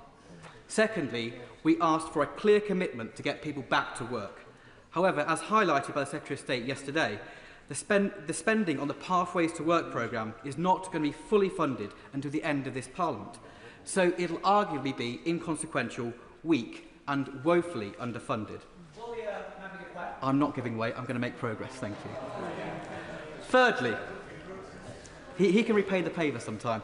Thirdly, we needed a guarantee that taxes wouldn't rise again in the upcoming budget. But let's be honest, Madam Deputy Speaker, the Chancellor only has one move left. She's going to raid the pockets of hard-working families, something they promised not to do. In fact, even today we've heard rumours in the media that she's coming after people's ISAs.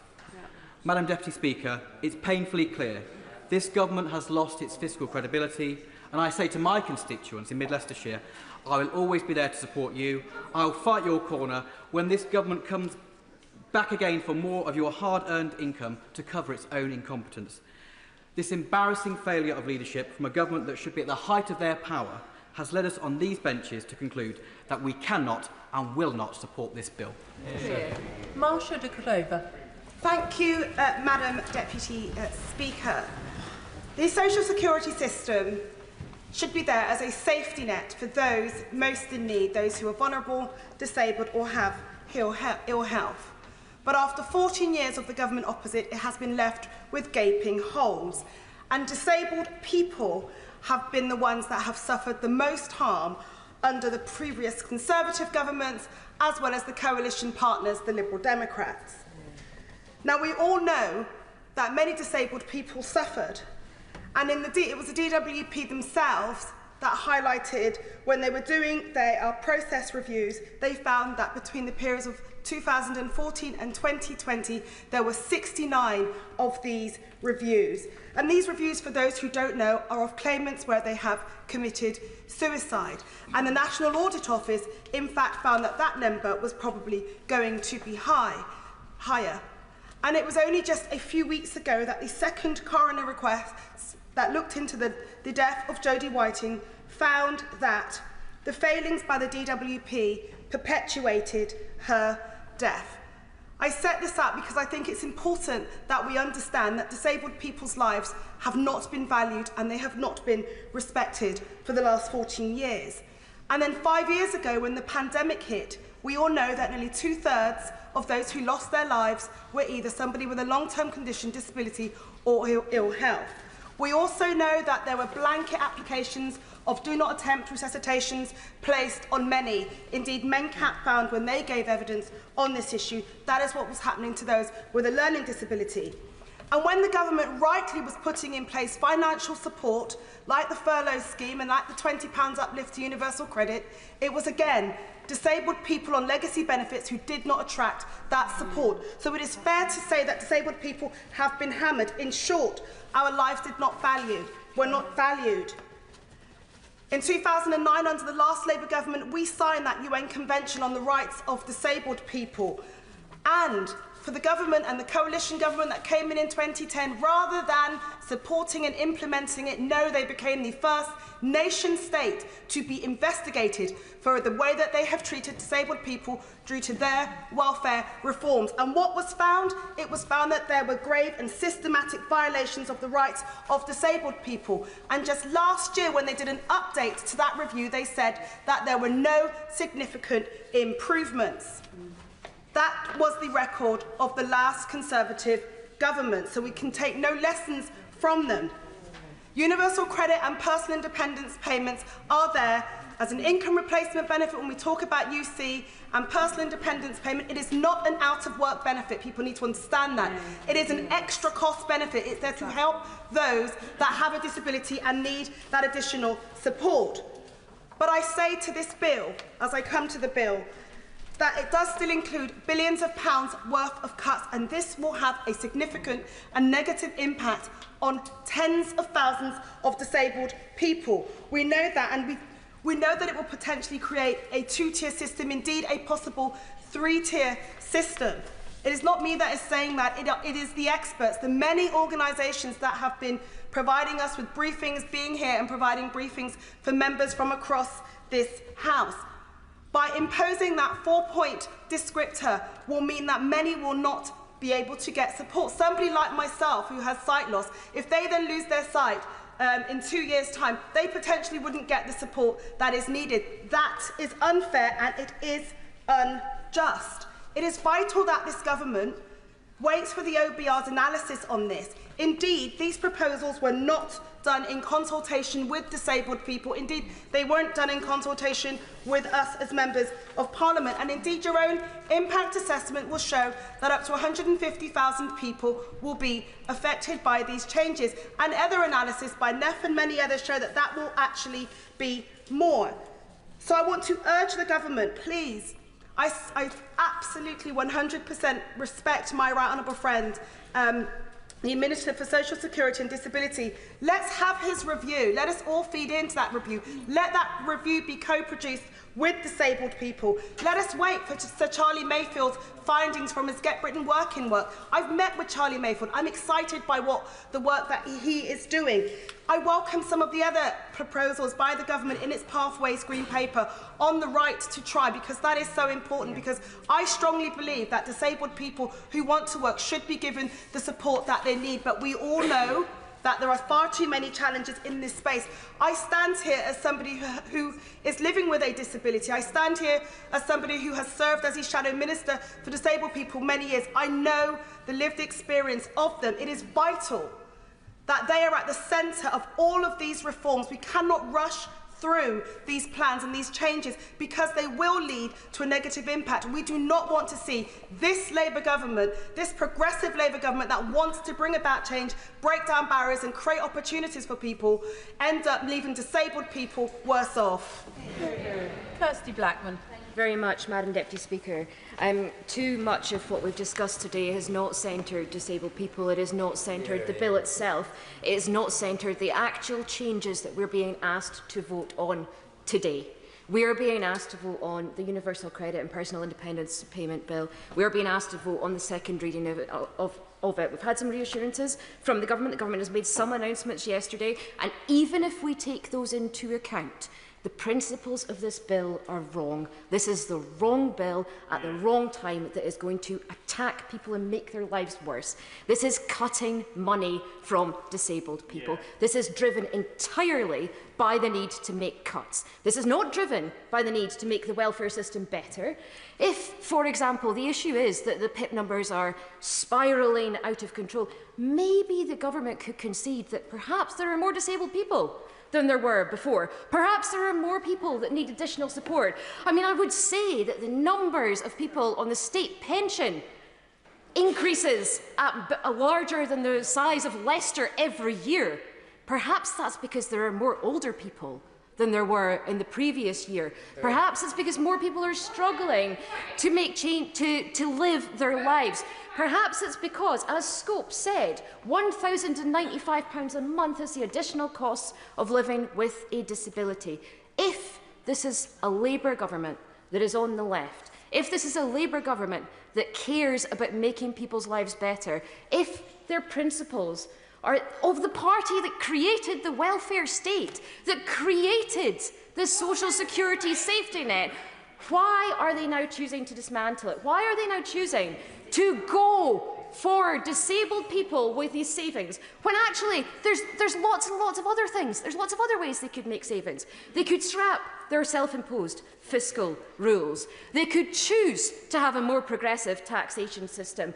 They could choose to levy this £2 billion or £5 billion, however much it is today, of savings on someone other than those people who are already struggling, who are already living in a world that is made for neurotypical people, that is made for people who are healthy, who are already struggling with additional costs of having to heat their homes more, have to buy special food. That's what PIP is used for. PIP is used for people to be able to get to work, when actually they're struggling to get to work. They can't walk the 40-minute walk to work in the way that people who are able-bodied can. They can't sit at home and just put the heating off because they need a consistent level of temperature in order to manage their chronic pain. This is taking money away from those people in the future who have exactly the same conditions as those people who are eligible now, and it's purely on the basis of cost. This is absolutely not about reforming the welfare system.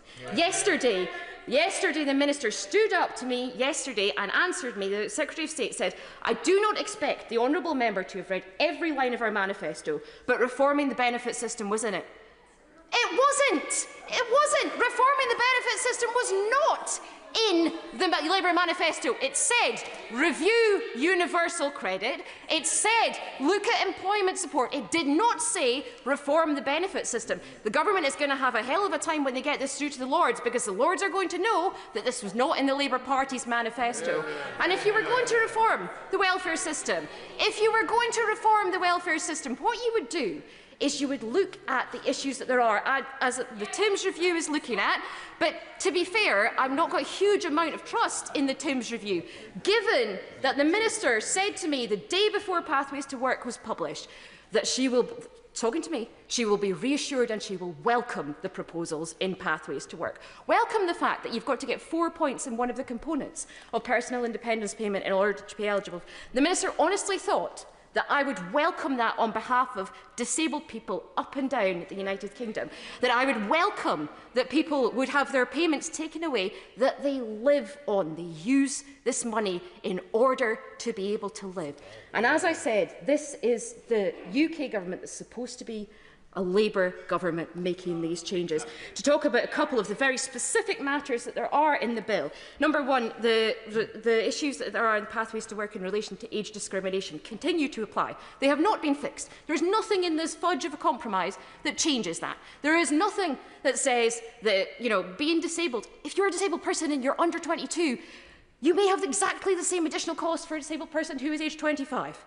It is a two-tier system that is being put in place. If you look at the severe conditions in relation to the limited capability for work thing, specifically as the member from Northern Ireland who was talking earlier from Strangford said, there is major issues with this. It was very clear that the Cabinet Secretary does not know what it says in the bill. The bill says that the descriptor has to apply at all times in order for them to be classed as that severe conditions criteria has to apply at all times. If 95% of the time I cannot do something, 5% of the time I can, I will not be considered to have a severe condition.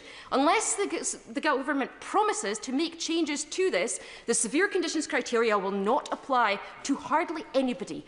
People with Parkinson's, people with ME, people with MS, who have got recurring or remitting conditions will really struggle to claim this benefit. The government needs to reprioritise, it needs to rethink, it needs to listen to disabled people and the impact that this is going to have on their lives. I am going to reduce the time limit to 5 minutes after the next speaker, but have no plans to reduce it further than that. Members will be able to see just how many are standing, and that this debate is scheduled to finish at 7. That means that many, about 35, will be disappointed. Richard Bergen. Thank you, Madam Deputy Speaker. And I wish that we weren't here today. We don't need to be here today. There's nothing special or magical about this Tuesday. Nothing at all. The deadline that we've been given is a deadline, I'm afraid, to solve a political problem. And that's why so many of us on the Labour benches have been pleading with the front bench to pull this bill today, go back to the drawing board and work in partnership with disabled people and others, including with the Timms Review, to ensure that we do get a welfare system that works for disabled people and others.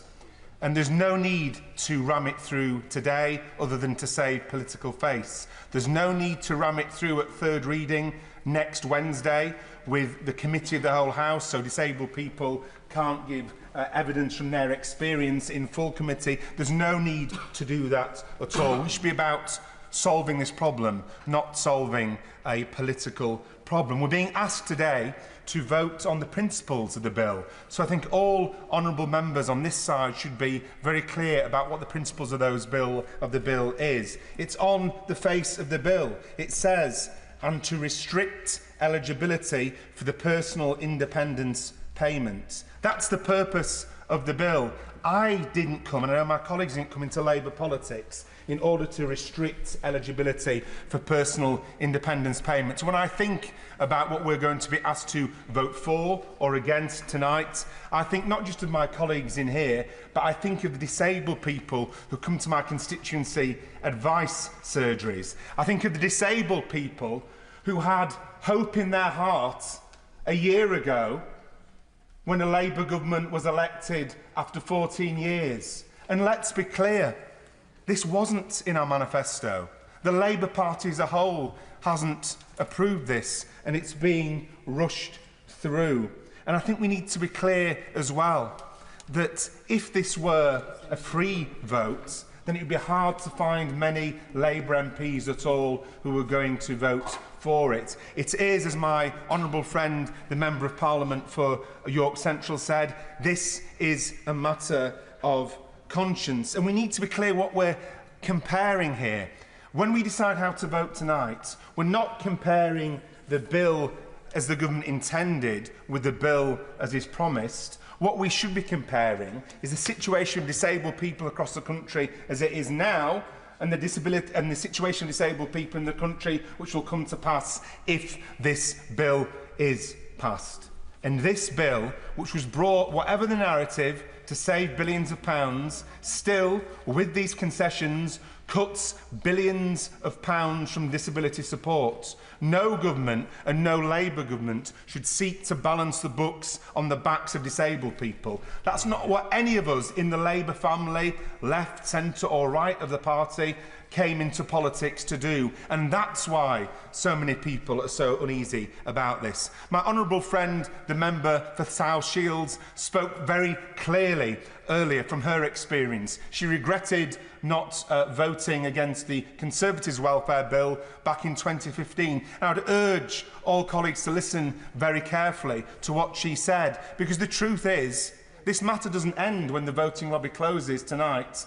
This matter will come back to haunt Labour MPs in their constituency surgeries Friday after Friday after Friday, up to and including the day of the next general election. And people ask, why on earth did you vote for these cuts? Or why on earth did you sit in your hands and not do that? I think it's really notable that 138 disabled people's organisations are pleading with Labour MPs to vote for the Honourable Member for York Central's reasoned amendment and vote against this bill. 138 disabled people's organisations. And I know that the whips can make compelling arguments. I know the front bench can make compelling arguments. But for me, the real compelling argument has been made outside this chamber from 138 disabled people's organisations. And it was very telling that the Secretary of State, when asked yesterday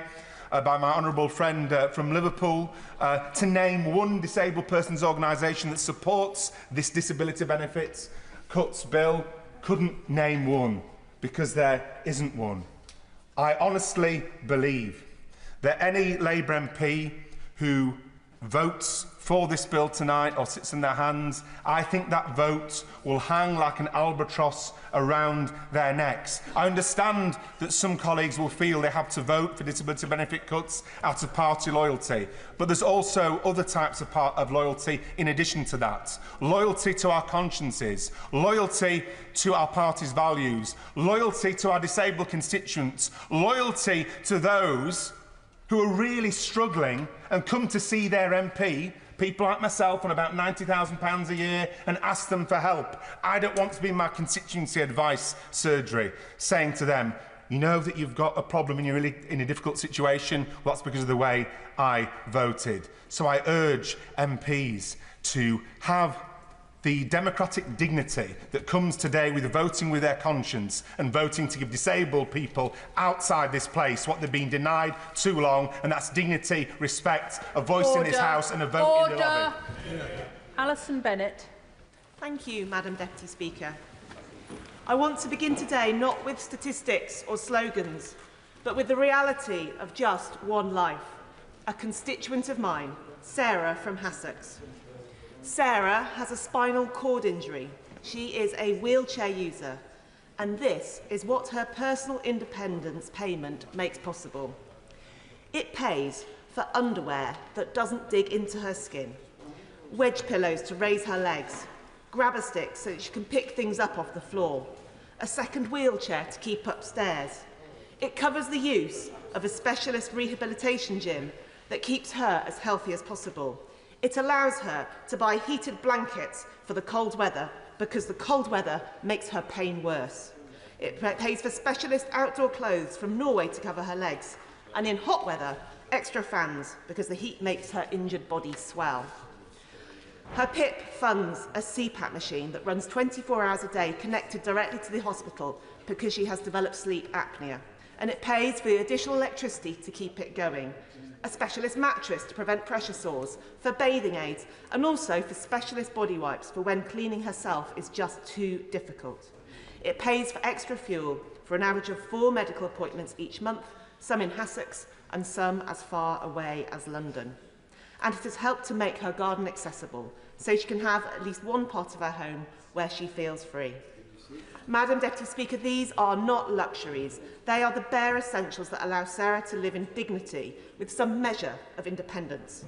But Sarah told me she has no faith in the system operated by the Department for Work and Pensions. No trust that fair and just decisions will be reached, because in her experience, the DWP's overriding drive is not to understand, but simply to cut. The government's last-minute climb... I will give way.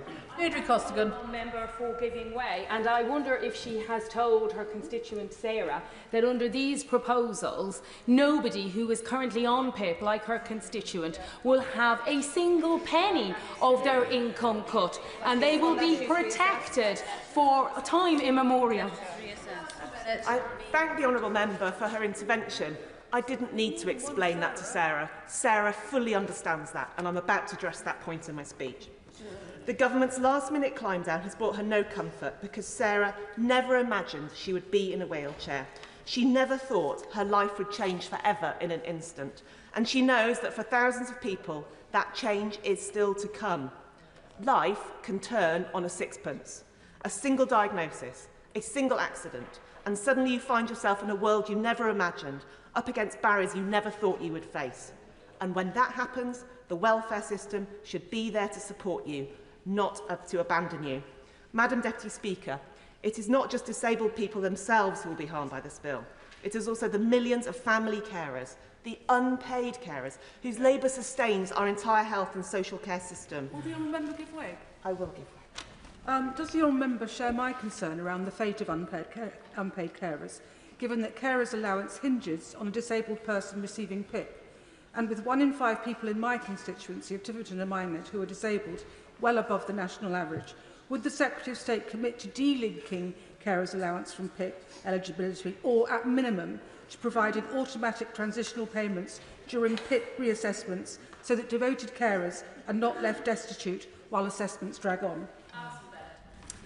Thank my honourable friend for her intervention. She makes a very wise point. And in my constituency of Mid Sussex, 1 in 4 carers are themselves disabled.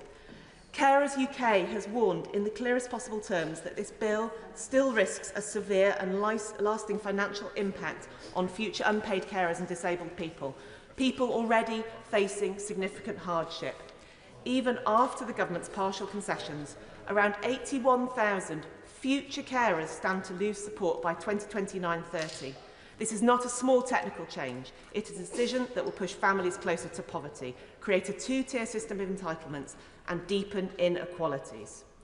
Let us be clear, the government has produced no impact assessment, no comprehensive evidence on what this will mean, no consultation with the carers themselves.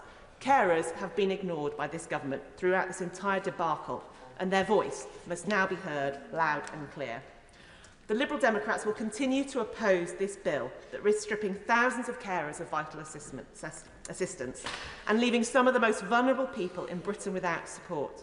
Yes, we agree the welfare bill is too high, but if the government was serious about bringing it down, it would be serious about fixing health and, critically, social care at pace without tackling chronic ill health at its root rather than punishing those who live with its consequences.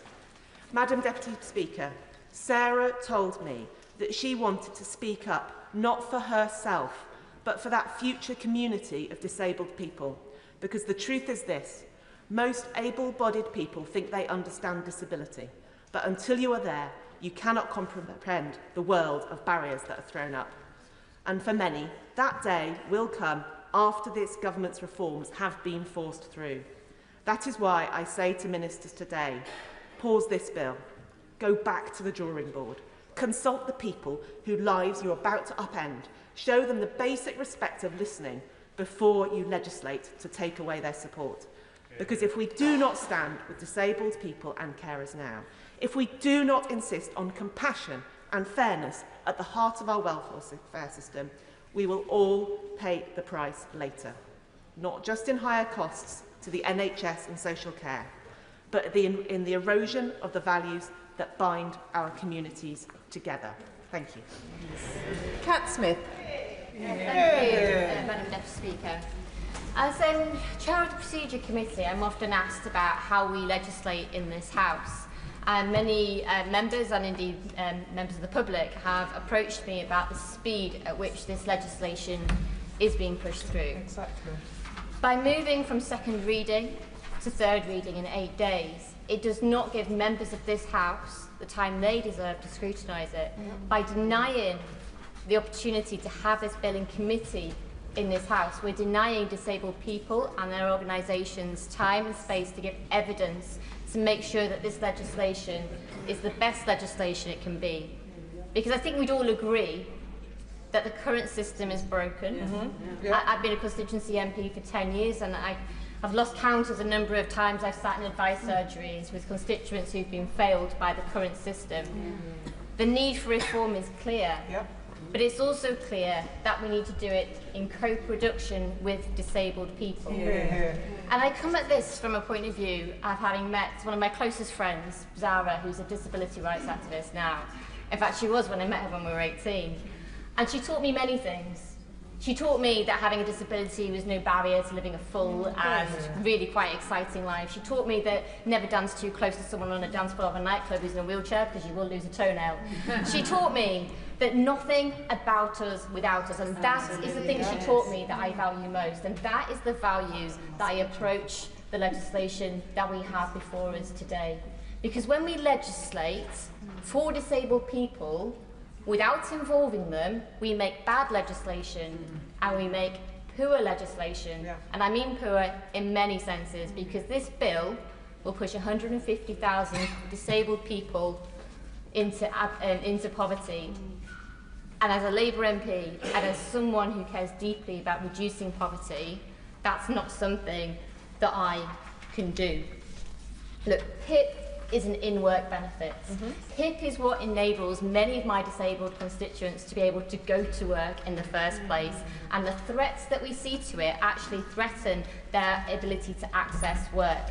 But I've also heard from constituents who are concerned about the fact that PIP, of course, is a passport benefit. They're claiming things like carer's allowance, and I seek reassurance that this from our front bench. Now, most people would agree that eligibility for disability benefits should be determined on need, and the concessions that we've had from government this week leads me to think that that is not something that is shared as a value, because we will see future claimants being judged differently to claimants from today. That means that in 2 years' time, when I'm sat in my advice surgery and hearing from a constituent who's struggling to access PIP, I'll be asked the question about how I voted today.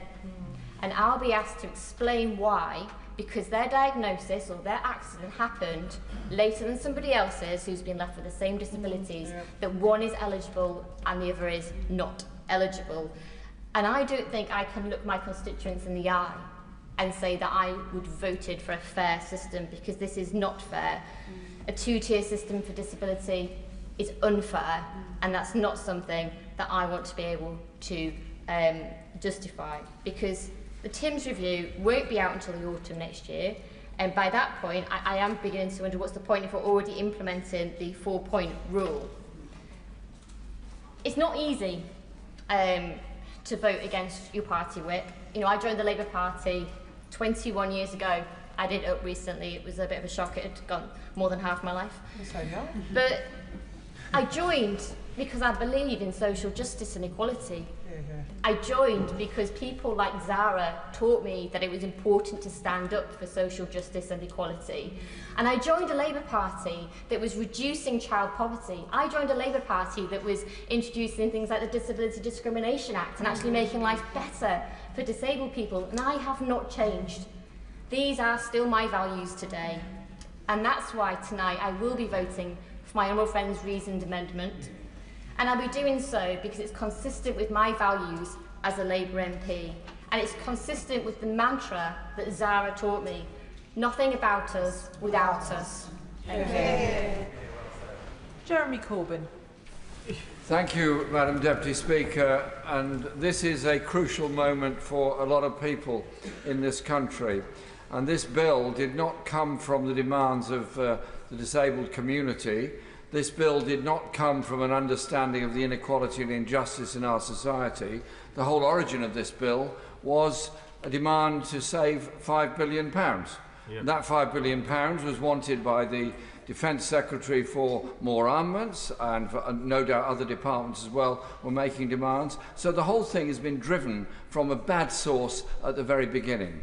And it would be much more honest and much better if the government simply now withdrew this bill altogether and allowed the Undersecretary's review to take place and look at the issues of poverty facing people with disabilities, looked at the issues of the huge levels of stress that many others face, such as children with special needs in schools that are not met, such as housing overcrowding when there are children with autism or other special needs that cannot be located in decent-sized housing. There's a whole area of discrimination against people with all forms of disabilities that could and should be addressed. And as the member for Lancaster just pointed out, it was a previous Labour government that introduced the disability discrimination legislation that made such an enormous difference. Going back further, it was a Labour MP, Alf Morris, that introduced the Chronic Sick and Disabled Persons Act, which made a phenomenal difference to a lot of people's lives. What has happened that whole tradition seems to have been stood on its head, and we're now presented with a piece of legislation that was going to take the personal independence payments away from a very large number of people, and instead, after the failed rebellion by some Labour MPs, the bill was changed to say that it will only be future generations that will be denied access to this, to the payments that they absolutely deserve. And so you look to a situation in the future where there's going to be very serious levels of poverty, much worse than there are now, amongst every family where there is somebody with a level of disability. Yes, of course. He is, of course, entitled to his opinion regarding this proposed piece of legislation, but I wonder if he would concede that voting against this legislation also means voting against £725 extra in cash terms for those in universal credit, and voting against this legislation also means denying those people the ability to try work, and voting against this legislation also means not having £1 billion invested in the health and skills of people that wish to try work. Voting against this bill will be a very clear message to the entire community that we believe in the equality of needs of people, and we will bring in new legislation that will meet those. He knows full well that he will have to face people in his own advice bureau later on who are going to be saying, why can't I get personal independence payments when literally my brother, my sister, my neighbour still gets it because they got it before the cut-off date. He knows full well the anomaly that he is voting for, presumably, this evening. Maybe he'd care to reflect on that and how to represent the people that have sent us here.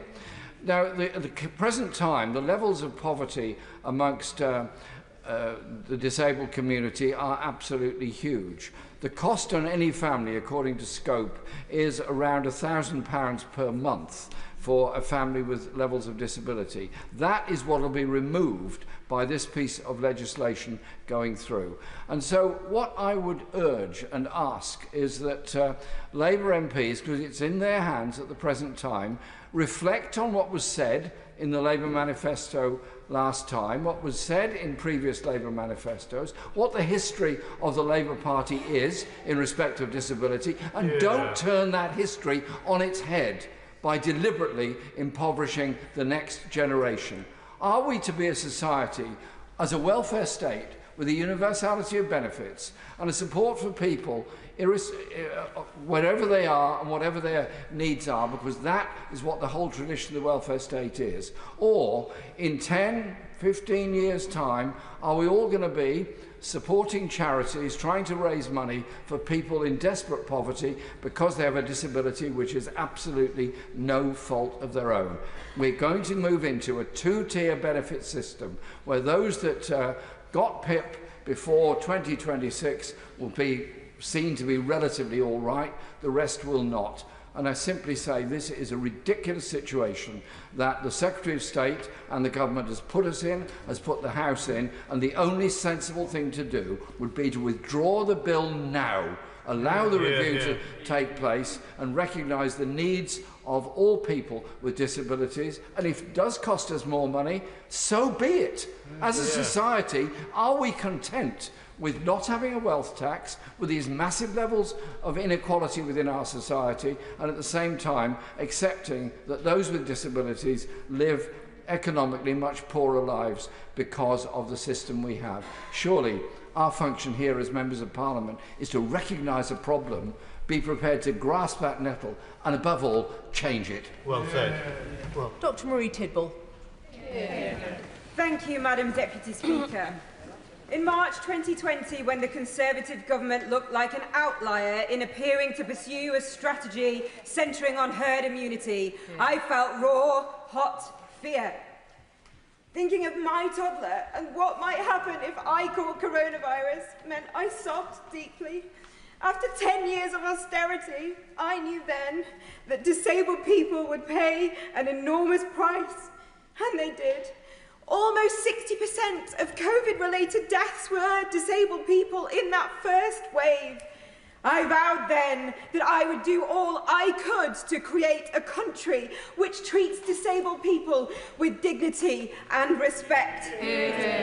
The social security system was broken by the Conservative legacy of austerity and their monumental mishandling of the COVID pandemic.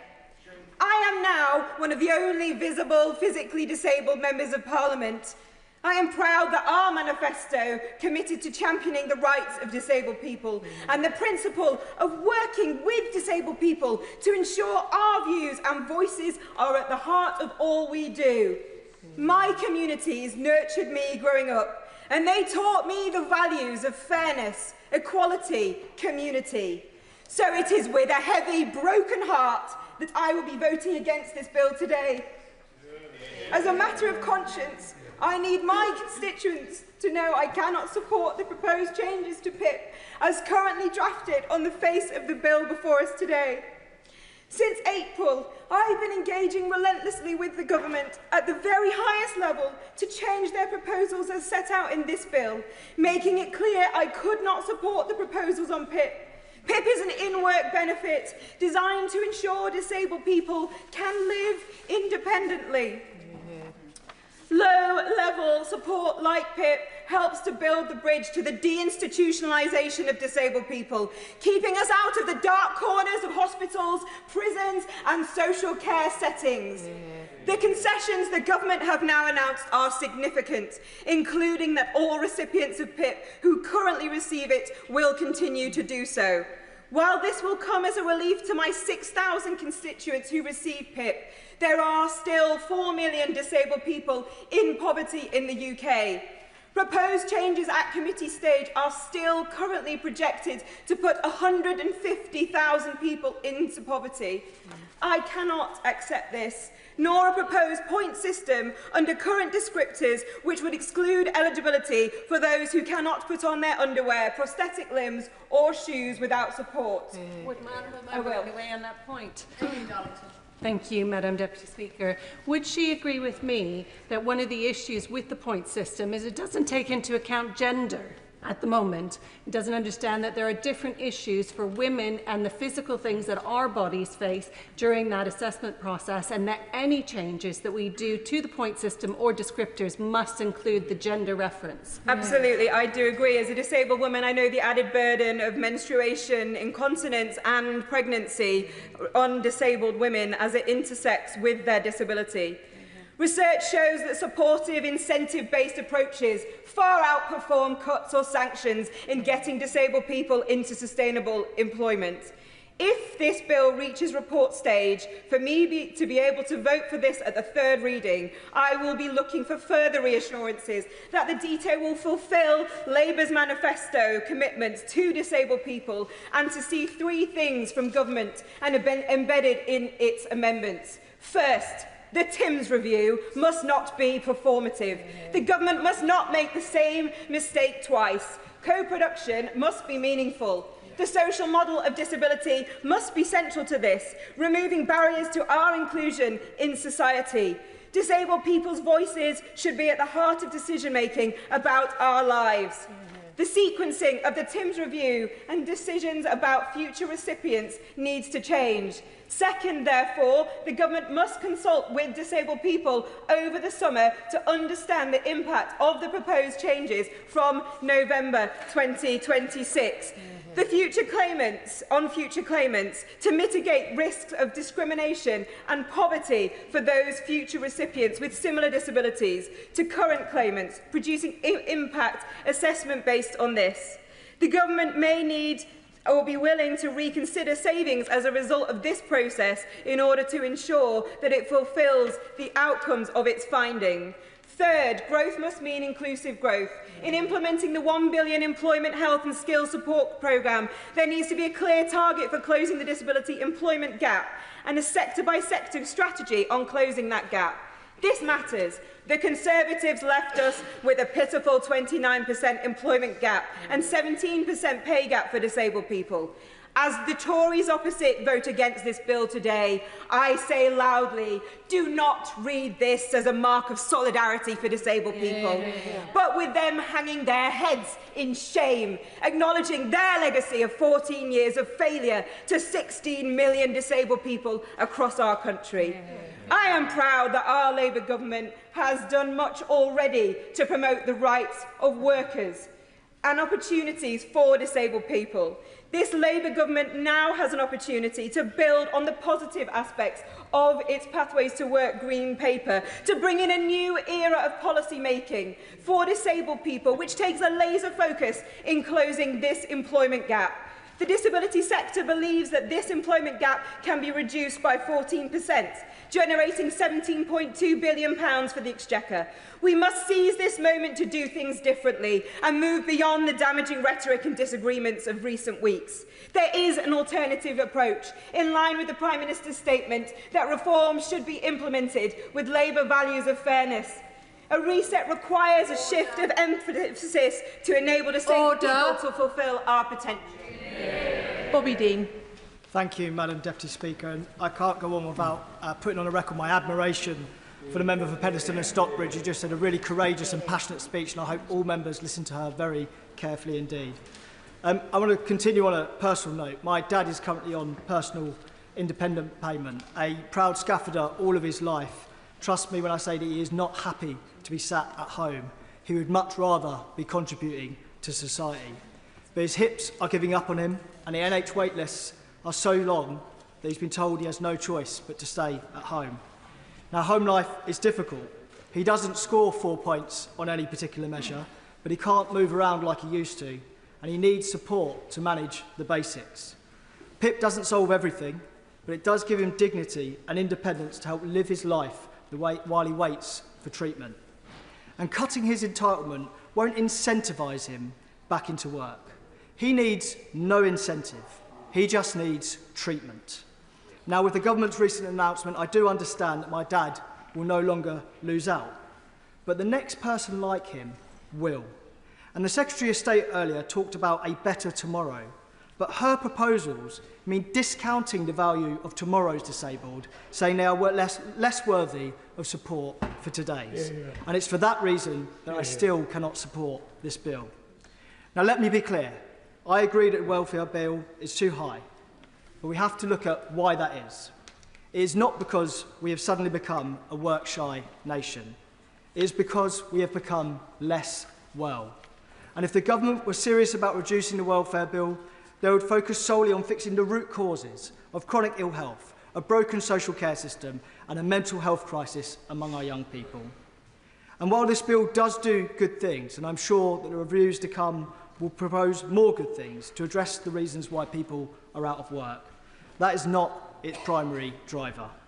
The motivation for this bill was made clear in its timing, just before the Chancellor's spring statement, with the core savings not from helping people back into work, but through tightening the eligibility criteria for a disability benefit. It removes too carers' allowance from thousands of unpaid carers, people who provide tireless, often invisible care that props up our NHS and social care system. Taking away their support is not just unjust, but it is economically reckless. And let's be honest about the consequences. The government's own impact assessment says that this bill will push hundreds of thousands of people into poverty by 2029. How can anyone in this place look at those figures and truly believe that the government is making these reforms to help people rather than balance the books? Now, I appreciate that some will feel that the New Deal struck over the weekend is a fair compromise. And it may be in political theory, but in practice, it remains unsupported by disability groups and unsupported by the public. The majority of the country see this bill for what it is, an unfair cost-cutting exercise. This is not reform, it's retreat. A retreat from compassion, from evidence, and from the values that should underpin our welfare state. And I believe that there is a better way, a fairer way, one that supports people into work by investing in health and care, not punishing them for being ill. One that helps disabled people live independently, not strips them of the support that they need to survive. One that values carers rather than treating them as an afterthought. and one that doesn't arbitrarily divide between today's disabled and tomorrow's. And that is why I will support the member for York Central in her reasoned amendment, and I will vote against this bill at the second reading. We believe that reform must be fair, sustainable and rooted in dignity. Madam Deputy Speaker, my dad wants to work. He is not looking for a handout. He wants to be well again, and I believe there are many more like him, and this bill will make their futures worse. I urge members to think carefully about the legacy of tonight's vote. Vote for compassion, vote for fairness, and vote against this bill. Matthew Patrick. Thank you very much, Madam Part of any progressive society, there is a simple test: how we support people when they are most in need. The test is simple, but the answer is anything but, because need is not uniform. So the duty of government is to create a safety net, one that is wide enough to break people's fall, but not so wide that they can never escape it. We have a consensus in this House that the system is failing. And I think people are right to ask, how can we fix this? But before we answer that, it's important to know where we are now and how we got here. So, Madam Deputy Speaker, where are we now? We should look at the situation when Labour came into power less than a year ago. NHS waiting lists at record highs, 3 million shut out of work through ill health, universal credits allowance at a 40-year low, young people written off, with 1 in 8 not in work, education or training, and a mental health crisis with over 1 million people in desperate need of support. The party opposite is responsible for this, and we are responsible for fixing it, because they failed with their welfare reforms. If you're disabled and want to work, the status quo puts up too many barriers. A disability employment gap of 28% is far too high. And behind that statistic are individuals who have failed. They are failed by a system. People who with some adjustments could get all of the benefits that good work brings, but they are denied that opportunity. It is a dead-end system that counts people out more than it helps them up. And as more people come into that system, Madam Deputy Speaker, that is more people locked into the same damaging status quo. Every day, we see 1,000 new people claiming PIP. And of course, as a constituent in Wirral West said to me just last week, there are many on PIP who are in work, and she is right, and it's important to point that out. But it is also the case that over 80% of people on PIP are not in work, and Madam Deputy Speaker, some of those people will never be able to work. They will have an irreversible health condition that wouldn't allow it, and they have been reassessed endlessly. That is unnecessary and it is cruel. But for others, they are telling this government that they want to work, and we have a duty to act, to give these people equal choices and equal chances, which they have been denied for far too long. Doing nothing is not an option. We've been doing that since 2019, and at that rate, we will have more than doubled the number of PIP by the end of the decade, from 2 million to more than 4 million. So how did we get here?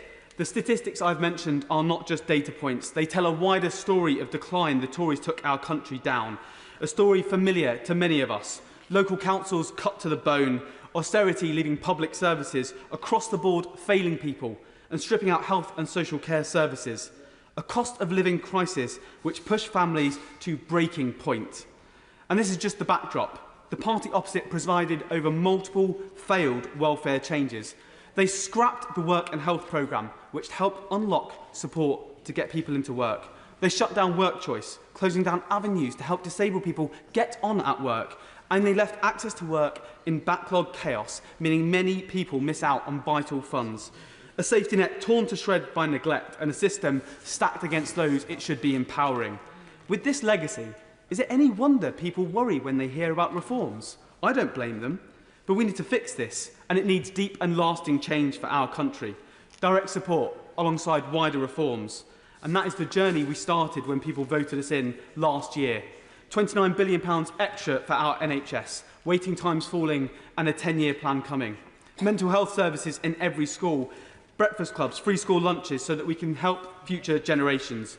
And employers are part of the solution too. And with our Employment Rights Bill, we give people confidence they will be supported in good work.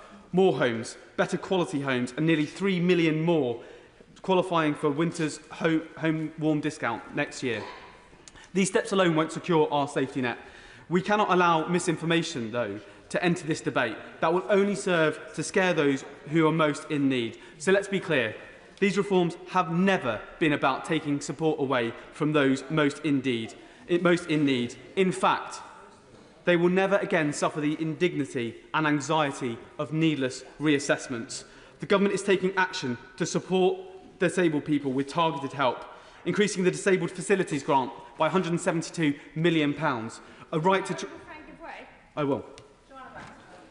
Thank you to my honourable friend for giving way. He talked eloquently about the legacy left by the Tory government.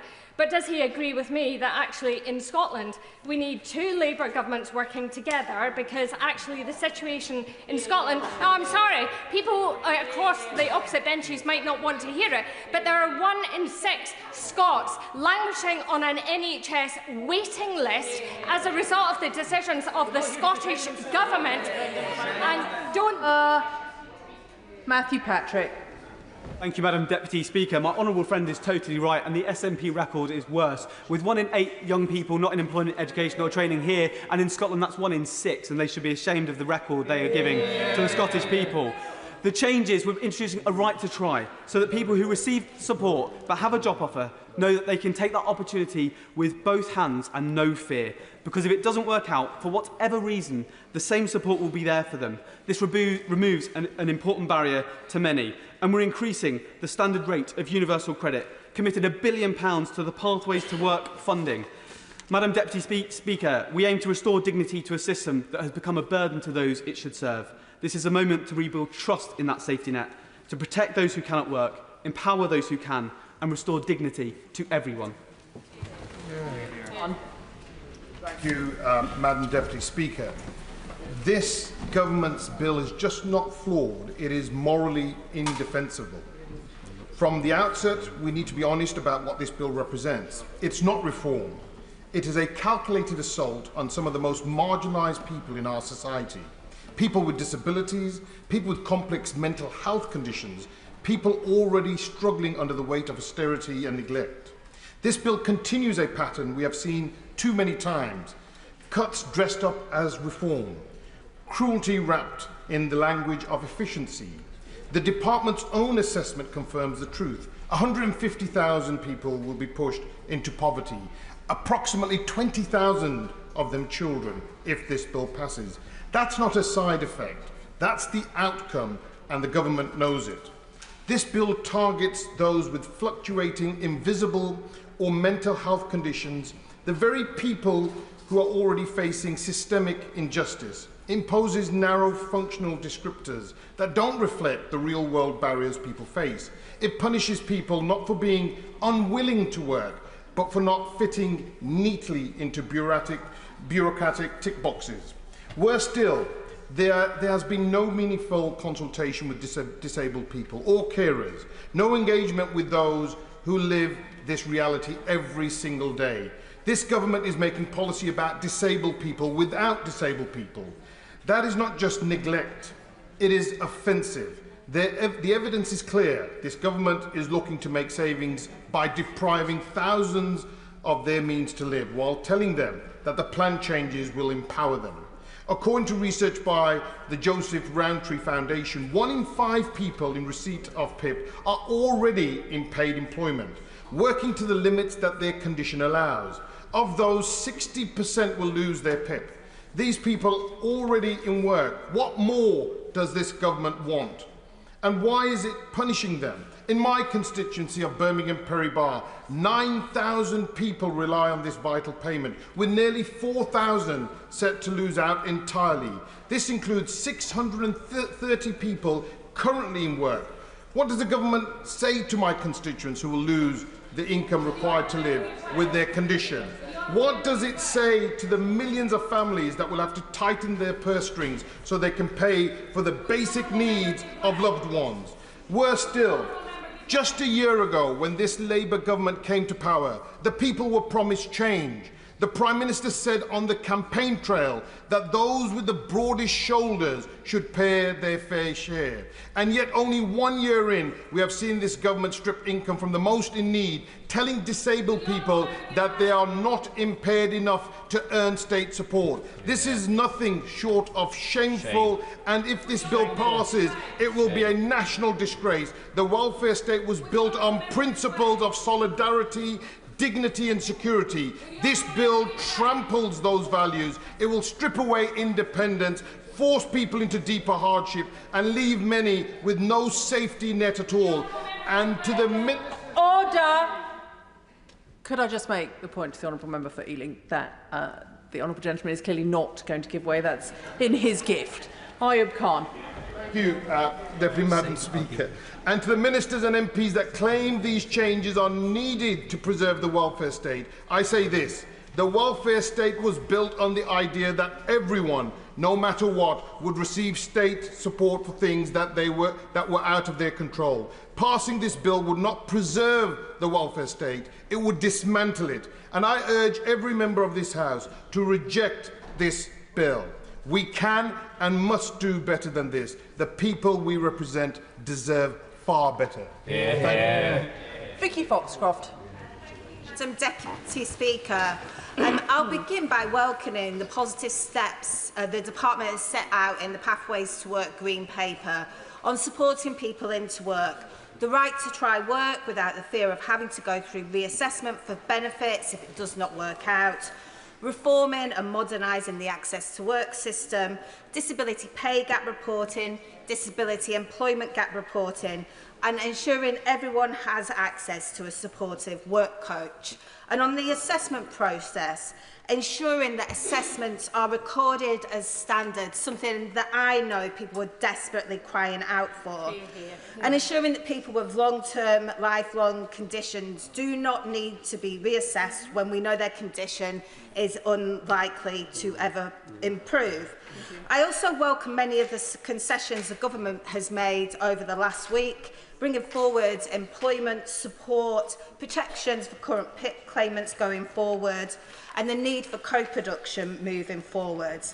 However, I continue to have some concerns which I believe must be addressed.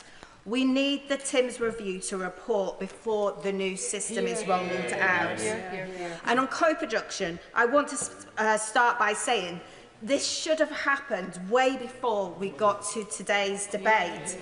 And I know from my time as Shadow Minister for Disabled People that when you work with disabled people and their organisations from the start, you produce better policy. There is so much talent out there.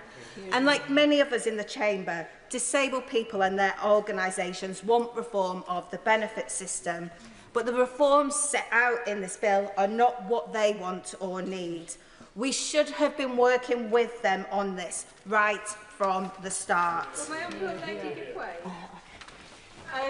I thank the Honourable Lady for her remarks. I wondered if she would agree with me that as well as meaningful engagement with disabled people themselves and disabled groups, it's really important that the TIMS review also engages with unpaid family carers, both because they are caring for people with disability but also are implicated through carers allowance being linked to PIP. I thank my honourable friend for her intervention, and I absolutely agree. It needs to ensure that it has the right engagement and consultation with everybody, but it must be co-produced with the experts by experience. I also want to take this opportunity to clarify exactly what we mean by co-production. The principle of co-production is rooted in the US civil rights movement and the ladder of citizen participation developed by Sherry Arnstein in 1969. And it should be in place from the start of the process. And all the information should be made available to everyone. And a plan should be agreed together. And there must be the ability to bring in experts. And these experts should be paid for because of their contribution and treated as valued partners. We should be empowering and upskilling those involved. And I hope that it goes without saying, but all information should be available in accessible formats. And the value partners need to be user-led disabled people's organisations. And I'll finish by underlining that the focus of making these changes should not be on making cuts, but on getting it right. And getting it right means everything needs to be in the scope of the review, not just the ability to tinker within limited, predetermined parameters. And co-production must take place before any changes to the current assessment criteria are proposed. If it means pausing to ensure we get it right, then that is what we must do. John Milne. Thank you, Madam Deputy Speaker. I have great respect for the experience and intelligence of the ministers behind this bill. But what we have left in front of us today is no more than a clumsy salvage operation. How on earth did we end up here? The government says that the cost of disability benefit is spiralling out of control. They say there's no option but to make cuts. But the premise behind this argument is too simplistic. Overall, the cost of in-work benefits as a percentage of GDP hasn't changed much. And that's because every time a government tries to cut one benefit, another rises in its place to compensate. Before any changes were proposed, there should have been a serious analysis of what's driving the surge in PIP claims. But ministers have made little attempt to understand why. It's just a curve on a spreadsheet that needs to be flattened. We're left with the implicit assumption that the government believes that hundreds of thousands of people are currently receiving benefits that they don't really need and they don't deserve. But there are lots of factors driving this increase, and some of them are actually a direct knock-on effect of other government policies. For example, many of those extra claimants are the result of recent rise in retirement age. The government has simply shunted one benefit cost, pension payments, into another, PIP. Another big slice of the increase comes from people who are unable to access timely health care, especially since COVID, so they fall out of the workplace.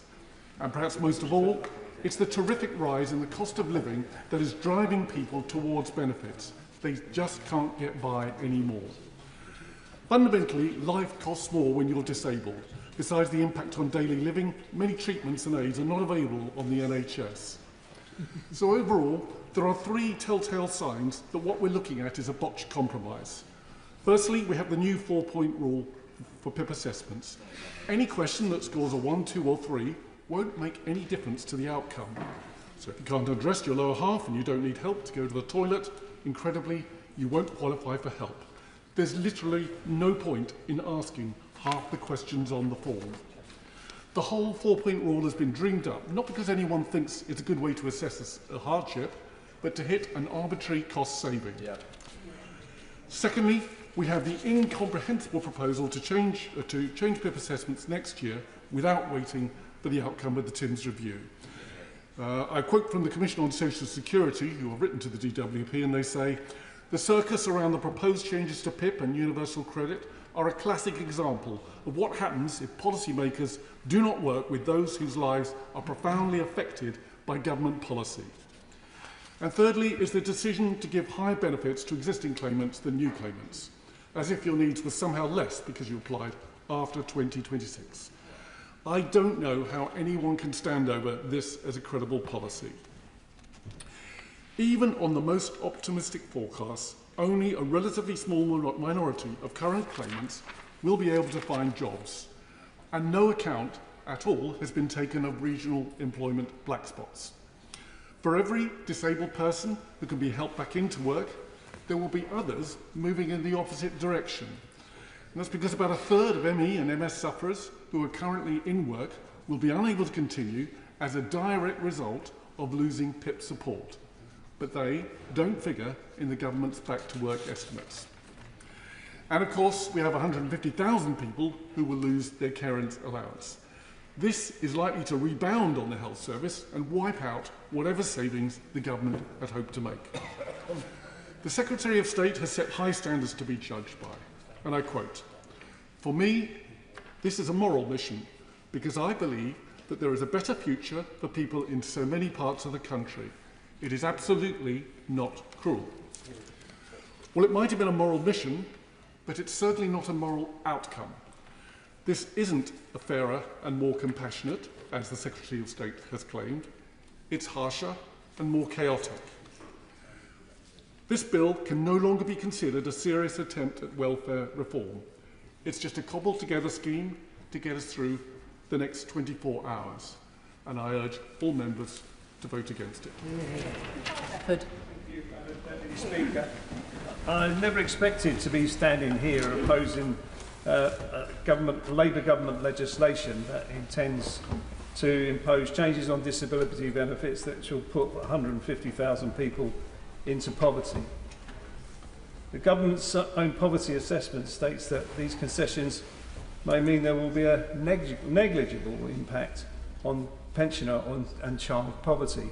I don't know when we became so matter-of-fact about the implications of putting people into poverty and where that language comes from. I would be expecting to move people in the opposite direction. We talk about choices, and we hear a lot from the leadership about tough choices. Now, I don't consider cutting disabled people's benefits to be a tough choice for us politicians. But it will mean people on the receiving end will be forced to make tough choices about the way that they make ends meet. Too often, we make choices that adversely impact on those who can't fight back. We show deference to people with wealth and power when we know that they should be bearing a heavier amount of the burden. Absolutely. Those who have enormous wealth have done extremely well over the last 15 years. Average incomes in that time for ordinary families have stagnated and the standard of living has gone down. Now, if we want to make tough choices, I think we should be looking there. So I just wanted to use my time to just highlight some of the areas where I think we could make a difference. So reforming capital gains tax, for instance, through increasing rates and closing loopholes, could raise £12 billion a year. Close the carried interest loophole to private equity bosses, so that they pay their fair share, and that can raise £500 million. National insurance to investment income, £10.2 billion. Introduce a 4% tax on share buybacks, raising between 0.1 and £2 billion a year. End the redirect fossil fuel subsidies to oil and gas companies, could raise £2.2 billion a year. Tax private jets to raise an additional £1.2 billion a year. Stop rich multinational corporations evading tax and mandating that they declare their profits wherever they operate to raise £15 billion a year. And then it comes to the performance of the Treasury. According to the Audit Commission in 2024, in 2023 it gave out £204 billion in tax reliefs. Now, the Audit Commission, the Treasury Select Committee and the Institute for Government conclude that the Treasury is not investing enough into understanding what the benefit of these tax reliefs are. There are 1,110 of them, and of them, 815 that HMRC has no idea what benefit they bring to us. That is billions of pounds every year that is going in tax relief. Now, these are choices. These are choices that we are choosing not to make.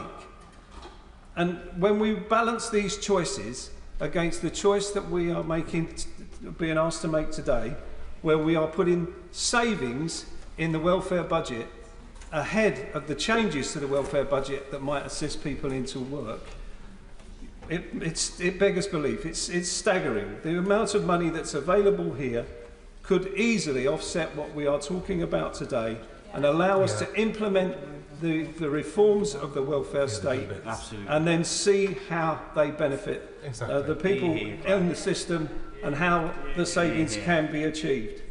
And for those reasons, today I will be supporting my honourable friend's reasoned amendment, and I will be voting against this bill today. Well said. Robbie Moore. Thank you, Madam Deputy Speaker. I rise today not just as a member of this House, but as someone who has lived with the reality of a disability in my own family. I grew up with a sister who has a learning disability. Later in life, she's faced the brutal challenge of cancer. I've seen for myself the emotional toll, the complexity of care, and the financial pressures that came with that journey. Pressures that were in no way self-inflicted or any of her own fault. I've also seen firsthand how PIP can be a lifeline for many people working in my constituency of Keighley and Ilkley, helping them avoid total reliance on the state. As my constituent Shane put it, this support is the fragile scaffolding that his life and work currently depend on. And all of these experiences have shaped my own political principles, one of personal responsibility, a moral duty to support those who genuinely cannot support themselves, and the foundational principle that people in exactly the same situation should be treated the same before the law. So, Madam Deputy Speaker, this bill breaks those principles. Under Labour's current plans, someone like Shane, or indeed my own sister Becky, would now be treated completely differently by the state due to their unwillingness to work, but based on a completely arbitrary cut-off date, currently being forced through by ministers in Whitehall. So if this bill passes, it will mean someone in my constituency of Keighley and Ilkley, newly diagnosed with a learning disability, cancer, or other life-changing conditions in late 26, will now get thousands of pounds less in support than someone in those identical circumstances today. I will give way. Thank the honourable member for giving way. He's giving a great speech, and he's highlighting the two-tier system where the government have said it's fine for existing claimants, but not fine for future claimants, setting out this ridiculous two-tier system, one that my constituents already face with the carers allowance. Dennis and Jill from Bude in my North Cornwall constituency don't qualify for the carers allowance because they're of pensionable age, so there's already that two-tier system. Does he agree with me we should be expanding the system rather than narrowing it? Well, I'm sure Dennis and Jill will be looking at this debate very carefully and understanding very clearly the issue of fairness, which is right at the heart of what this piece of legislation is addressing. The scenario, as I've explained, that Shane in my constituency is experiencing, that is able to receive PIP today, but someone in a very similar circumstance to him would not be after late 2026, and that is not fair. For giving way. Lauren in my Chichester constituency is a bright and determined 16-year-old young woman who just completed her GCSEs and came to do work experience in my office. She has cerebral palsy and she's applying for PIP not because she wants a handout, but because she knows she will need support to live independently and pursue a career and life ambitions that I have no doubt will actually probably bring her to this place at some point if she gets her way. Does the honourable member agree that young disabled people deserve clarity and dignity, and this bill is not giving them that? Mr. Speaker, this bill gives no clarity or dignity to the many people that has just been kindly given the example of in her constituency, but indeed mine, Madam Deputy Speaker, of Keighley and Ilkley. And that is why I do not support a plan that creates a two-tier system like this, which will now seem to be the hallmark, Madam Deputy Speaker, of this Labour government and goes against every principle of fairness. And let us not forget exactly why we are here. These changes are being pushed through at pace at the 11th hour without proper evidence reasoning for the new cut-off date. That is not the kind of detailed policy making that we expect, Madam Deputy Speaker, from our leaders. I will give way. I'm grateful for making an excellent speech. Does he agree with me that the Labour government's proposals here is creating the worst of both worlds? And on the one hand, they are failing to tackle the rising welfare budget, but on the other hand, they are creating anxiety and fear amongst many disabled and vulnerable people who do not understand or know how these changes are going to impact on them. And I thank my honourable friend for his intervention, and that is the nub of why there is so much concern that has been consistently raised throughout all members, certainly on these side of the benches and many on the other government benches, dare I say, who are also considering their position on how they vote later on today. So, Madam Deputy Speaker, no one doubts at all that our welfare system, which is set to exceed £100 billion by 2030, needs reform. And if we continue to follow the Chancellor's strategy, which seems to be one of recklessly borrowing, which seems to do the very same principles and will have those negative implications on PIP. Some of the most poorest in society who feel the biggest impact of this financial crisis will be exposed. And I will give way to the honourable gentleman. Thank you very much, Madam Speaker. Thus far, I have kept out of this debate, and to be perfectly honest with the House, it is probably the wrong reason, but my wife is disabled and is in receipt of PIP. And although I became an MP in 2017, she's been disabled for 26 years. We were deeply grateful for the support we had as a family. And my wife is an honest lady, and I hope I don't embarrass her by saying this, but she would have been delighted to take the Honourable Member for Lewisham North Point. She'd been delighted to have been consulted about it. She'd have put her thoughts down on paper. And I'm sure so many recipients of PIP would have said, yes, we'll try and see if we can help get the budget straight in some way. But that way, you take people with you, which is so important, and we're missing it. And Madam Deputy Speaker, trust is at the heart of this issue. And if we want to create a system that commands public trust, this is certainly not the way to do it. We need to reward effort and promote self-reliance. But this bill creates a two-tier system detached from individual responsibility. We need to make the welfare system be more targeted. But this bill, like many of the government's policies, simply shifts new costs onto people who will genuinely be ill, newly disabled, or simply younger, and does little to target those relying on the state. And I will give way to the honourable lady. He talks about fairness and trust. I wondered if he was proud of his government's own record, where Tory cuts in welfare pushed more people into poverty, 2.9 million emergency food parcels in the last 12 months. You'll be voting, if you vote against this bill, against the biggest uplift in the UC standard allowance. Is that what he's proud of? Mr. Speaker, I will take no lectures from somebody who supported council tax rising by 10% across the Bradford district, impacting many of those in the Bradford district that are going to be impacted by PIP. Madam Deputy Speaker, this is not principled reform. It is not radical, and it is not good policy making. And many on the benches opposite know it. And we can, as a party, as a government on the opposite benches, do better. We should be doing better. And I will not be supporting this bill today. Yes. Thank you, Madam Deputy Speaker. Welfare reform is important. It's important because the current system is not working, and it's important because it has a huge impact on the lives of so many individuals and families across the country. For the past 10 years in this place, I have seen so many of my constituents trapped in poverty with the constant fear and insecurity that the current system brings. But we should not be in a position in which the government is scrambling at the last minute to make changes in order to improve a set of proposals that were not good enough when the bill was tabled. We should not be here because while there are many positive measures in the bill, the government has had evidence of the extent of concerns from honourable and right honourable members since April. These concerns have been patiently and respectfully expressed in private and in public, but it appears that for a long time the extent of concerns has simply been ignored until it became clear that the government might lose the vote. So we are now reaching for solutions at the final hour, which should have been better considered over a longer period of time as part of a rational and respectful response to feedback.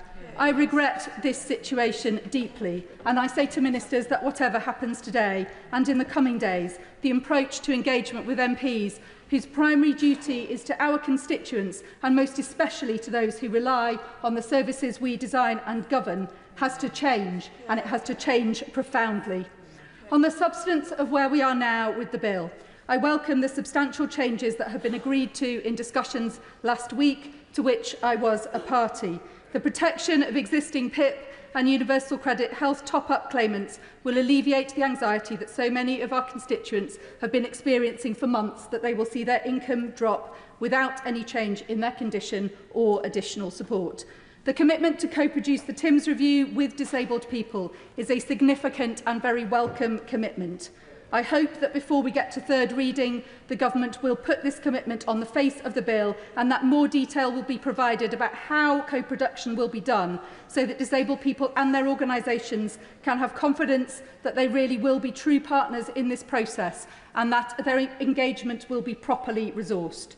The commitment to bring forward employment support is also helpful. The last Labour government sought to address unemployment and the size of the welfare bill and did so by front-loading employment and health support. This should have been part of the plans from the start. Addressing the barriers to employment which many sick and disabled people face is the best way to address the challenges the government is seeking to tackle. I thank the honourable member for giving way. And in relation to her point around employment support, I know many honourable members were concerned that that support would not be put in quickly enough. However, in my constituency of Ealing Southall, we already have £8 million funding from the government's Trailblazer Get Britain Working programme. Does she welcome now that these new proposals include £1.3 billion in investment in that programme and that that help will be rolled out to every disabled person who wants a job in this country? I welcome the bringing forward of employment support, and I know how effective that support can and will be, but we have yet to see it bed in, and I have further concerns that have not yet been addressed. I am concerned about the impact of the bill on young people and care-experienced people in particular, and we need further detail on the support that will be provided for 16 to 22-year-olds, particularly with their mental health, to enable them to participate in the workplace. And there is one further concern that has not been addressed and on which I want to press the Minister today, and it is the lack of alignment between the conclusion and implementation of the Timms Review and the implementation in the raising of the threshold for PIP to 4 points.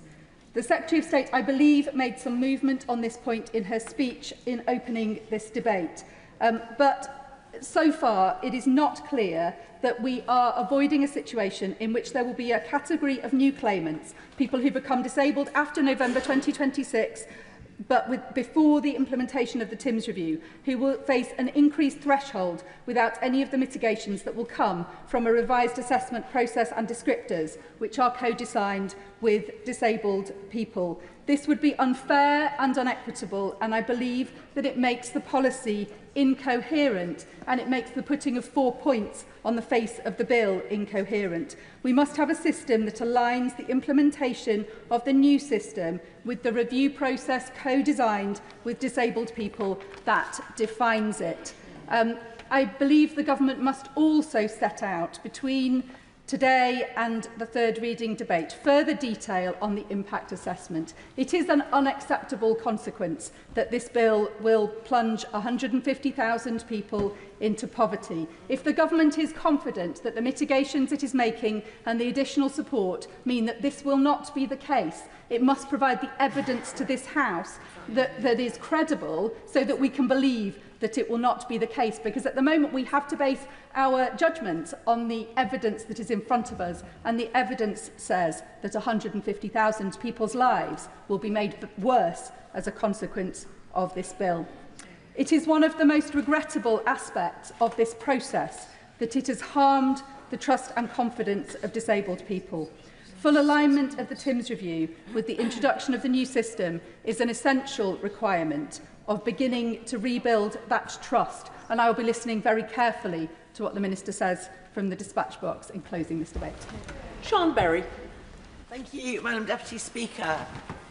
This cruel mistake of a bill must fall today. The reasons in the Green Amendment stand, and with my colleagues I will be voting to stop it today at second reading and supporting the reasoned amendment from the Honourable Member for York Central.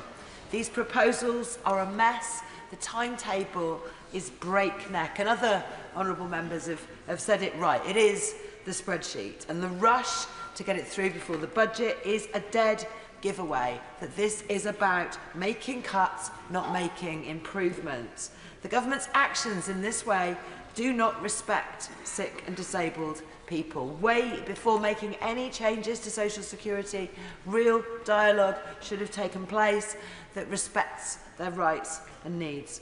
Already, 3 in 4 people who need to use a food bank have a disabled person in their household.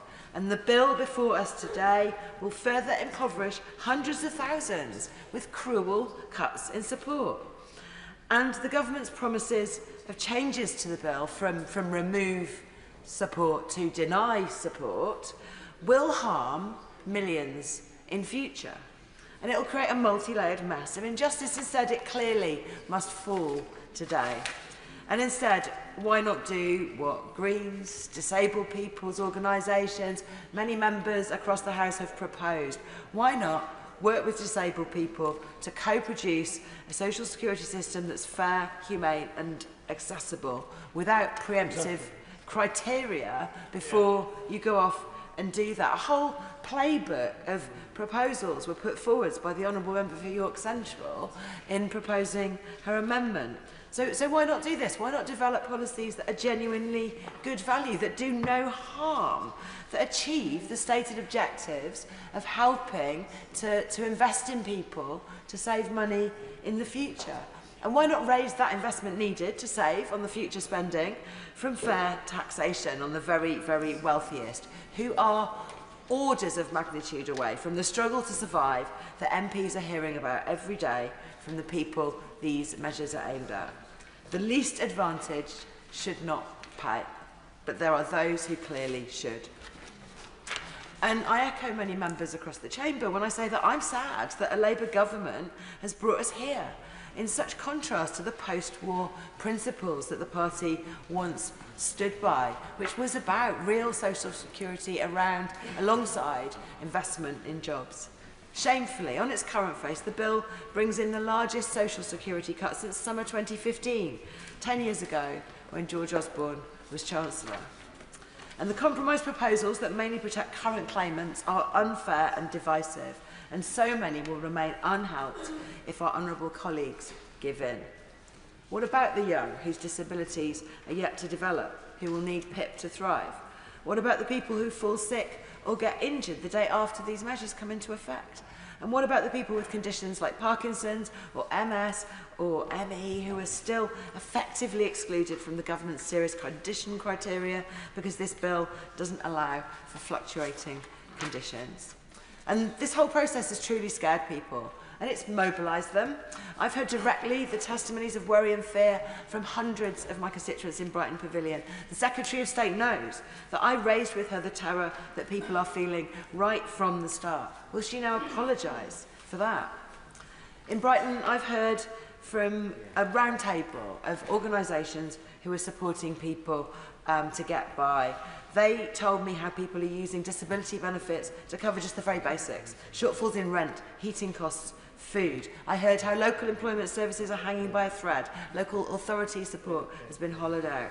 Brilliant organisations like Amaze, Money Advice Plus, St Luke's and Citizens Advice are already inundated with people concerned for their futures. They want structural barriers and inequalities removed first. They want investment in people as well.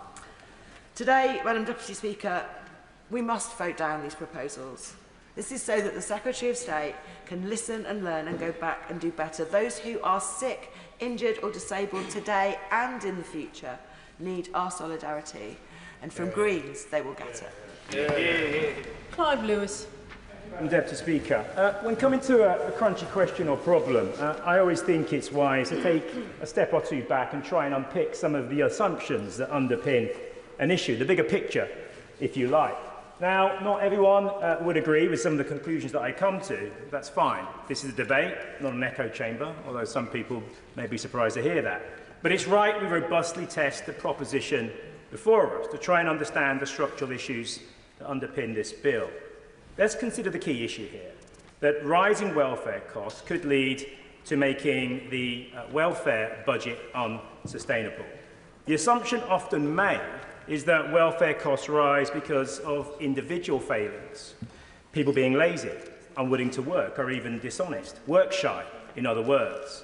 But this assumption doesn't stand up to scrutiny. The welfare bill isn't growing because people suddenly became lazy. It's rising because our economy and our society are fundamentally broken. Broken because of 14 years of cuts, of dehumanised punitive changes wrapped up as reform, but little more than a brutal disciplining of the workforce. compliments of the benches opposite. A workforce increasingly finding itself trapped between insecure low pay and in-work poverty, or a humiliating workfare programme that has sucked the marrow out of millions. One that has left them drained, burned out, and leading to the soaring mental health crisis we now see. Madam Deputy Speaker, what does explain our dilemma is the fact that work itself has fundamentally changed.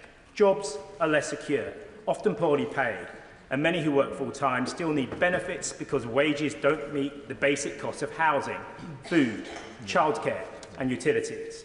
On top of this, the cost of living crisis is being driven by a toxic mix of structural failures.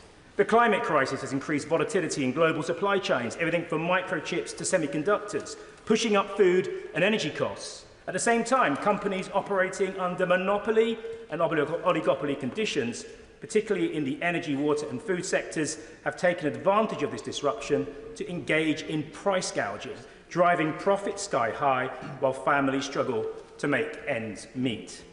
As has been repeatedly pointing out, the weakness of trade unions has limited workers' ability to bargain for pay rises that reflect rising costs, costs that by and large governments have failed to cap. Yes, caps on energy prices have been half-heartedly attempted, but what about a cap on rents? On greedy landlords? What about capping the large agri-corporations pushing up food prices? On water companies extorting from all of us? These are the underlying structural causes. Their collective outcome, a relentless squeeze on the real incomes and increased reliance on welfare to simply survive. In truth, our welfare system is increasingly the state subsidising employers who pay poverty wages, landlords charging unaffordable rents, and corporations extracting vast profits, all at society's expense. And all the while, our climate and ecology declines, adding to that instability. Today's bill, at heart about balancing the books by tightening welfare eligibility and gatekeeping access, won't address these root causes. It still punishes victims rather than tackling the structural failures, and I cannot support it. That's why I'll be supporting the reasonable amendment of my honourable friend from York Central. Yes, the Labour government has made a start on many of those structural issues, the Trade Union Act, GB Energy, the Leasehold and Reform Act. But it must go further and faster if we are to make a real impact on who our economy works for and to ultimately bring down the welfare bill. Madam Deputy Speaker, welfare reform should deliver dignity and fairness, not austerity and exclusion. Until we face these deeper truths, we'll continue addressing symptoms rather than causes, perpetuating the very injustices we claim to want to solve and that so many of us came into this place to sort out. Robin Swan. Thank you very much. Madam Deputy Speaker, and I rise to support the reasoned amendment and vote against this bill because of actually the abandoned generation that this legislation will cause. And that's those young people with disabilities and life-limiting conditions who are currently on children's DLA, who normally transfer to PIP at the age of 16, but this bill completely ignores them and forgets about them. The usual process being that around the 16th birthday, DWP will send an invitation to claim PIP, but it is then up to the parent or the young person themselves actually to apply within a time limit of 28 days, and this bill does nothing to redress that. It's also a process of mandatory self-application, so there's no automatic conversion for a child with a disability or indeed a life-limiting condition already entitled to DLA actually moving on to a PIP claimant. But what this bill and the concession that was made actually makes worse in regard to that stricter future eligibility criteria, that as from the 22nd of November, new PIP claimants must meet the 4-point single activity daily living test. So for those young people with a disability, with that life-limiting condition who are in currently receipt of children's DLA who would normally have transferred to PIP, come November 26, their condition must be such that it enables them to reach that 4-point eligibility test. So for those young people this place keeps talking about and other devolved legislations keeps encouraging to stay in education, support them through special educational needs, are now telling them, come 16, if your condition does not meet a 4-point criteria, you will not be in receipt of that personal independence payment. That personal independence payment that is a door opener for their families, that actually allows them to access care support, allows those young people, if they do look to further their education or their employment, to access mobility and support schemes, that allows those young people with those disabilities and life-limiting conditions that hope, that dream to actually be eligible and to be supported to enter the workforce. Now, if you're a young person who come the 22nd of November 2026 doesn't have a condition that will allow you to reach that 4-point criteria, that will be denied you. Would the member give way? I'll give way briefly.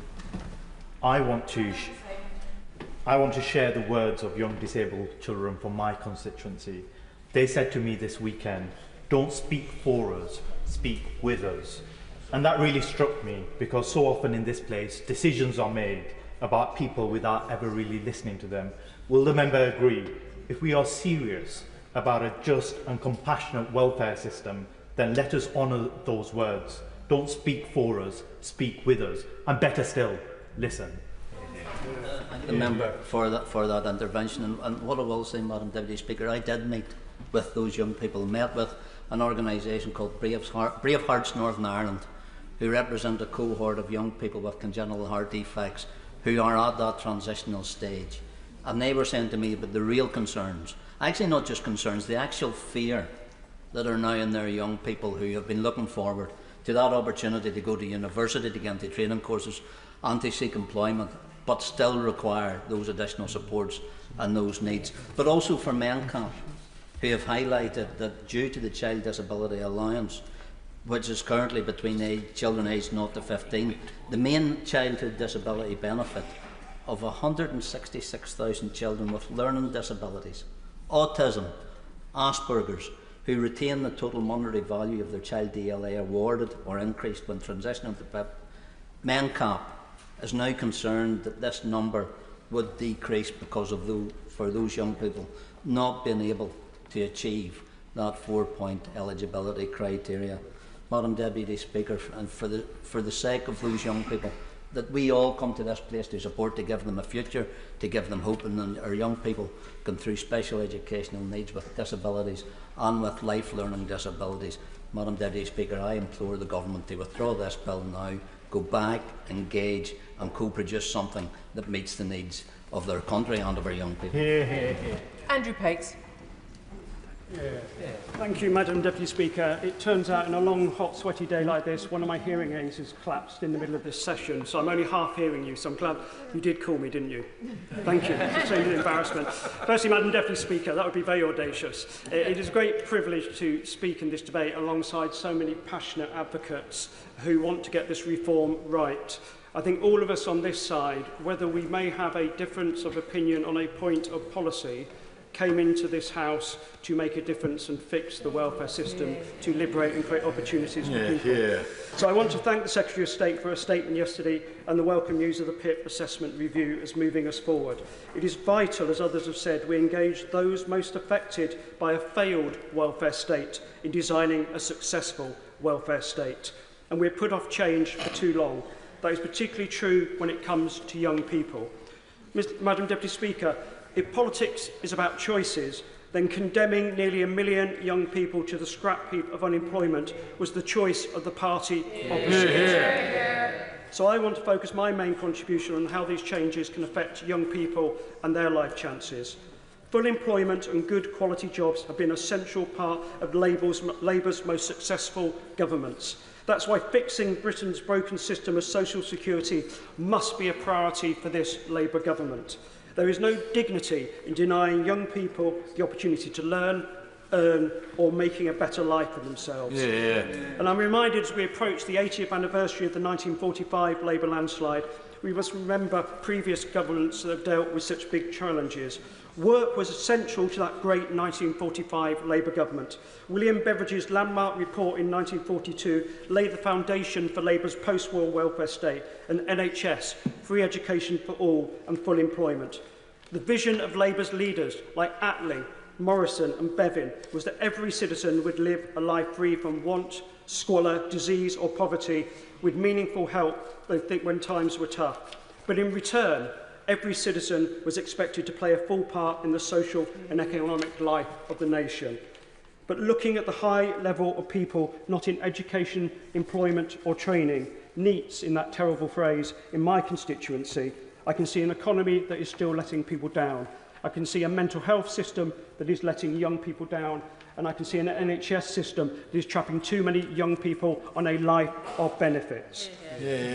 So can I ask my right honourable friend, when we come to bringing the debate together later, can they confirm in her response that we will deliver the employment support young people need, and that we will simplify the way benefits work and the way job centres work so that young people get the support they deserve?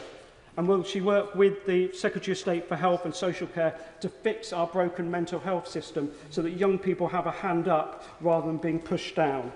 And of course, our values should be about compassion, and our social security system should be about dignity for those unable to work or who need support.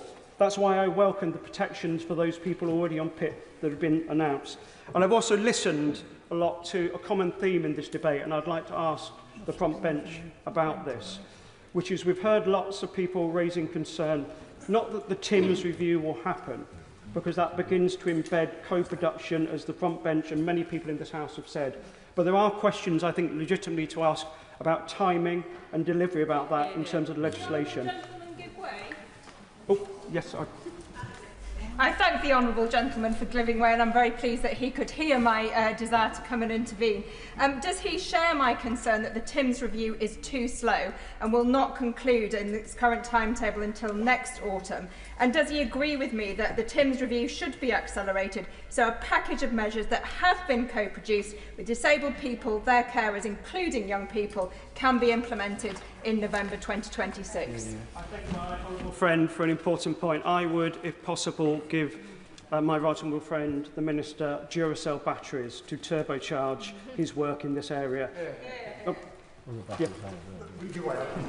For giving way. And I want to make this point to him, that he and others across the House during this debate have raised concerns that the changes to PIP are coming ahead of the conclusions of the review of the assessment that I will be leading.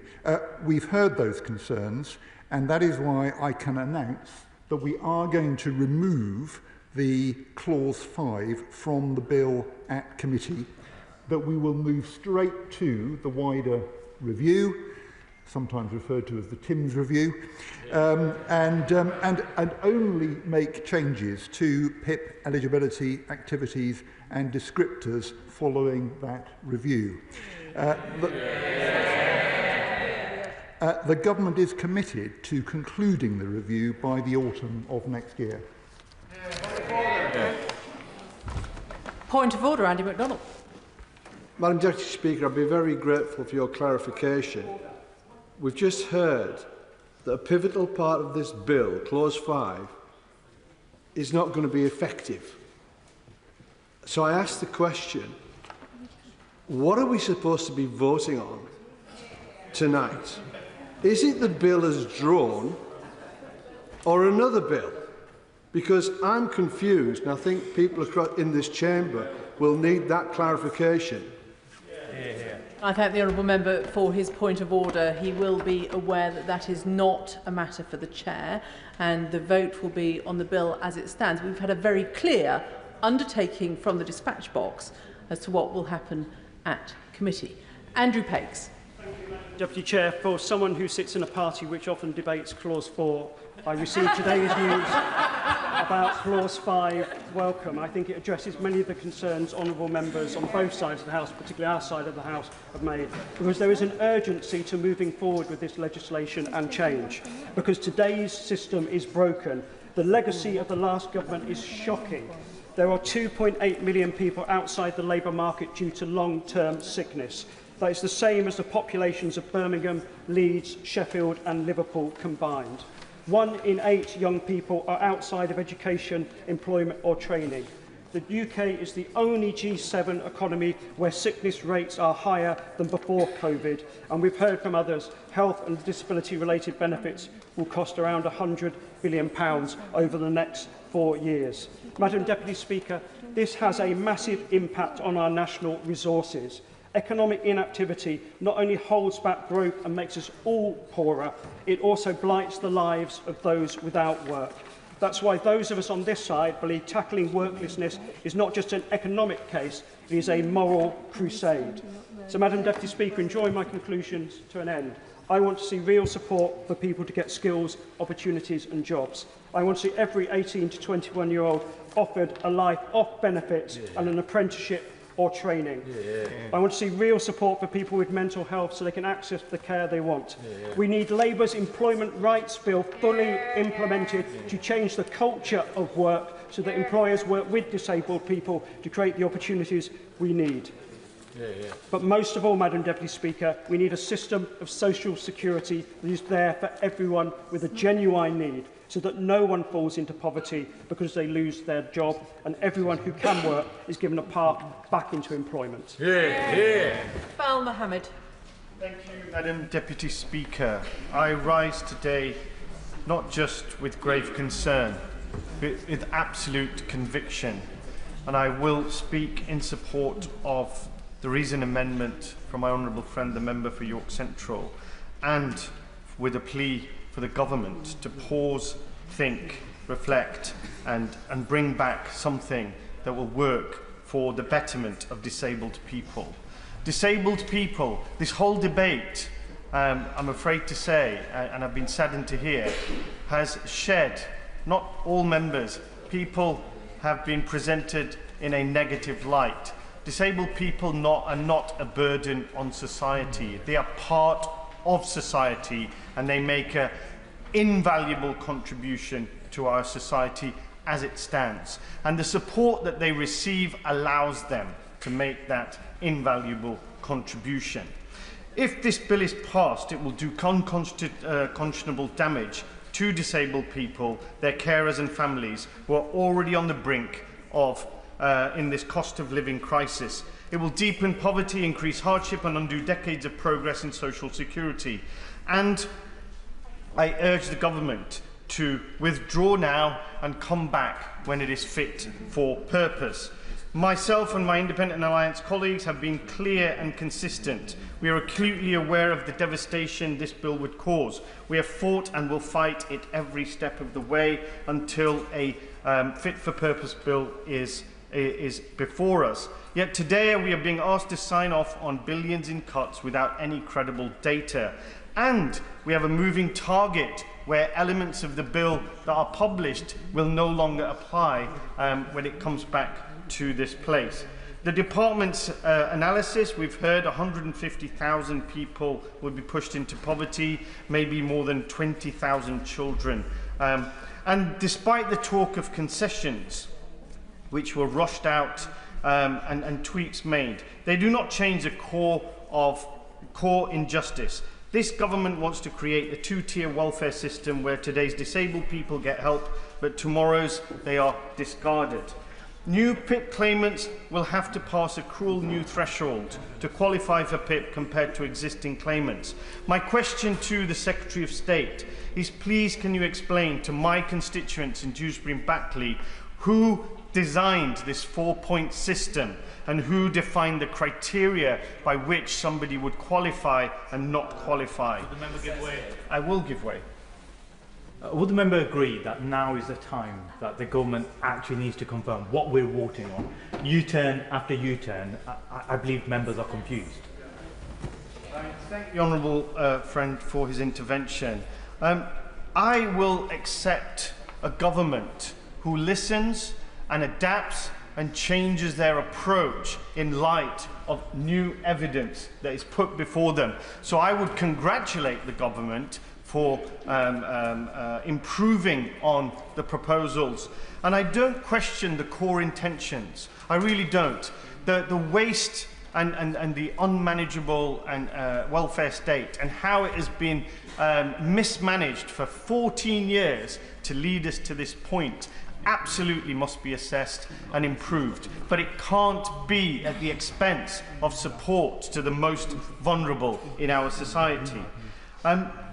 The bill, moving on to carers, so it's not just disabled people that this bill will impact, but carers. It slashes 500 million from the carers allowance, the largest real terms cut since the benefit was introduced in 1976. Carers save this country tens of billions of pounds in unpaid labour. Nearly half of them already live in poverty. Is this really the thanks that they deserve? And it gets worse. If an existing claimant loses their PIP on reassessment, which happens all too frequently due to assessor errors, they will be treated as a new claimant and subject to the stricter rules. This includes anyone moving from DLA to PIP. It is punitive, it is regressive, and it will erode trust in the entire system. We are told there will be consultation, but what consultation happens when a bill is pushed through in a single week without adequate scrutiny or engagement with those most affected? The principle of nothing about without us has been flagrantly ignored. We've heard, according to Scope, that the extra cost of living with a disability is already nearly £1,100 a month. That is not covered by PIP. By 2029, this is expected to top £1,200. Yet under this bill, those same people will be expected to survive without the support that they rely on. The government expects disabled people to shoulder £15,000 a year in extra costs and offers them less and less. The public sees through this. Only 27% support these reforms. Nearly half of those surveyed believe they will worsen the health of disabled people, and over half expect more pressure on the NHS. These cuts will make people sicker, more isolated and more dependent on an already overstretched service. The politics of this is damning. This cannot be about politics. This must be about the people that we are here to serve. So please, please, please, go back and wait for the consultation to be completed and integrate the learnings and the feedback from the people affected so that this bill and this legislation can actually make a positive contribution to our society and not a negative one. Thank you. Imran Hussain.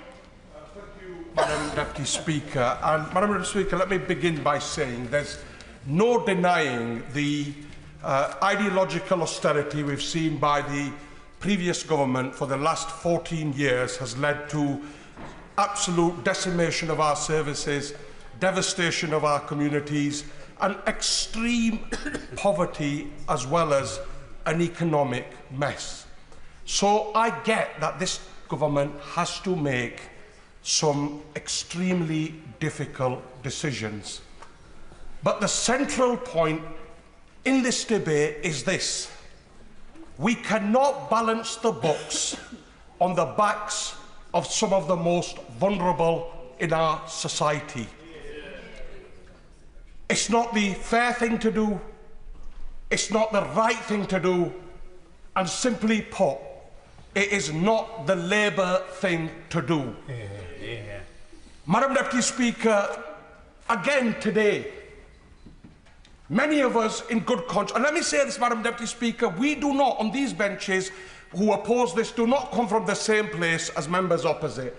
We come from a place of sincerity. Members opposite on the Tory benches come from, again, political game playing. And we continue to come from that place of sincerity. But what is disrespectful, and continues to be disrespectful, to backbenchers in particular and members on this side, is the way we are piecemeal fed things. Even at this late stage, whilst I welcome the previous concessions and I welcome the concession today. But the reality is this: for months we have been talking about this, for months. And we could have been engaged in that process. We approached it with good faith. And again, it makes a further mockery of a process that will result in hundreds of thousands of people being pushed into poverty. The timescale that we have been given already lacks respect that this democratic House should be afforded. But now, this piecemeal of information we are being leaked, frankly, we are being asked to rely on the goodwill of ministers. Now, I have the greatest deal of respect for honourable members. I have the greatest deal of respect. But we, as backbenchers, should be afforded the same dignity. Because we have all been elected on one premise. You know, my constituency of Bradford East suffers from some of the worst health inequalities, the worst child poverty. Over half of all children who live in my constituency are living in absolute poverty. I have to go back and face them. Yeah. The reality is, the bill as it stands today, regardless of what ministers tell us, the bill as it stands today is the same bill it was a week ago, the same bill it was when it was released. That's what we are voting on. We can discuss the concessions next week if this bill makes it. Pull the bill. But the bill today must be pulled. Pull it. Because I cannot go back to my constituency and tell them, through some concessions that were not in a bill, I voted for it, even though tomorrow this could add to deepening the poverty that people on my streets face. That is not what I was elected on. Madam Deputy Speaker, of course I will. I'm very grateful to the honourable gentleman, and he's making the correct and most powerful point, with that this is not the best way of making law, and this is hugely disrespectful to all sides of the House, irrespective of position. Would he also agree with me that that is compounded by the woefully inadequate time being set aside for committee consideration of this bill? Next week, and third reading, very truncated. We are all absolutely dizzy by the amount of U-turns and concessions. He is right. Much better to withdraw the bill, start again, bring it back in September. Absolutely, and I'll come on to that point. I've already touched on the point in terms of a bill of this seismic nature. Let's be frank. I've spent a decade in this place. I've never seen a bill of this seismic nature with these direct consequences being rushed through in 1 week. And let's be clear, the House, this is a money, the motion that goes to the House of the Lords is going to be a money motion. It will not allow the House of Lords to make any amendments and bring this back. So again, the ministers have, of course I will. Would it not be a very sensible way forward if the House simply passed the excellent reasoned amendment put forward by the honourable member for York, and we parked the issue there, so we would then have the necessary consultation and preparation for a more effective bill? I again say this. Courageous political leadership sometimes demands admitting we got it wrong. Like we did in the winter fuel allowance. Nobody out there, I mean, I sincerely think people respect you when you get something wrong and you come back. The concession after concession is admission enough that we have got this wrong. And my personal view remains that it is dignified today for the government to say we will go with the reasoned amendment and we will come back, we will go have meaningful consultation with disability groups, and then we will come back. And I again say everything I say out of absolute sincerity. And I want to finish by saying this, a point that's been made by honourable members on both sides of the House, because many are acting in good faith for the collective good of the people we represent. And the point is this: all of us will have to go back to our constituencies and justify the decision we make today. I have always promised my constituents in Bradford East that I will never vote for anything that will increase poverty, deprivation or deepen the health inequalities in my constituency. Because it is not this place that sends me to Bradford. It is the people of Bradford that sends me to this place, and I will remain true to them and I will remain counted for them, and I will make sure that their voice is heard. I will be voting for the amendment, and I will be voting against the bill today. David Chadwick. Thank you, Madam Deputy Speaker, and may I say what an excellent and powerful speech to follow. We should all be here to stand up for the people who, the dignity of people who need us to stand up for them. I know what it means to become disabled. 11 years ago, I developed Guillain-Barré syndrome. It happens to 1 in 100,000 people, and unfortunately, I ended up totally paralysed for 3 months, and then fortunately made a full recovery over the next couple of years. And that was an insight into what it's like to become disabled. I went from full health to total dependence overnight and lost the ability to move for 3 months. Fortunately, I was lucky and I recovered. But I remember those early days very vividly, and what it was like to suddenly learn to live with a disability. I remember, for example, having to have some clicking contraption, a hook, to be able to grab my socks and get dressed in the morning. And that's one of those examples that's already been highlighted today of the extra costs and challenges that people living with disabilities face. Personal independence payments are a lifeline, and they enable people with disabilities and long-term health conditions to live independently, participate in society, and, crucially, stay in work if they can. Wales, Madam Deputy Speaker, will be hit hard by this proposal. In Wales, we have higher rates of long-term illness and disability. In rural areas, the cost of living with a condition is even higher. And these changes will hit hardest where communities and people are struggling to cope as it is. The government's so-called climb down does not fix this. Delaying the stricter criteria until 2026 does not make the policy fairer. It just creates a two-tier system. From 2026, someone newly diagnosed with a condition will not be entitled to the same support that someone with the same condition already receives today. I remember when I was diagnosed with Guillain-Barré syndrome, I was added to a Facebook group with lots of people who were had been struggling to live with the consequences of it, and they talked about how they coped. And clearly the people being added to that group today will be in an even worse situation, and that's quite frankly immoral. If the government was serious about trying to reduce the welfare bill, it would be focusing on fixing the issues in health and social care, tackling the root causes of chronic ill health, or providing good jobs across Wales. In Wales, Labour have been running the healthcare service for over 25 years.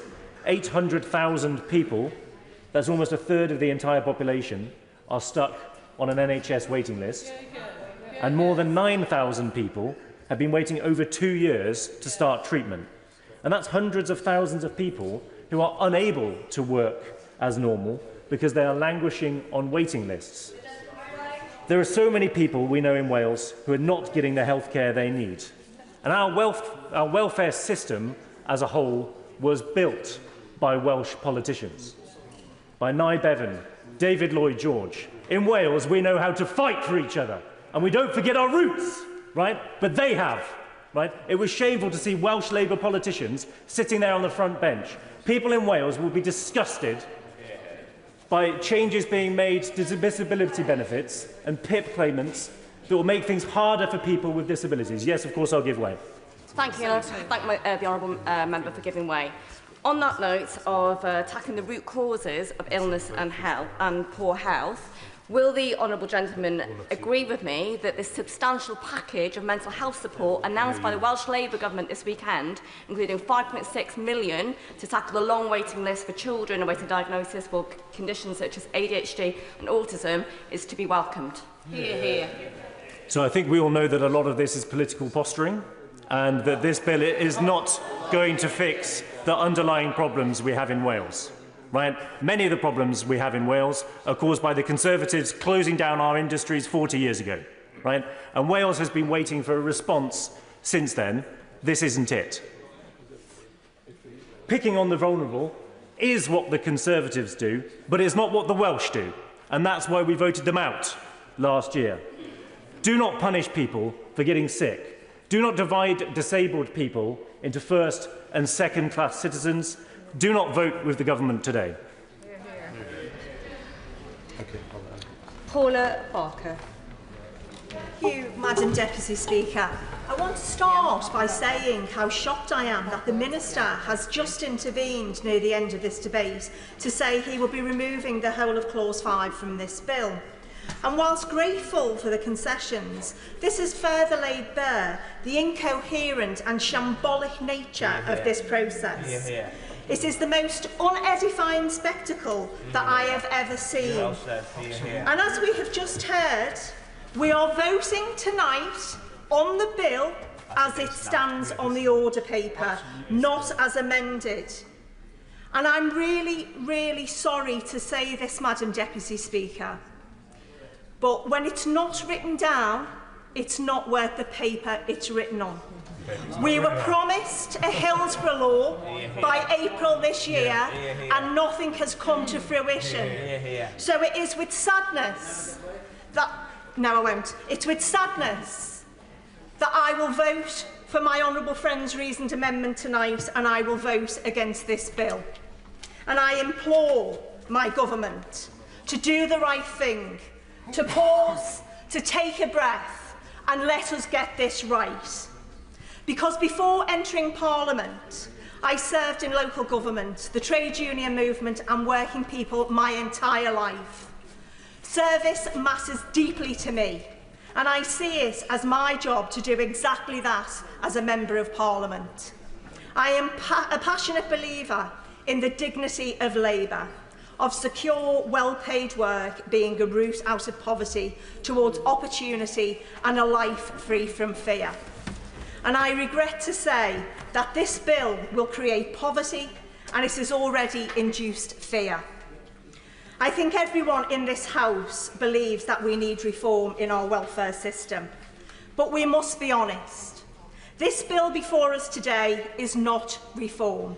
It is simply cuts, which have been brought forward to fill an economic black hole. In Liverpool City region, nearly 30% of residents are disabled, more than 10% above the national average.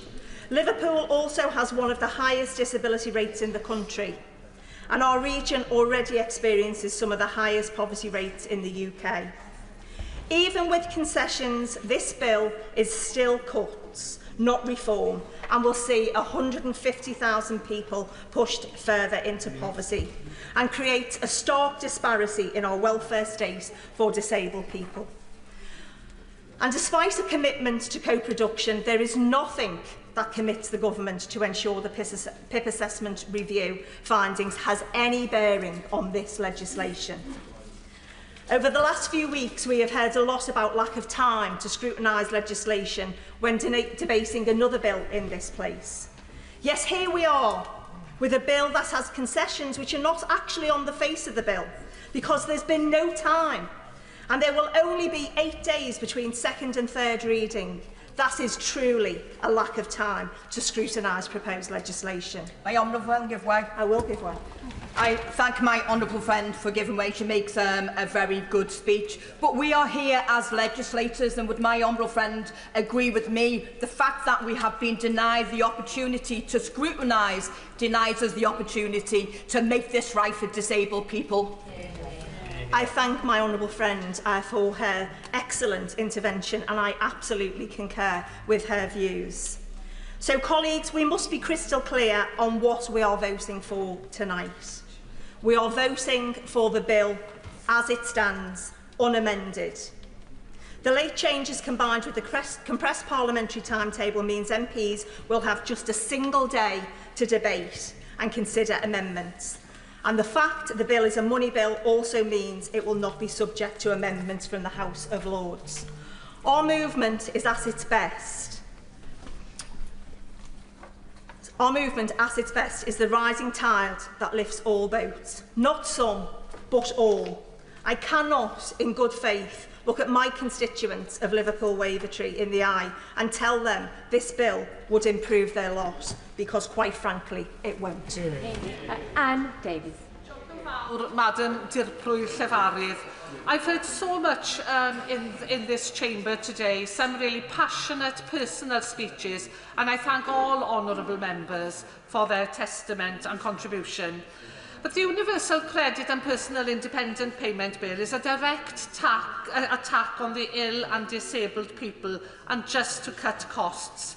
The arbitrary restricting eligibility for PIP and cutting the health element on universal credit will have a devastating, lasting consequences. Whatever this Labour government claims, there is neither fairness nor compassion in its approach towards welfare. And it certainly isn't fair or compassionate for the people of Wales, who will be disproportionately impacted by these measures. And let me thank organisations, including Policy and Practice and the Bevan Foundation, for their vital work in filling absence of data for Wales, which this UK government has all but refused to provide.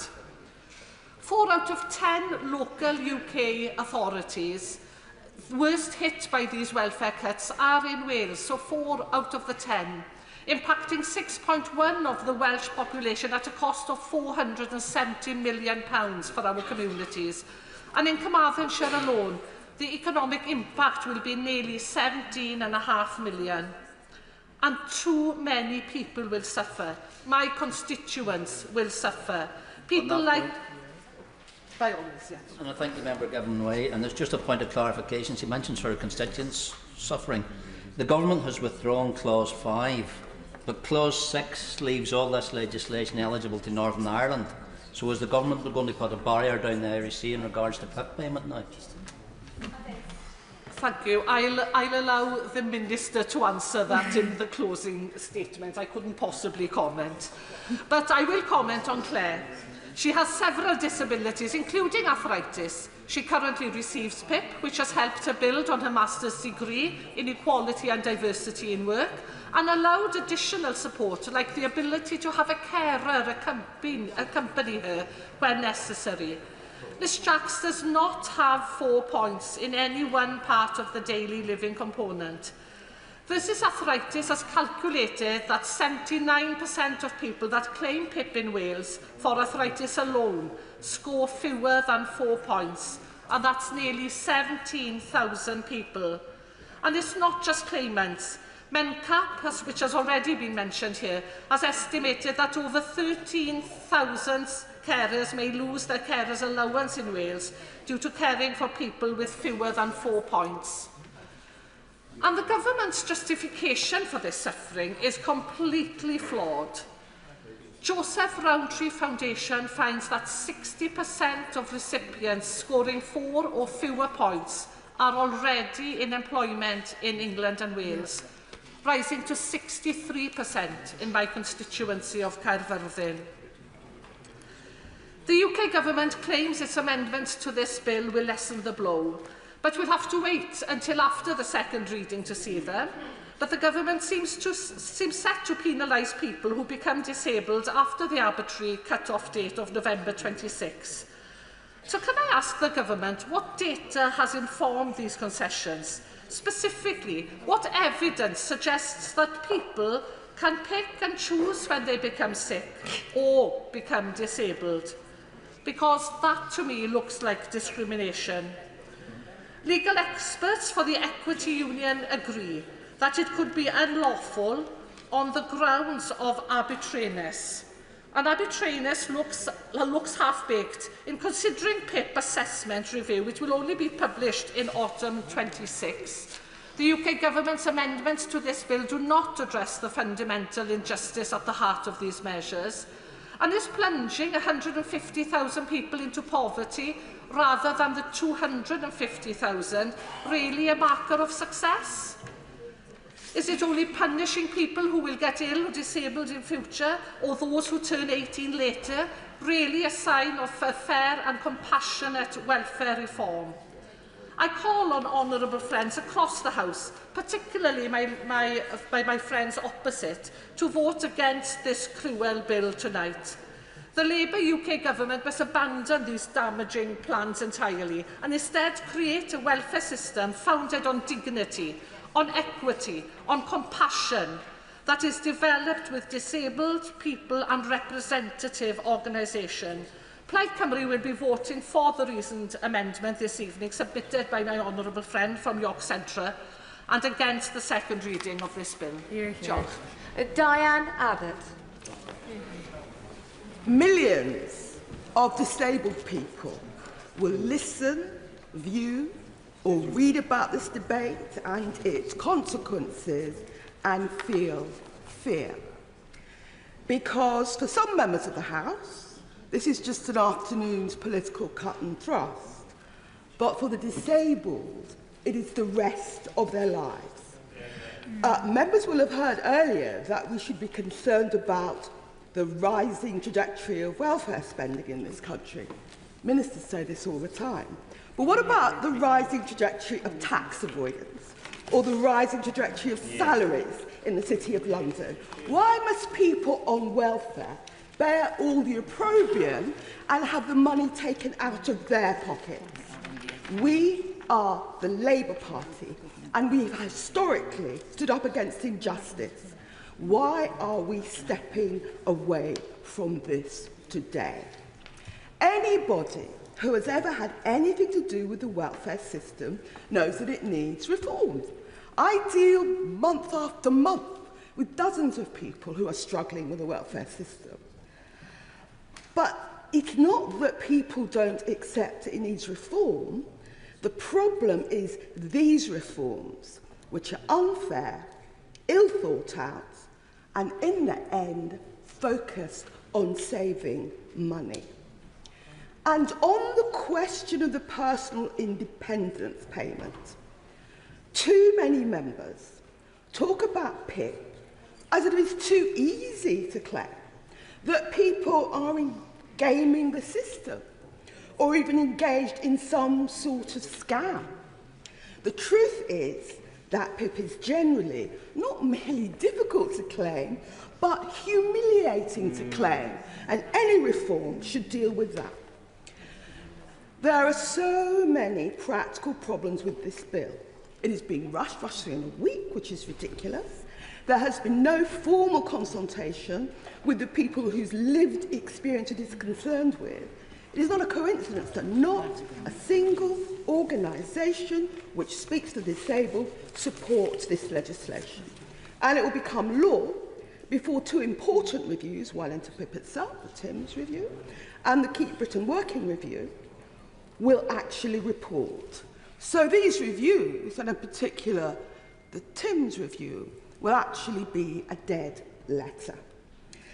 And because it is too late to change the face of the bill, members are being asked to vote purely on the basis of verbal assurances from ministers. None of us would come to an important arrangement with our council on the word of councillors. So, with all due respect, why are we expected to vote for a law which will affect millions of people's lives and drives hundreds of thousands of people into poverty purely on the basis of what ministers claim they are going to do? I myself continue to oppose this bill on moral, legal and political grounds. And let me say this.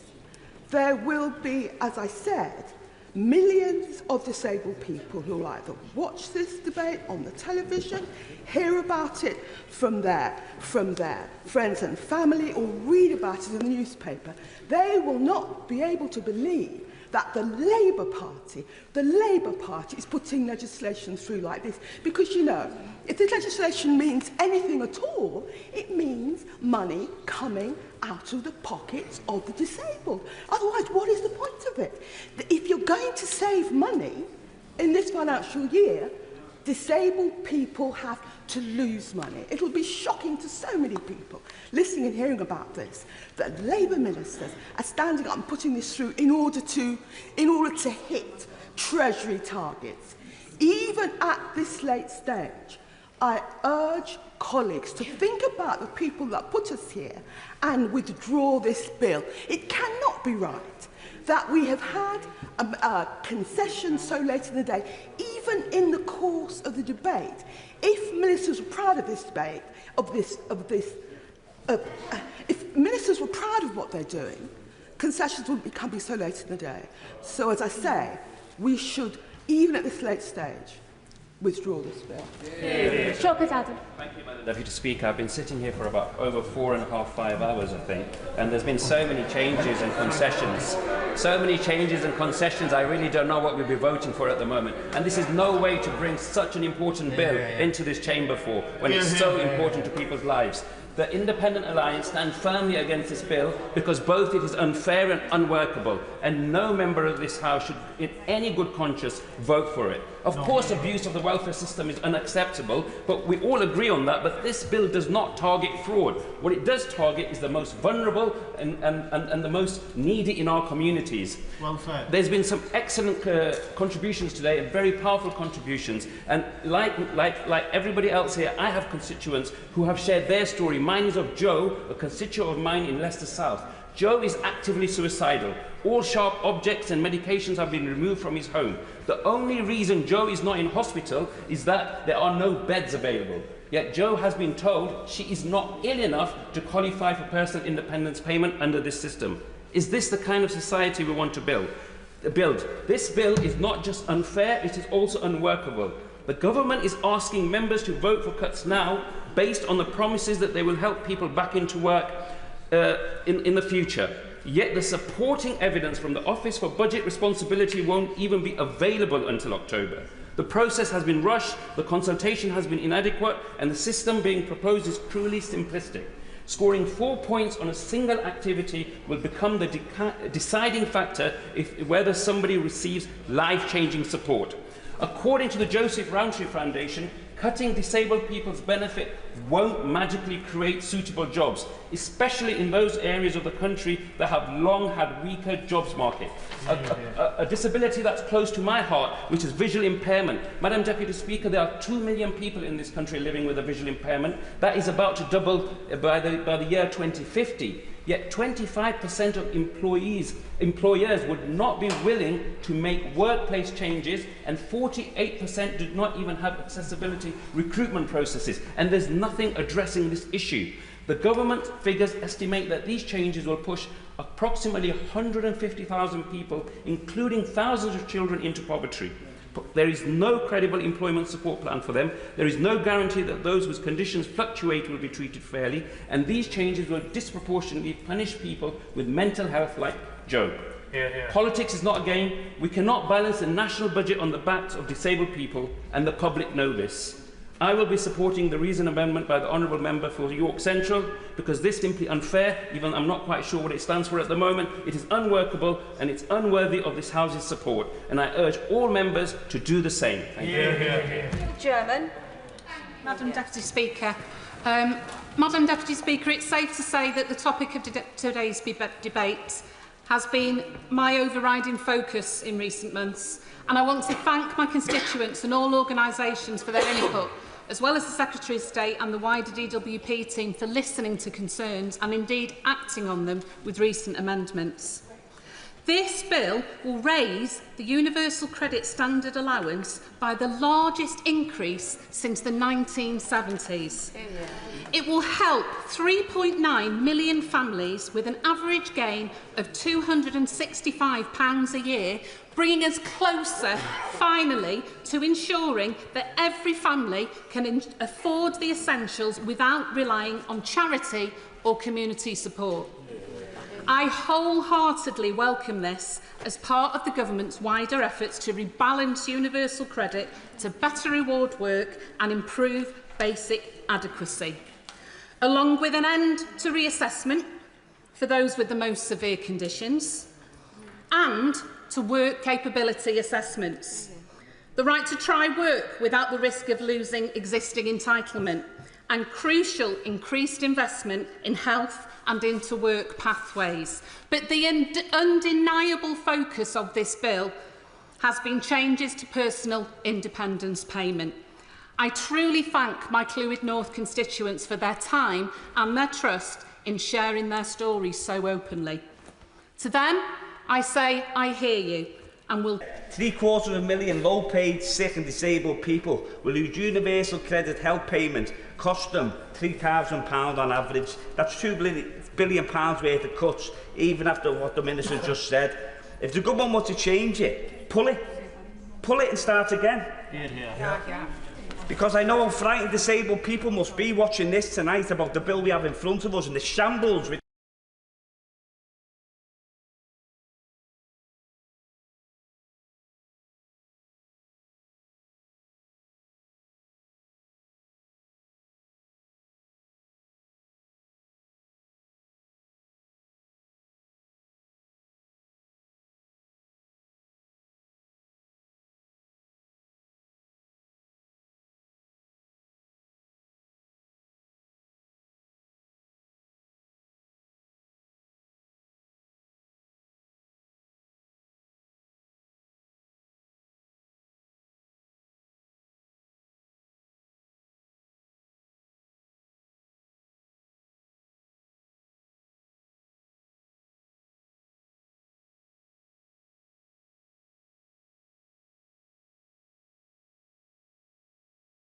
how can I look them in the eye and tell them they're wrong? Because the truth is, this bill is an absolute shambles. It's a model. It's been rewritten on the fly. Policies affecting millions and millions of disabled lives are being made up as we go within this chamber in the last couple of hours. We are being asked to vote on a bill as legislators without full impact assessments, without proper scrutiny, without even knowing what the final version will be. How can we vote for something so absolutely consequential for so many people in our constituencies across the country without the data, without the analysis, without everything we need as legislators to make informed decisions? But what we do know is devastating. The government's own figures say this bill will push at least 150,000 more people into poverty, 100,000 more people into absolute poverty. It will create a cruel, two-tier welfare system where support depends not on need, but on when someone was assessed. That is just not unworkable. Not just unworkable, it's absolutely morally indefensible. Deputy Madam Speaker, some votes define us in here. They reveal who we are and who and what we stand for. This, tonight, is one of those votes. And I say especially to colleagues on my own benches, do not ignore the voices of the people who need us most. Stand with them. Stand on the right side of history. Vote against this bill and hold your head up high. Hear, hear. Hear. Well. Donald. I was pleased yesterday to hear the Secretary of State acknowledge the anxiety of disabled people in her comments from the dispatch box. And I think if we really want to understand why changes like this cause such anxiety and fear in the disabled population, then really just sit and listen to the speech that was completely without empathy from the Leader of the Opposition at the start of this debate. Absolutely. Areas like the northeast of England, where over decades industry has declined, are the same places that have the highest levels of poverty, poor health outcomes, and consequently the highest need for social welfare support. The member for Salisbury talked about the lack of productive capacity. Well, I can tell him it was successive Conservative governments that stripped the productive capacity out of seats like mine, which is why a former Director of Public Health in Stockton North, Professor Peter Kelly, when asked what would be the best way to improve the health of our residents, said that it will be for everyone who can to have a secure, well-paid job that they like doing. We see it time and again. A physical health condition is left untreated due to long NHS waiting lists. The resulting inactivity leads to musculoskeletal problems, which turns to isolation, anxiety and depression. And often our benefit system compounds that hurt, forcing people to prove and reprove their disability, creating a climate of doubt and rather than dignity. And I'm pleased to see that this bill will address that by removing the need for reassessment and protecting existing claimants. I'd like to thank the Disability Minister and the other ministers for listening to me when I've raised the concerns of my constituents.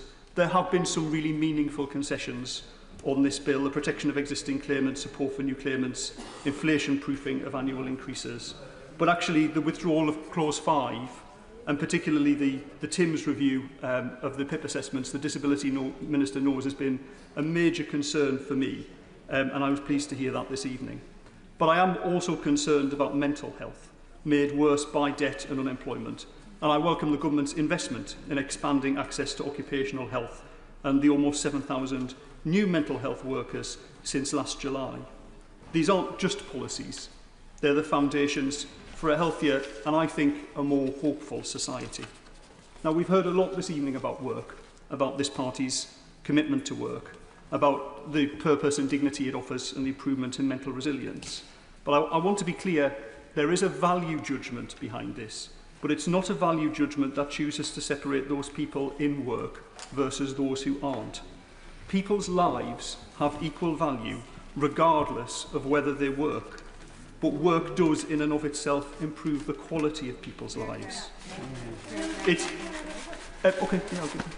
The Honourable Member for giving way, who's giving a passionate speech about our region. Does the Honourable Member agree with me that for too long the place of work has not been disability friendly and lots of people would like to contribute, and my experience as a trade unionist, I've seen time and time again people managed out of the workplace despite it being illegal who really did need the support and wanted to be in work, and they told me that they were bullied out of the workplace because of the weak reasonable adjustments clause.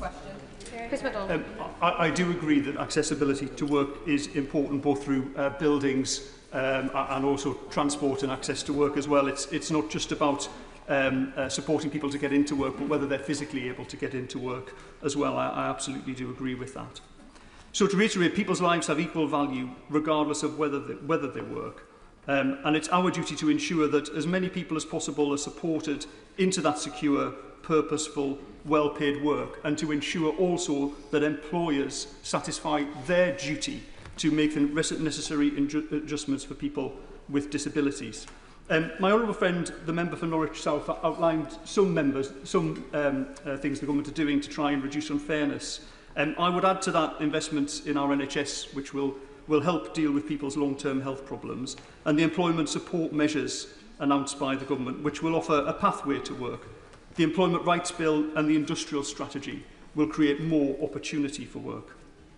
I also want to speak directly to those people who may never return to work. They deserve dignity and they deserve unconditional support. They offer more to society than previous governments have ever recognised. This is now the time to turn a page on Conservative governments that treated claimants with suspicion and to work hard to build trust with actions rather than words. I'd just like to conclude by quoting a few words I heard on the Today programme last week from the former Welfare Minister, Lord Blunkett, when he said that Labour is the party of supporting people into work, not the party of keeping people on benefits. I've got faith in the intrinsic value of everyone in our society and their ability to contribute. And I think so long as the voices of disabled people continue to be held and that they're heard and that they remain at the table, then I do think that the government's plan for changing the country will enable everyone to thrive regardless of their ability. Thank you. Ian Lavery. Thank you, Madam Deputy Speaker. I've got to say I'm absolutely amazed at what's happened just even this afternoon. I'm, like many people in this place, being absolutely ignored at anything I've ever had to say with regard to this bill. This bill was published a few months ago, and very little consultation, if any, has taken place. Tell you what, Madam Deputy Speaker, I've been here nearly 15 years. I've never once seen a massive commitment given in a bill like my honourable friend, right honourable friend, the Minister gave in an intervention in a contribution. This is crazy, man. This is outrageous, man. This bill isn't fit for purpose. If you have a look at 16 pages, I can ask a right honourable gentleman to rip the ones out now that's changed. There would only be 2 pages left. Withdraw the bill. Discuss the contents of the... We're only that far, you know, Madam Deputy Speaker. We're only that far with the commitments that have been given by the front bench on some sort of satisfactory bill which everybody could get behind. I think if we had another hour or two, we could have voted on something which we all would have agreed with. instead of this hodgepodge of a bill which means nothing to nobody. Madam Deputy Speaker, I might seem terribly cross, and that's because I am. It's because we're discussing, the lives of millions of disabled people who live in our constituencies. Not one of them, voted, regardless of what party anybody, not one of them voted for their representative to come here and reduce the PIP payments or reduce any payments that they receive disabled people. And I think, what we've got to remember, it's not just disabled people, it's people who are sick, people who are ill, people who one day have been absolutely fine and because of possibly an industrial accident, because of some sort of illness, the next day they lost their capacity to earn any finances whatsoever. No, the bill as it stood, the bill as it actually still stands, I should say, means that there will or there would be a two-tier system. It isn't any good trying to argue the cheat in here, Madam Deputy Speaker, that there wouldn't be a two-tier system, because if somebody with a condition gets paid money and support one day to a level, and then the next day, because of a date on a calendar, that support is less than the other person. Now, I'm happy to give way to anyone to tell me how that isn't a two-tier system, how that isn't unfair to somebody who might have paid the tax and national insurance for many, many years. People who are sitting at home now, who aren't ill, who aren't poorly, who haven't got a serious condition. But I'll tell you what, come November next year, if this continues the way it's on the face of the bill, come November next year, there'll be a whole number of people that could fall in the bracket the day after the introduction of the bill. That can't be fair, man. It just isn't fair. And I'm speaking with good colleagues here. I think we've had a very difficult time. Everybody's had a rough time here over the past few weeks. We want to see a resolution to this. We understand that there's a huge expense involved. We understand the black hole that we received once we got into power. But people didn't vote for the Labour Party's change to be a change for the worse. They really had some faith, They had some faith in the Labour Party. I've still got a little bit of faith left. It's draining out of us. It's draining out of my constituents. We need to restore that faith. We need to make sure that people really understand what change we mean and what we meant at the time of the election. We need to, Minister, we need to look after people. We need to look after not just the sick and the disabled, but everyone else in this country. That's what change means. Darren Paffy. Speaker, and I speak as a signatory of the first reasoned amendment tabled by my honourable friend for Hackney South and Shoreditch, because I recognised, as many did across this House, that there were serious problems with the original version of this bill. Welfare reform that we all believe in has to be fair, it has to be compassionate, it has to be grounded in evidence. And that bill, as first published, I'm afraid failed on all three counts. So I do want to acknowledge that there have been significant and welcome changes, and I genuinely thank ministers for meeting with me and for listening. We all know that scrapping or reducing PIP for people who are already in work was always the wrong target. It's one that risked making employment harder, not easier, and it's for many disabled people. And it's right that current recipients of PIP, over 7,000 in my Southampton-Itching constituency, will now be protected. If we're to avoid repeating the mistakes of this recent period, we do need a proper process for consultation and co-production. Ministers have said that they will now do this through the Timms review, and that's the right vehicle. I welcome another concession around the £300 million of employment support that is being brought forward. In my view, that should have always been front and centre to this. But intentions alone are not enough. And while I welcome the removal of Clause 5, introducing no changes before Tim's reports, I am concerned that it remains open-ended. So I'm happy to give way. Yeah. I thank the honourable gentleman for giving way, and I too welcome the commitment that was given from the dispatch box, the removal of clause 5. But I wonder if the honourable gentleman will share my hope that when the Minister sums up this evening, he can categorically state that those people grandfathered in today, which is to help get past that clause 5 moment in the bill, will still be grandfathered in without clause 5 and despite whatever comes out of the Timms review, so that they're not put back into the pool of potentially being reassessed in the future. Thank you, Madam Deputy Speaker. And my honourable friend makes an important point that I do hope the Minister will confirm. There are other assurances that many of us would like to hear from the dispatch box today, and that includes a defined timetable for the report. So I wonder if the Minister would, in wrapping up, confirm that November 2026 is now no longer a relevant date at all. I'm glad that we will now avoid the absurd situation of having potentially 3 different assessment regimes running in parallel. What has been announced will, I hope, give clarity to claimants and will, I hope, in good faith, demonstrate that the government is serious about doing reform properly. I will happily give way. If November 2026 is not a hard deadline anymore, why are the government needing to push this bill through today? Why is it got to get through before the summer recess in order that it can go to the Lords, in order that it can be in place before November 2026, when that date no longer matters? I mean, most of the answer to that question is obviously a matter for the Minister, but actually I don't want to delay the uplift in universal credit, so I am willing to vote that through today.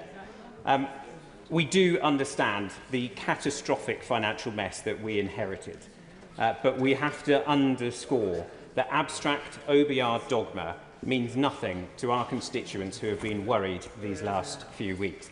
There must be a willingness from government, from the dispatch box today, to rebuild that trust. Reform has to start with the right foundations, with investment in the NHS to help people become work ready, with a renewed access to work scheme, with better job centre support, with the right to try, and with employer engagement. These are all good measures, all have my full support. I welcome, as I've just said, the uprating of universal credit, the scrapping of the work capability assessment, and the additional support that's been promised to those who cannot work and will never be expected to. These are important steps in restoring fairness and dignity to the social security system. But, Madam Deputy Speaker, in supporting this bill today, and it was, work out how we got to this situation, but it was a last-minute decision, it does not mean I give the government a blank cheque. I, like many across this House, will be watching very closely as the next stage unfolds. I still believe that the next stage is rushed, but we are where we are.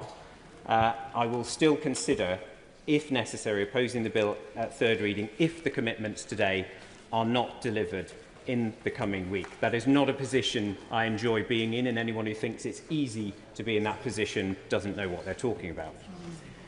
In constituencies like mine, in Southampton Itchen, we know the difference that a fair and functioning welfare system can make, and the damage that's done when it fails. That's why we have to avoid the same makes that the last Conservative government did.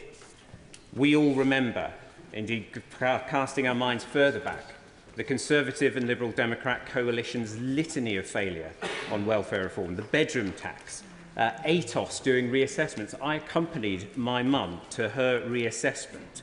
She was a nervous wreck because that was an absolute disaster of a scheme. We'll remember the great sanctioning machine known as the work programme. This Labour government has different values to that, and we must demonstrate them. So there is a great opportunity here today. Commit to a clear timetable for the review so that people can rebuild that trust in what's about to happen. Convince us as a House that the review will be meaningful co-production.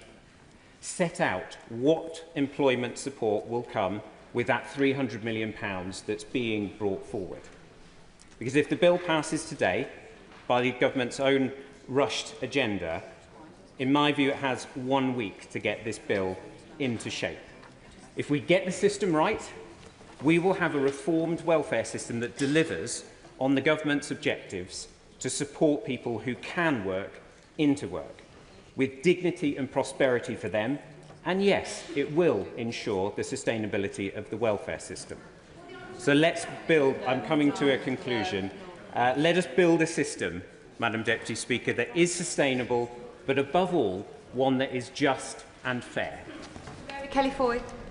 Thank you, Madam Deputy Speaker, and I speak today on behalf of the hundreds of desperate people in Durham and beyond, as well as the dozens of organisations who contacted me with concerns about this bill. And I'm sure many members across the House will agree that there is a need to reform the social security system and support people to stay in and back into work, not least those of us in areas that have been decimated over the last 3 decades. Now, we've been told that this review of PIP is to ensure that the benefit is fair and fit for the future, and that the review will be co-produced with disabled people and the organisations that represent them. But what's fair about us being asked to vote on changes when the terms of reference of this review were only announced yesterday? And Madam Deputy Speaker, I popped out for a banana earlier on, and when I came back in, things had changed again. So I'm even more unclear on what I'm voting on. Now, as we've heard, these proposals are so unfair. They'll create a 2-tier system of social security. If you fell ill earlier this year, you've got the support you've always had. But woe betide those people who will fall ill later this year or next year. How can we be asked to vote for a system that, rather than penalising everyone for being ill, has now been tweaked to only penalise people based on when they got ill? Or in fact, when they get more ill, as anyone reporting a change in the circumstances will be caught up in these changes. And every organisation that I've spoken to, including at my recent expert roundtable event in Durham, agrees that the changes to PIP will have a bigger impact on the North East than almost any other region in the country. This isn't a level playing field.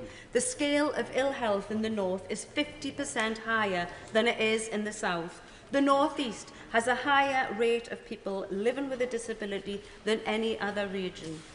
And the Ageing in the North report, recently published by the Northern Health Science Alliance and Health Equity North, suggests that in the South, people leaving the job market later on in life overwhelmingly retire. In the North, they leave due to ill health. So the impact that these changes will have on individuals, communities and the economy in the North East are huge, regardless of any recent concessions.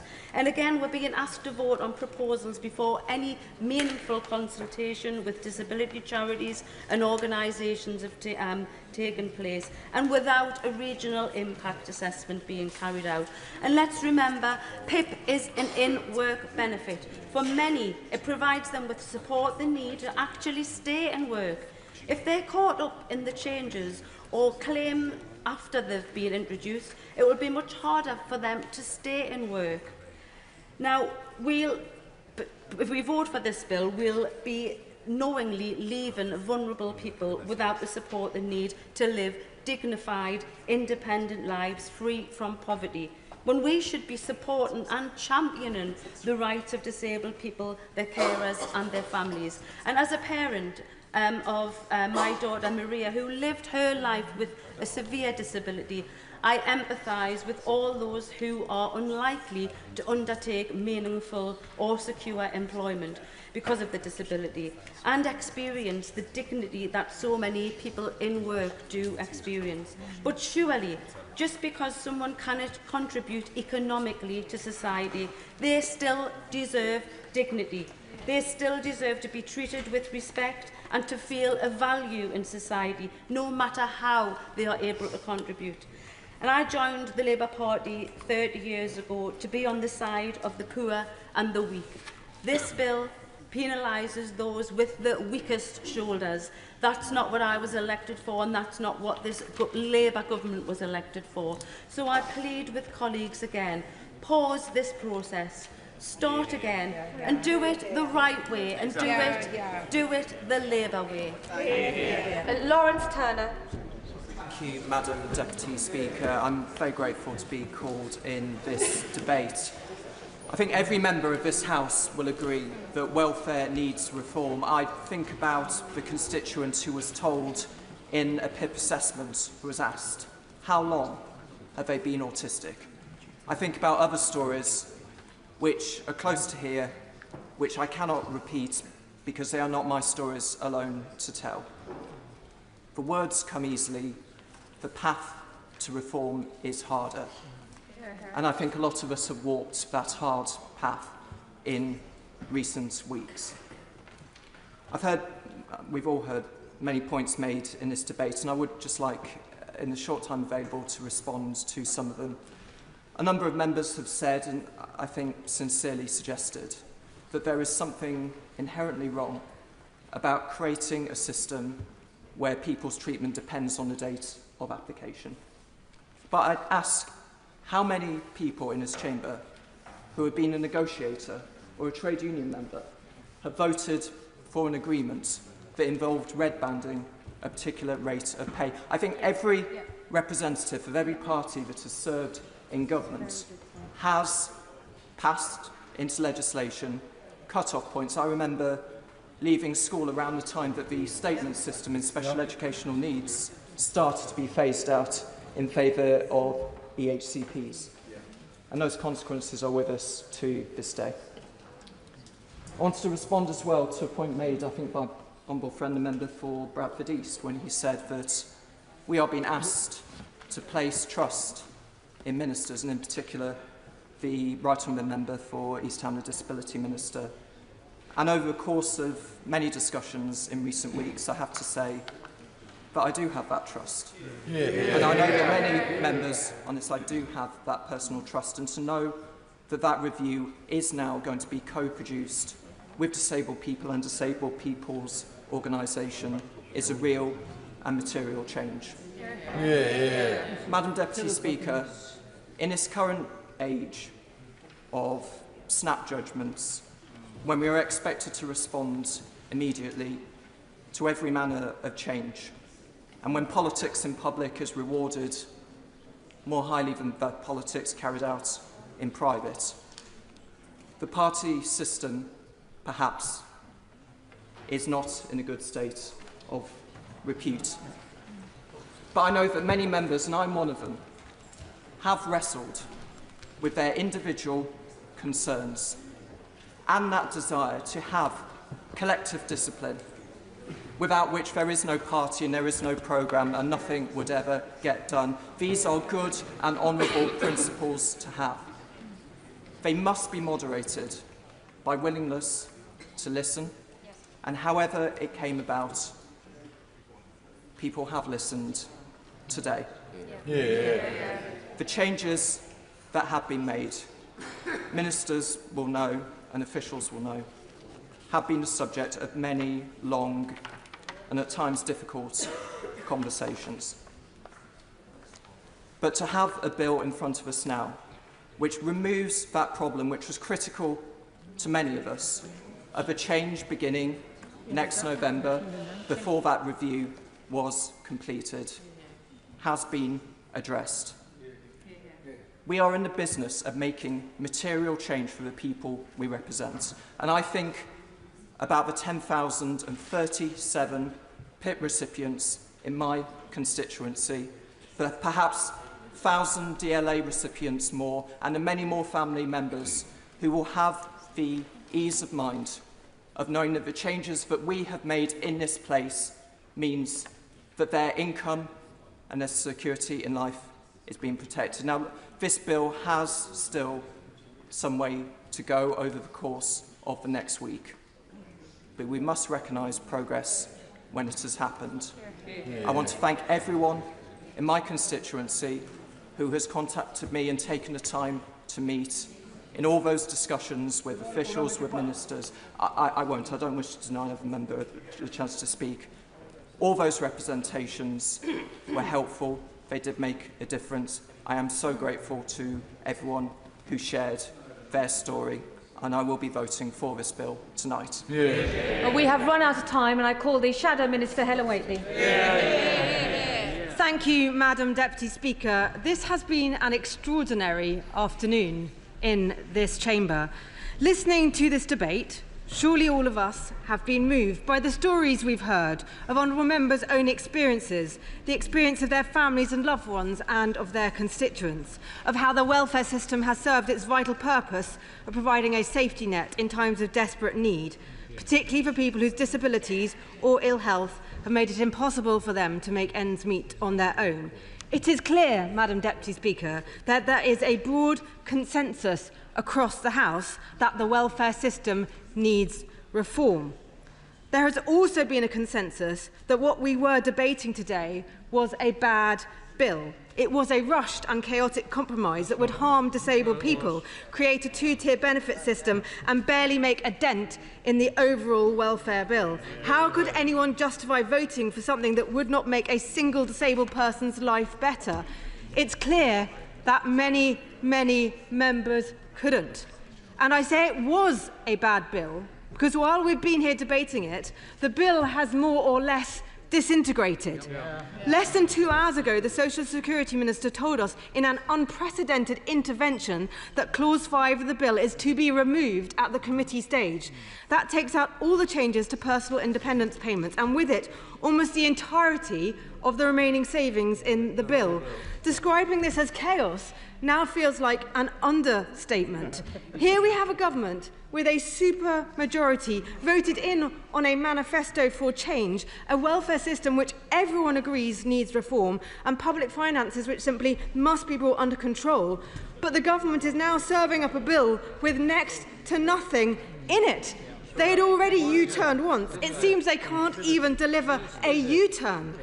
The Prime Minister told the country that he was distracted at NATO. He flew back home on Thursday to sort the problem out. This is what sorting it out looks like. Once again, his calamitous negotiations are letting the country down. Last week, we offered him help in the national interest. We set out 3 tests that he would need to meet for our support on welfare legislation. The first was that the welfare bill must come down.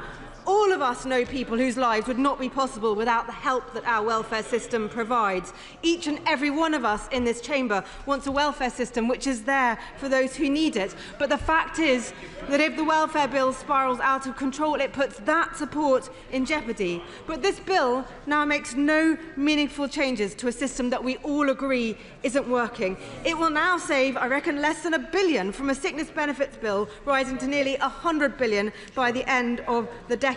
This is a total dereliction of duty by a government that claims to want welfare reform and fiscal discipline. Secondly, we said we would support plans that get people into work, but this bill won't help a single person into work. Ministers have said, trust us, employment support is coming. But why would anyone trust this government on jobs when 100,000 were lost in May alone? And none of us have actually seen the government's plan to get more disabled people into work. Apart from new red tape and making it more expensive to hire people, I don't think there is one. And thirdly, we said we must not have more tax rises in the autumn. Given that the Chancellor had already committed to this, it should have been the simplest of those 3 conditions to agree to.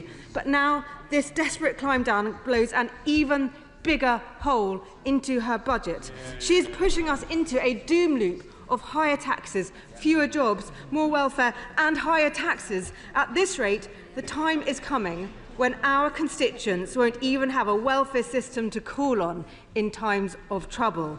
Madam Deputy Speaker, what is there left for us to vote for or against this evening? All of us in this House know that welfare needs reform. All of us in the House want to see more people helped into work, and all of us in this House, or surely most of us at least, recognise that the country must live within its means. The remnants of this bill will manifestly achieve none of this. In fact, the only purpose it will now serve is to etch forever into the statute book the moment when this government totally lost control. I call the Minister, Minister Stevenson. Thank you, Madam Deputy Speaker. We've had a passionate and eventful debate. We have heard, Madam Deputy Speaker, the concerns and the government will amend the bill, as my right honourable friend and I have set out. But the system we've inherited does not work. Uniquely in the G7, our employment rate is still less than before the pandemic. Every other G7 country has got back to where it was before or better, but we haven't. And the system is trapping hundreds of thousands of people needlessly in low income and inactivity. The system tells people they cannot work, for many of whom it is simply untrue. We have to change it. I'll gladly give way to Michael. I'm sorry to come in so early in this peroration, but we have limited time. Could we have the assurance that the concession that's been given this evening with regard to the Timms review, that the outcome and recommendations of the Timms review will be in primary legislation and not delegated legislation? Well, I'm grateful to my right honourable friend. And let me just say a little bit about the announcement I made in my intervention on my honourable friend, the member for Peterborough, earlier on. So we've listened to the concerns that have been expressed in the debate, specifically about the new 4-point threshold being implemented before the outcome of my review. So, as I've said, we will, in fact, now move straight to my review, only make changes to PIP eligibility activities and descriptors following that review. We will table... I will give way, yeah. I thank my right honourable friend for giving way. Can I ask the Minister to confirm at the dispatch box that Clause 5, specifically referencing the need for claimants to score 4 points in order to receive the daily living allowance, will be removed from the bill? Yes, I can confirm to my honourable friend that that is the case. And we will table the amendment to do that. And let me also say, and answer the honourable member from South Antrim, who raised this point perfectly properly in the debate, that we will also remove the parallel provisions for Northern Ireland. Now, he suggested that would mean removing Clause 6. It doesn't mean that, because there's a lot of other things in Schedule 2, which is referenced in Clause 6. It's Section 4 of Schedule 2, which addresses the points that we're dealing with.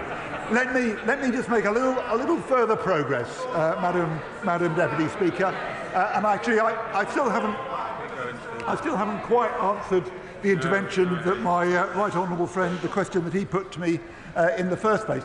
And his question about whether the review, the outcome of the review, will be implemented in primary or secondary legislation does depend on the outcome of the review and the form of the assessment that we take forward. And we'll come back to that. We will come back to that when we've concluded the review. Let me make a little bit of headway before I intervene again. But, Madam Deputy Speaker, under the last Labour government, in the 12 years up to 2010, the disability employment gap fell steadily.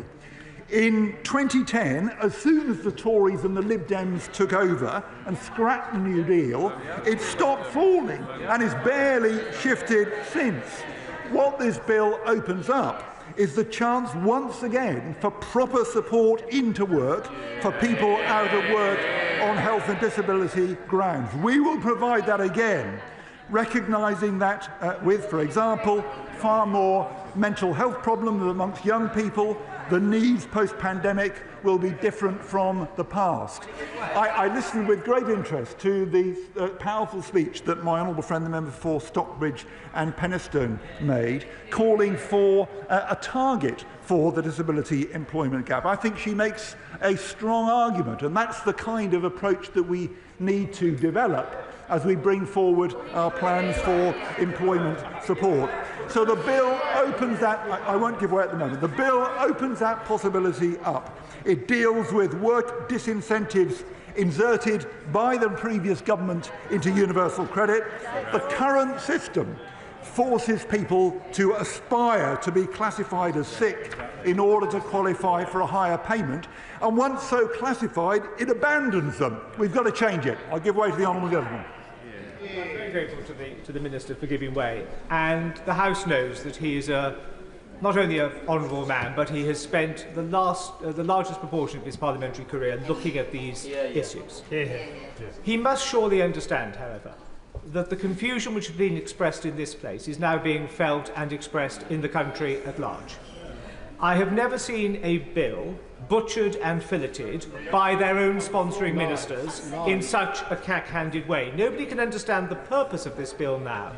In the interests of fairness, simplicity and natural justice, is it not best to withdraw it, redraft it and start again? No, Madam Deputy Speaker. And let me tell him one of the things that the bill does. Part of the problem is it is very hard to bring up a family on the standard allowance of universal credit. The Tories reduced the headline rate of benefit to the lowest real terms rate for 40 years. Families have to rely on food banks. People aim to be classified as sick for the extra benefit. The system should not force people into that position. It needs to be fixed, and the bill makes very important changes in that direction. Let me give way to the Honourable. Thank the Minister. I had to come here today with the intention of voting against the government on this bill. I have to say that when it comes down to the removal of Clause 4, which everyone at home I'm sure will be delighted to know, so Clause 5, which I'm sure everyone at home will be delighted to know completely withdraws PIP from the scope of this bill and consequently there's nothing to vote on. But could the Minister give me some comfort by confirming whether or not the Timms review is going to be taking place within a spending envelope? Minister. What I can assure him is that the review is not intended to save money. That is not the purpose of the review. The review is to get the assessment right and to make sure we've got an assessment which will for the future. I need to make a little more progress, because a number of members have highlighted in the debate. My honourable friend, the member for Clwyd North, my honourable friend, the member for Southampton Itchen. A key step in this bill is the first ever permanent real terms increase in the standard allowance of universal credit. Actually, it's the first permanent real terms increase in the headline rate of benefit for decades. And the Tory party, of course, is against it. They froze benefits time and again. They created these work disincentives and mass dependence on food banks, which this government is determined now to address. And we are, of course, concerned as well that the future cost increases of personal independence payment should be sustainable. And let me just look back on the record of that. PIP cost the then government, in the year before the pandemic, 2019-20, at today's prices, £12 billion. Last year, it cost £22 billion. And we want the system to be sustainable for the future, and that is extremely important because many people with large costs arising from ill health or disability do depend on PIP. They need to be confident that the support will be there in the future as well. I'll give way to him. The Minister for giving way. He's doing an admirable job of defending the farcical today. Can I ask him, last week there were £5 billion worth of savings. Today there were £2.5 billion worth of savings, and then he came to the dispatch box and did 3 more U-turns. How much today, when he stands at that dispatch box, will these new measures save the taxpayer? Minister. We'll set out those figures in the usual way. But let me, on personal independence payment, let me make this point. The last government wanted to change personal independence payment from cash to vouchers. They wanted to take independence out of personal independence payment. We oppose them. It's been suggested that the benefit should be frozen, but the costs which the benefit is contributing to are continuing to rise along with all the other costs. So we oppose that as well. Some argue for means testing, but disability imposes costs irrespective of income. We reject all of those. Let me just make a comment about the concern that has been expressed, which doesn't arise now, given what I've announced, but about a two-tier system. And actually, a two-tier system is completely normal in social security. PIP replaced DLA in 2013, but 500,000 adults are still on DLA today. That doesn't cause problems. Parallel running is normal, and actually is often the fairest way to make a major change. I'll give way to my... Very good. I'm very grateful to my right honourable friend, and I think members on this side of the House really do appreciate the concessions that he has already made. But when he's talking about whether this will be put in primary legislation, he must understand that members on this House will not be able to amend it if it is not in primary legislation. And that is a key concern when we don't know the outcome of the review. Minister. Well, my honourable friend, my answer to him is the one that I gave earlier. We will need to await the outcome of the review, the assessment which is developed in the review, and to determine whether it will be implemented in primary or secondary legislation. So I want to make some further headway, Madam Deputy Speaker. My honourable friend, the member for York Central, in her opening speech, drew attention to the fact that she and I had known each other for a long time, and that's absolutely correct. And she urged us to listen to the voices of our constituents. So in February, someone I hadn't met before came to my constituency surgery. He explained to me that he lost his arm, aged 6, in a road accident. And as a result, leaving school at 16, he could not find a job. He tried really hard. He couldn't find an employer that would take him. Until, in the year 2000, somebody told him about the New Deal for disabled people. And they did find him a job. He then worked for 23 years without a break, a whole series of different jobs. He brought up his children, he paid his taxes, until in October 2023, he was in an unsatisfactory 0-hours job, and he left it. And to his dismay, he hasn't been able to find a job since. He came to me as his local MP to ask where to get help again, like he had from the New Deal. But unfortunately, it was all scrapped by the Tories and the Lib Dems after 2010. We are determined now to provide proper support again. And my right honourable friend yesterday announced further early funding for that support. No, I'm not. I won't be giving way again. The Tories were never really interested in the disability employment gap. They had a brief flirtation in the 2015 general election campaign when David Cameron suddenly announced the target to halve the gap. Unfortunately, as soon as that general election had been safely won, that target was immediately scrapped, and they reverted to type. So, Madam Deputy Speaker, we do care about disability employment. That is what we are making changes to address, and in this bill, we're making the changes to deliver. Order. The original question was that the bill be now read a second time. Since when an amendment has been proposed, as on the order paper, the question is that the amendment be made. As many of their opinions say aye. Aye. Of the contrary, no. No.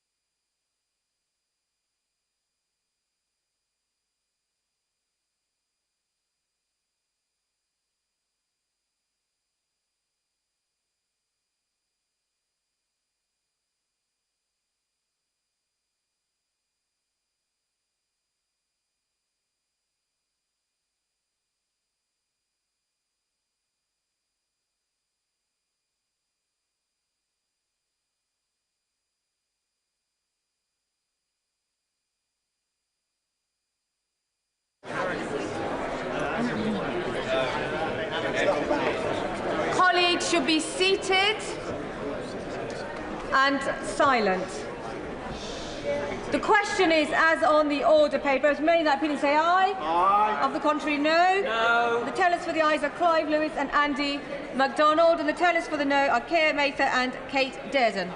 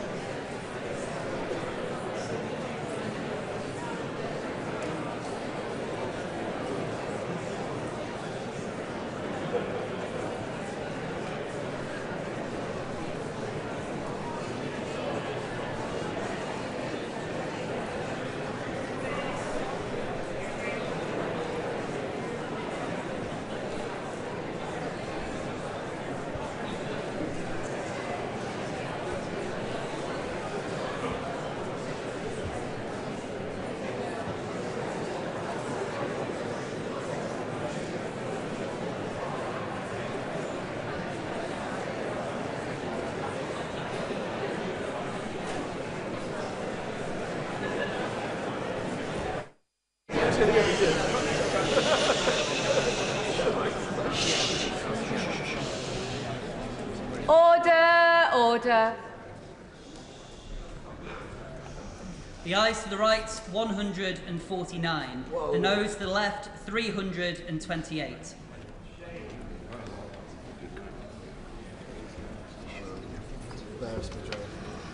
The ayes to the right, 149. The noes to the left, 328. The noes have it. The noes have it. Unlock.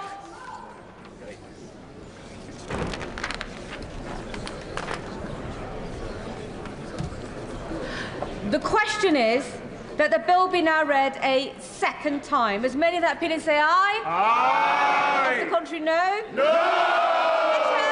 End the lobbying.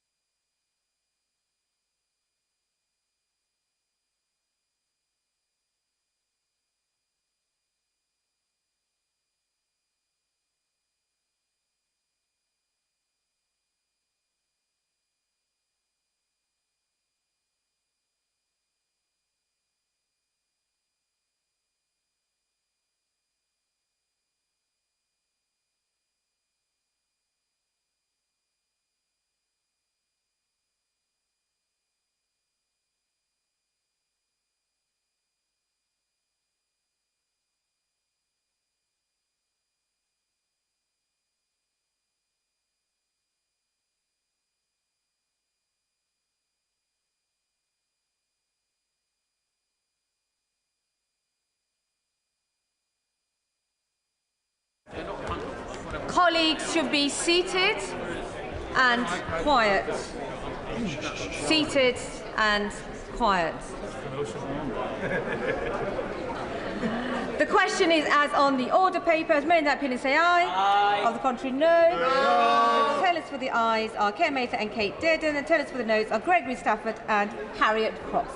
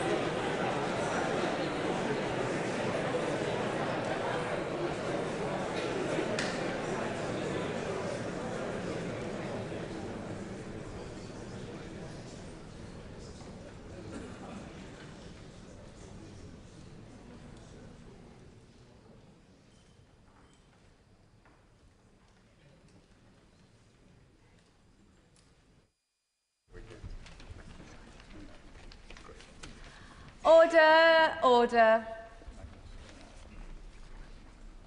The ayes to the right, 335. The noes to the left, 260.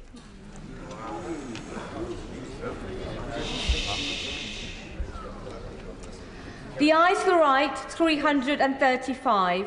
The noes to the left, 260. So the ayes have it, unlock.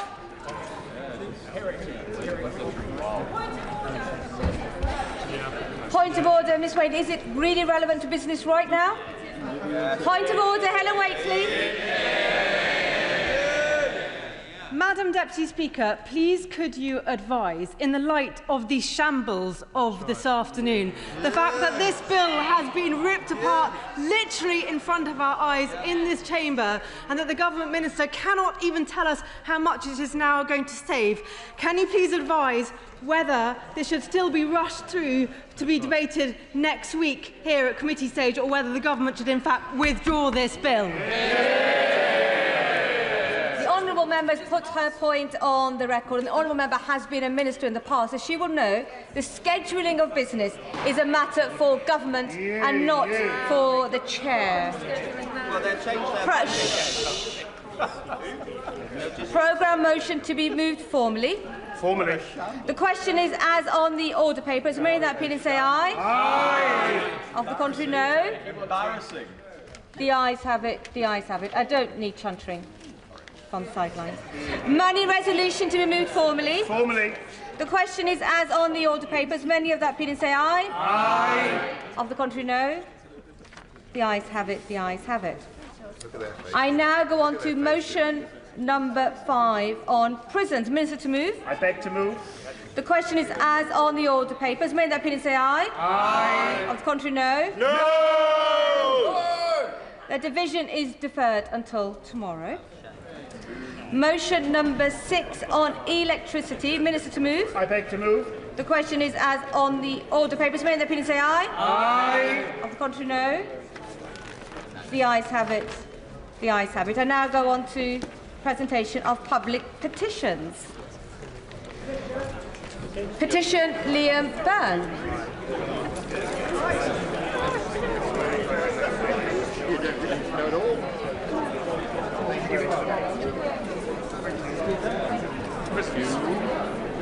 Thank you all. See you in 10 minutes.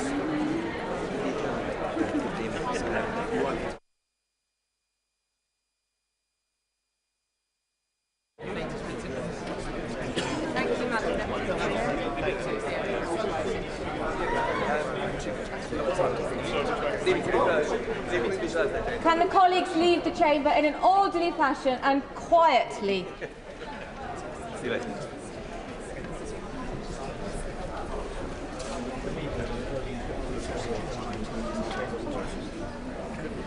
Presentation of public petitions. Petition Liam Byrne.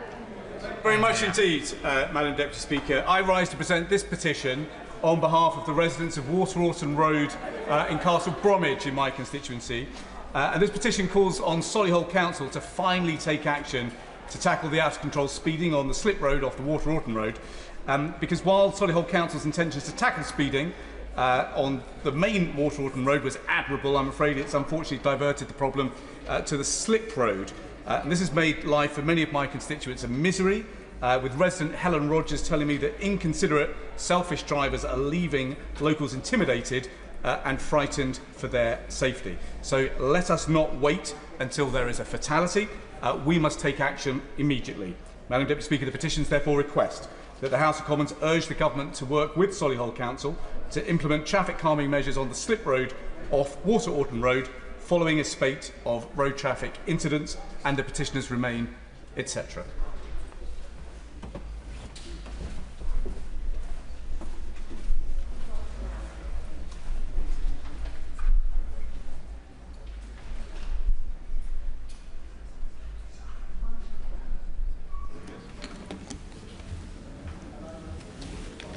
Petition traffic calming measures on the slip road off Waterorton Road.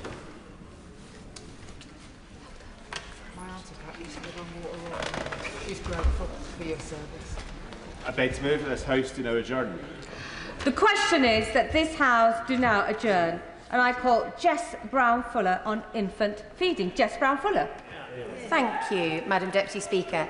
And it is a pleasure to bring this adjournment debate to the Chamber on a topic that is close to my heart, and I refer members to my register of interests as the chair of the APPG on infant feeding. And I am pleased, as always, to see the Minister in her place, and I look forward to her response on behalf of this government just days before the long-awaited 10-year plan for the NHS. When the Secretary of State for Health promised to create the healthiest generation ever, it was a bold and admirable ambition, and certainly one that I share with him. Every child deserves the opportunity to thrive, regardless of their wealth or their postcode. When this government talks of building a better future for children, their policies and schemes often start with school, with free school meals and breakfast clubs, or providing government support for nurseries and early years settings. But there is very little substance in the critical years from birth to 3, and even less when it comes to policy around infant feeding, whether that is breastfeeding, formula feeding, or a combination of the two. Now, I had my son nearly 11 years ago, and I remember with fondness the lactation consultant coming onto the ward in the maternity unit and showing me how best to hold my son to feed him and what to expect in the first few weeks after taking him home. And I did not have an easy journey with breastfeeding, suffering with pain when he latched. I had multiple bouts of mastitis, swelling, and the list went on. My husband and I ran our own restaurant at the time, so he took approximately 3 hours of paternity leave before returning to work. I'll happily give way to my honourable friend. Thank you. I thank my honourable friend, and I'm grateful to her for the work that we're doing together on the APPG for infant feeding and all her passion in this space. Madam Deputy Speaker, breastfeeding is a full-time job. Only last week, Carrie Johnson, the wife of one of our former Prime Ministers, highlighted how easy it is to neglect your own needs as a mother while breastfeeding. Does my honourable friend agree with me that it's essential that this government establish 6 weeks of paid paternity leave so that breastfeeding mothers can focus on feeding their baby and partners can focus on looking after mum? Yeah. I thank my honourable friend for her intervention, and I was so pleased to see the statement in the House earlier today, and I know that she's been a tireless advocate for making sure that parental leave for all parents is improved dramatically, and I thank her for her advocacy in that area. Happily give way to my honourable friend. Madam Deputy Speaker, first of all, can I commend the Honourable Lady for Chichester? I spoke to her beforehand. In the last term of Parliament, one of the Scots Nats MP was chair of this organisation, this APPG. I was supportive of that as a man. I thought it was important, and my wife was an example of where breastfeeding is so important.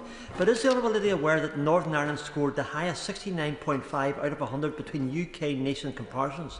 And this may be because Northern Ireland has already put policies in place and is the only nation to have completed updated resources on infant feeding and HIV, giving Northern Ireland the top score. So would the Honourable Lady not urge with me the Northern Ireland Health Trust to share best practice with the other devolved nations, with the Minister here, to help encouragement of breastfeeding for those mothers who are able to do so? I thank my honourable friend for his intervention, and he's absolutely right that Northern Ireland scored the highest on the report card format on the World Breastfeeding Trends Initiative, which I will come on to. England scored a paltry less than 50 in comparison to Northern Ireland's score, and that was very much due to the fact that England scored 0 when it comes to infant feeding and HIV. Happily give way on that point. Thank you, and thank you to the honourable member for bringing this adjournment debate on such an important topic. She spoke of some of the difficulties that she had at the start of her breastfeeding journey, which is something that my partner Catherine also experienced. And when having those difficulties, she accessed a breastfeeding support clinic in my constituency at Meadway Health Centre, which was a huge source of support and benefit to her as she navigated that journey. Does the honourable member agree with me that protecting access to those kind of services and ensuring they're there for every woman who wishes to breastfeed is extremely important and something we should support? I thank the honourable member for his intervention, and it's as if he's lifted my words directly off the page in a very timely manner, because the reason that I managed to carry on was because I attended a peer support group in my local church hall every Monday morning, aptly called Milk. And actually, it wasn't about the professional support that I got while I was there, although that was great, and shout out to the wonderful Julie, who supported all of the mums there. It was actually the other mums who were going through the same things, who could ask each other questions, offer advice, as well as the amazing trained peer supporters, the volunteers, and a quick shout out to Holly, who showed us that we could and would survive those difficult first few months and come out the other side just like she had.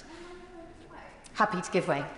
The honourable member for securing this really important adjournment debate this evening. In South Derbyshire, I hear stories of services being cut to support breastfeeding women. As a mum who breastfed to 8 months, but I had that moment where I almost didn't, and it was my community midwife that saved the day for me.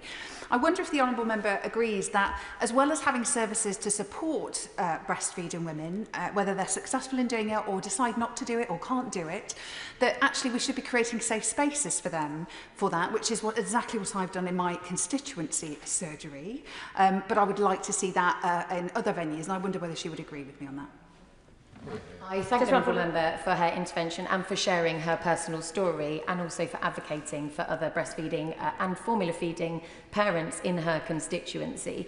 And she highlights that there is a postcode lottery when it comes to that support, and so we need to see across the board those safe spaces for all parents that are feeding. And in the group that I attended, it wasn't just breastfeeding mums, it was mums who were combination feeding or in the process of introducing solids or planning their feeding journey as they navigated returning to work. Some of those women became my closest friends, and I still have them in my life all these years later. Will she give way on that point? Happily give way on that point. Thank you. And I thank the honourable member for bringing this important issue to the chamber. My wife and I are expecting our first in the coming weeks. So as you can expect, this is an important subject that I'm quickly upskilling on. So in my constituency, I have a very similar group, so Exmouth Bosom Buddies, who are doing a really fantastic job, which we know that relieves pressure on the NHS. So what more do you think can be done to allow these groups to really grow, thrive and flourish so they can continue doing their vital work? Before the honourable member gets to her feet, I'm just reminded of the Crowborough Birthing Unit in my constituency, midwifery-led, helping lovely mums in my constituency. Jess Brown-Fuller. I thank the honourable member for his intervention, and he highlights how important having that community-based support in an area is, but unfortunately not every mother across the UK can say the same for that. There are areas where they have to travel up to an hour by car to attend that sort of group, and I will come on to that. Because when I had my daughter, 5 years after my son, the support that I had relied on had all but vanished. Milk that I had relied on was now being run out of, in effect, a broom cupboard in my local leisure centre, with no opportunity to socialise with other mums. It was only 6 months later that the pandemic hit, and my daughter's health visitor reviews were done via Zoom, often without my daughter even on the screen. The local children and family centre in my constituency never reopened in the same way after the pandemic. Now, I was one of the lucky ones because I'd already built my village around me 5 years earlier. I had a network of friends and family that I could call on. But for those new mothers in the last decade, that support has been all but vaporised, with community support groups being patchy, often delivered by volunteers or those wonderful midwives in their time off. And it is also essential, Madam Deputy Speaker, to acknowledge and support those parents who cannot or choose not to breastfeed, ensuring that they feel empowered and confident in the decisions they make for their children's nutrition and well-being. So I'm a proud advocate of every parent having choice, but that choice should be an informed one, and currently it's not a level playing field, with formula companies preying on the vulnerability of parents. The Competition and Markets Authority launched a market study into the formula industry in February 2024, and they published their results earlier this year. Now, this provided a comprehensive, in-depth and up-to-date exploration of the infant formula market in the UK through a consultative process that has offered really unique insights into the industry. And I'd just like to read a short extract from the CMA's executive summary on their findings. Parents are often in vulnerable circumstances when they first make choices about whether and which infant formula to use. Their brand choice is often based on incomplete or unclear information, and they are typically then reluctant to switch brands. Against this backdrop, manufacturers place significant emphasis on building their brands, including through their willingness to supply the NHS at below cost, and differentiating their products to attract parents rather than competing strongly on price. And price competition between retailers has typically been weak. Our analysis indicates that these features in combination are leading to poor outcomes for parents in terms of the choices they make and prices they pay for infant formula. In short, Madam Deputy Speaker, a vulnerable, extremely tired new parent is making choices on which formula to buy, but often the claims on boxes of commercial infant formula are unfounded, and they're causing parents to choose between a £7 tin of formula or a £14 tin of formula, even though they are nutritionally equivalent. At a recent event, we heard testimonies of parents who had purchased the more expensive brand with bold claims on its packaging, believing that they were doing the best for their child, only to then use less scoops when making a bottle to make the tin last longer. And you only have to look at our supermarket shelves to see formula milk locked behind glass cabinets to show that we have a crisis in families being able to feed their babies. The cost of living challenges have spiralled into a food insecurity crisis, yet formula manufacturers increased prices by 24% in 1 year in 2023, and they continue to rise well beyond inflation. And research shows that parents rarely switch brands once they've introduced a formula milk. This gives formula companies a clear incentive to offer their products to maternity wards at reduced prices, knowing parents are likely to continue using the same brand when they go home. So to address this, the CMA recommends standardised infant formula labelling in healthcare settings, which would eliminate this form of exploitative marketing. Formula companies are also restricted from advertising newborn formula, but they get round this by advertising their follow-on or stage 2 milk and then making the packaging look exactly the same. The CMA recommendations ask for the government to assess whether infant formula and follow-on milks are clearly distinct and then communicate that assessment to the manufacturers and enforcers. A Mintel report from 2016 reported that in 2015, for every baby born in the UK, companies spent a staggering £21 just on marketing follow-on formula. So the CMA has made 11 recommendations to government, all of which aim to improve outcomes for parents. I'm calling on the government today to implement all of the 11 recommendations and finally level the playing field for those parents that rely on formula to feed their babies. Now, Madam Deputy Speaker, this debate is very timely, as last week I was delighted to host the World Breastfeeding Trends Initiative launch of their 2024 report here in Parliament. I would be delighted to give the Minister a copy if she doesn't already have one. The key takeaway from the report is that the UK has one of the lowest breastfeeding rates in the world. The report not only highlights the gaps in policy, but it also creates a report card system for each of the 4 nations. And I just want to highlight a few things that were mentioned within that report. Importantly, data, though its collection is uneven across the 4 nations, shows that the majority of mothers do set out to breastfeed. Despite this, by 6 to 8 weeks, around 70% of babies in the UK receive some formula, and by 6 months, only 1% of babies are exclusively breastfed. Will my honourable friend give way? Happily give way. I'd like to commend her for the great work she's doing to improve the relationship, the most important relationship in the world between a mother and her infant. Will she join me in paying tribute to the Midwives of Paris Teaching Health Board, who have the largest county in Wales to cover? And we should also join me in paying tribute to Susan Grounds, who after being a midwife for over 20 years, retired in March and was elected as a Lib Dem councillor in April. I thank the honourable friend for his intervention, and he's absolutely right that quite often these women have been so embedded in their communities for so many years, helping these women raise their babies, that they go on to do marvellous things in the community. And the majority of those who stopped breastfeeding early wanted to breastfeed for longer, but didn't receive the help they needed to resolve problems, all of which could be addressed with support from trained health workers, skilled peer supporters, or specialist help in hospital, at home, or in the community. The World Breastfeeding Trend Initiative report highlighted the absence of national policy and governance in England. Now, the devolved nations have pulled ahead on this front, with Scotland publishing a strategic framework, Wales having had an action plan since 2019, and Northern Ireland currently finalising their very own strategy. Support needs to be baked into policy and legislation because communities cannot do this alone.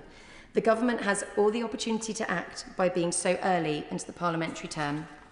I was delighted to see the announcement today into a review of the parental leave and pay system, and I hope infant feeding will play into the considerations of better support for parents on maternity and paternity leave. Health visitor teams have also dwindled over recent years, and an estimated 54,000 GP appointments could be saved every year if there was a professional feeding service available in every community. And any strategy must be properly funded and integrated with current programmes across communities and healthcare settings such as family hubs and Start for Life, which should themselves be expanded. Particularly Start for Life, which is currently only funded in half of England's local authorities. Some councils are choosing to make this an area they improve on, and I'm pleased to see my local authority, West Sussex County Council, including the early years as part of their health strategy for the next 5 years, even without the Start for Life funding, which they currently do not receive. I'd like to just very quickly use an example of a mother that got in touch just last week to share her story. She had a traumatic birth with unexpected interventions. Her baby was fed formula by hospital staff very quickly. The pump kit didn't work in hospital, and there was no available or meaningful help. She really wants to feed her baby herself. She looked online when she got home to find help nearby, but there was nothing less than an hour away by car. She is struggling with which formula to use and doesn't really understand what is the difference between them. She doesn't know other women with babies. She's feeling very lost and isolated. Social media is full of conflicting advice, so she has reached out of area for paid support she really cannot afford on maternity pay to help her try and regain a sense of reality. I'm sure this lady's reality is the same for parents across the country. And if the reasons I've highlighted in this debate are not compelling enough, then maybe the economic impact is.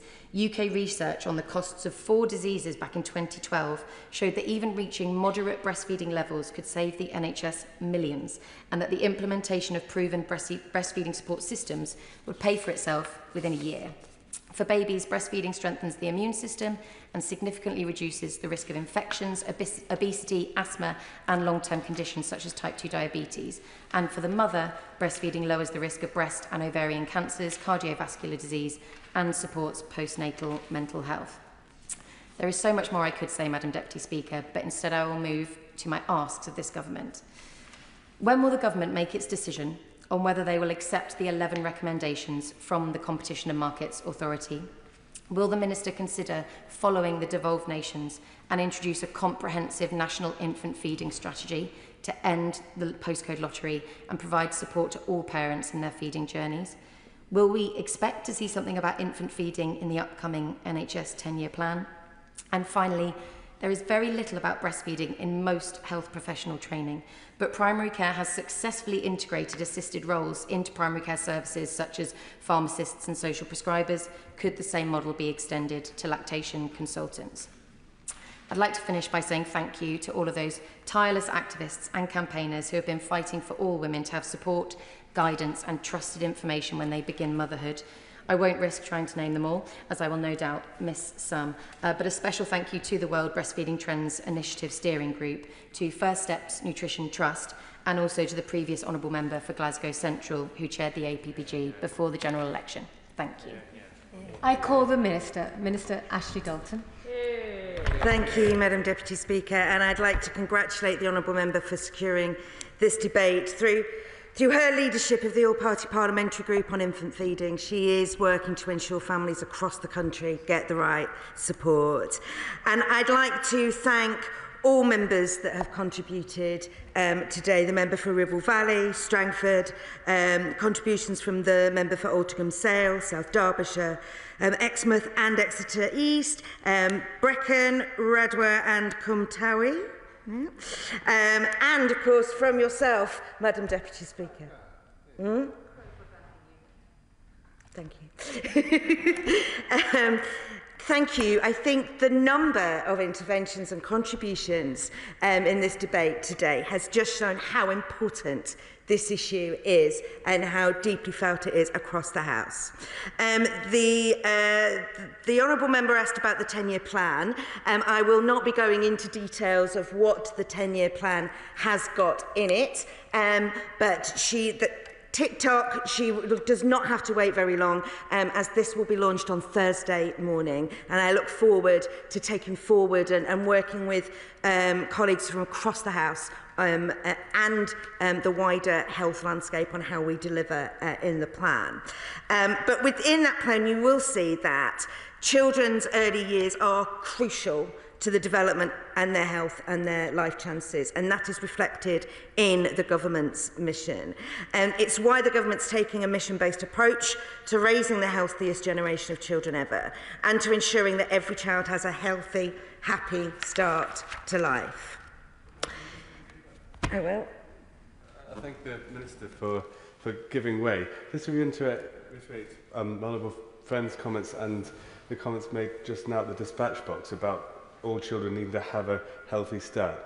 We can't emphasise how important gestation and the first 6 months of life is.